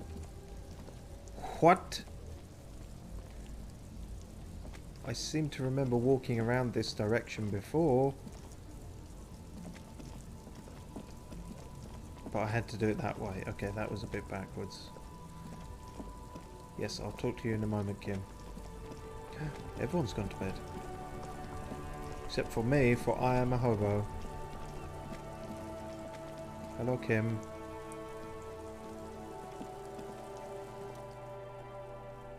We should think about calling it a day, maybe. The nights are still miserably cold this time of year. No, I don't want to call it a day. How do I get out of this? I haven't paid the cafeteria manager for damages yet. You should take care of that then. I think I have the money now. This is money, right? I'll also take a room at the Whirling. One cannot get much closer to the crime scene. I'm not going to take a room at the Whirling. Fucking hobo cop. Even Kuno's gone. Oh no, he's there. I don't know why I didn't see him. And the body's here.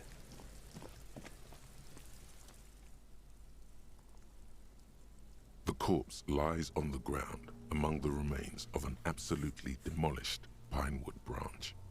It's gently laid on one side. Wipe a tear from your eye. Great job, wise race mentor. No, well, it's down. Celebrate in a more reserved manner. Mr. Measurehead has done a good job.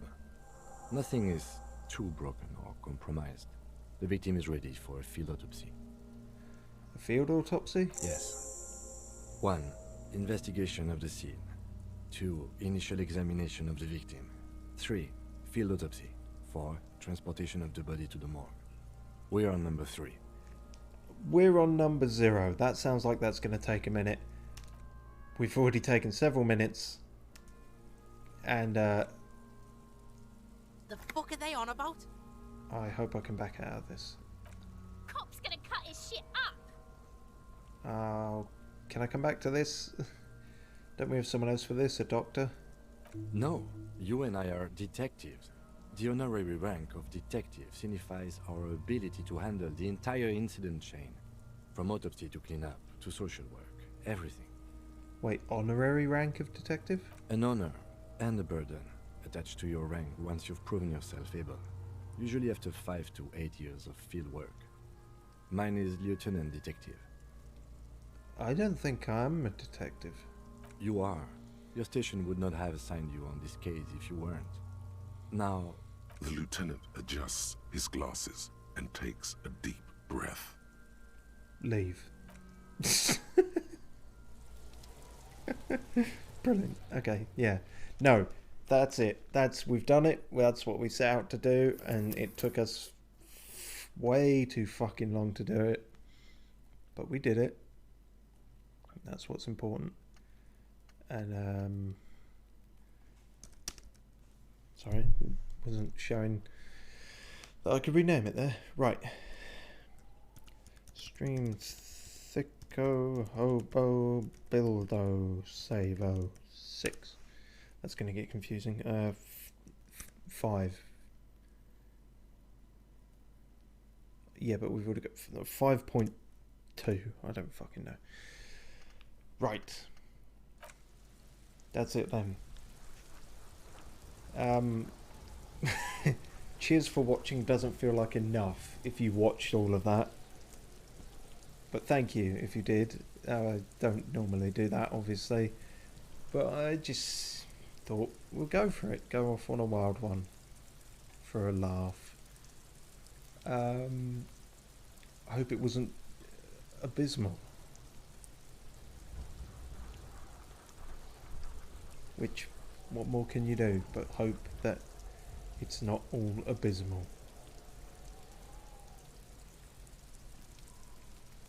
A win is still a win, even if it took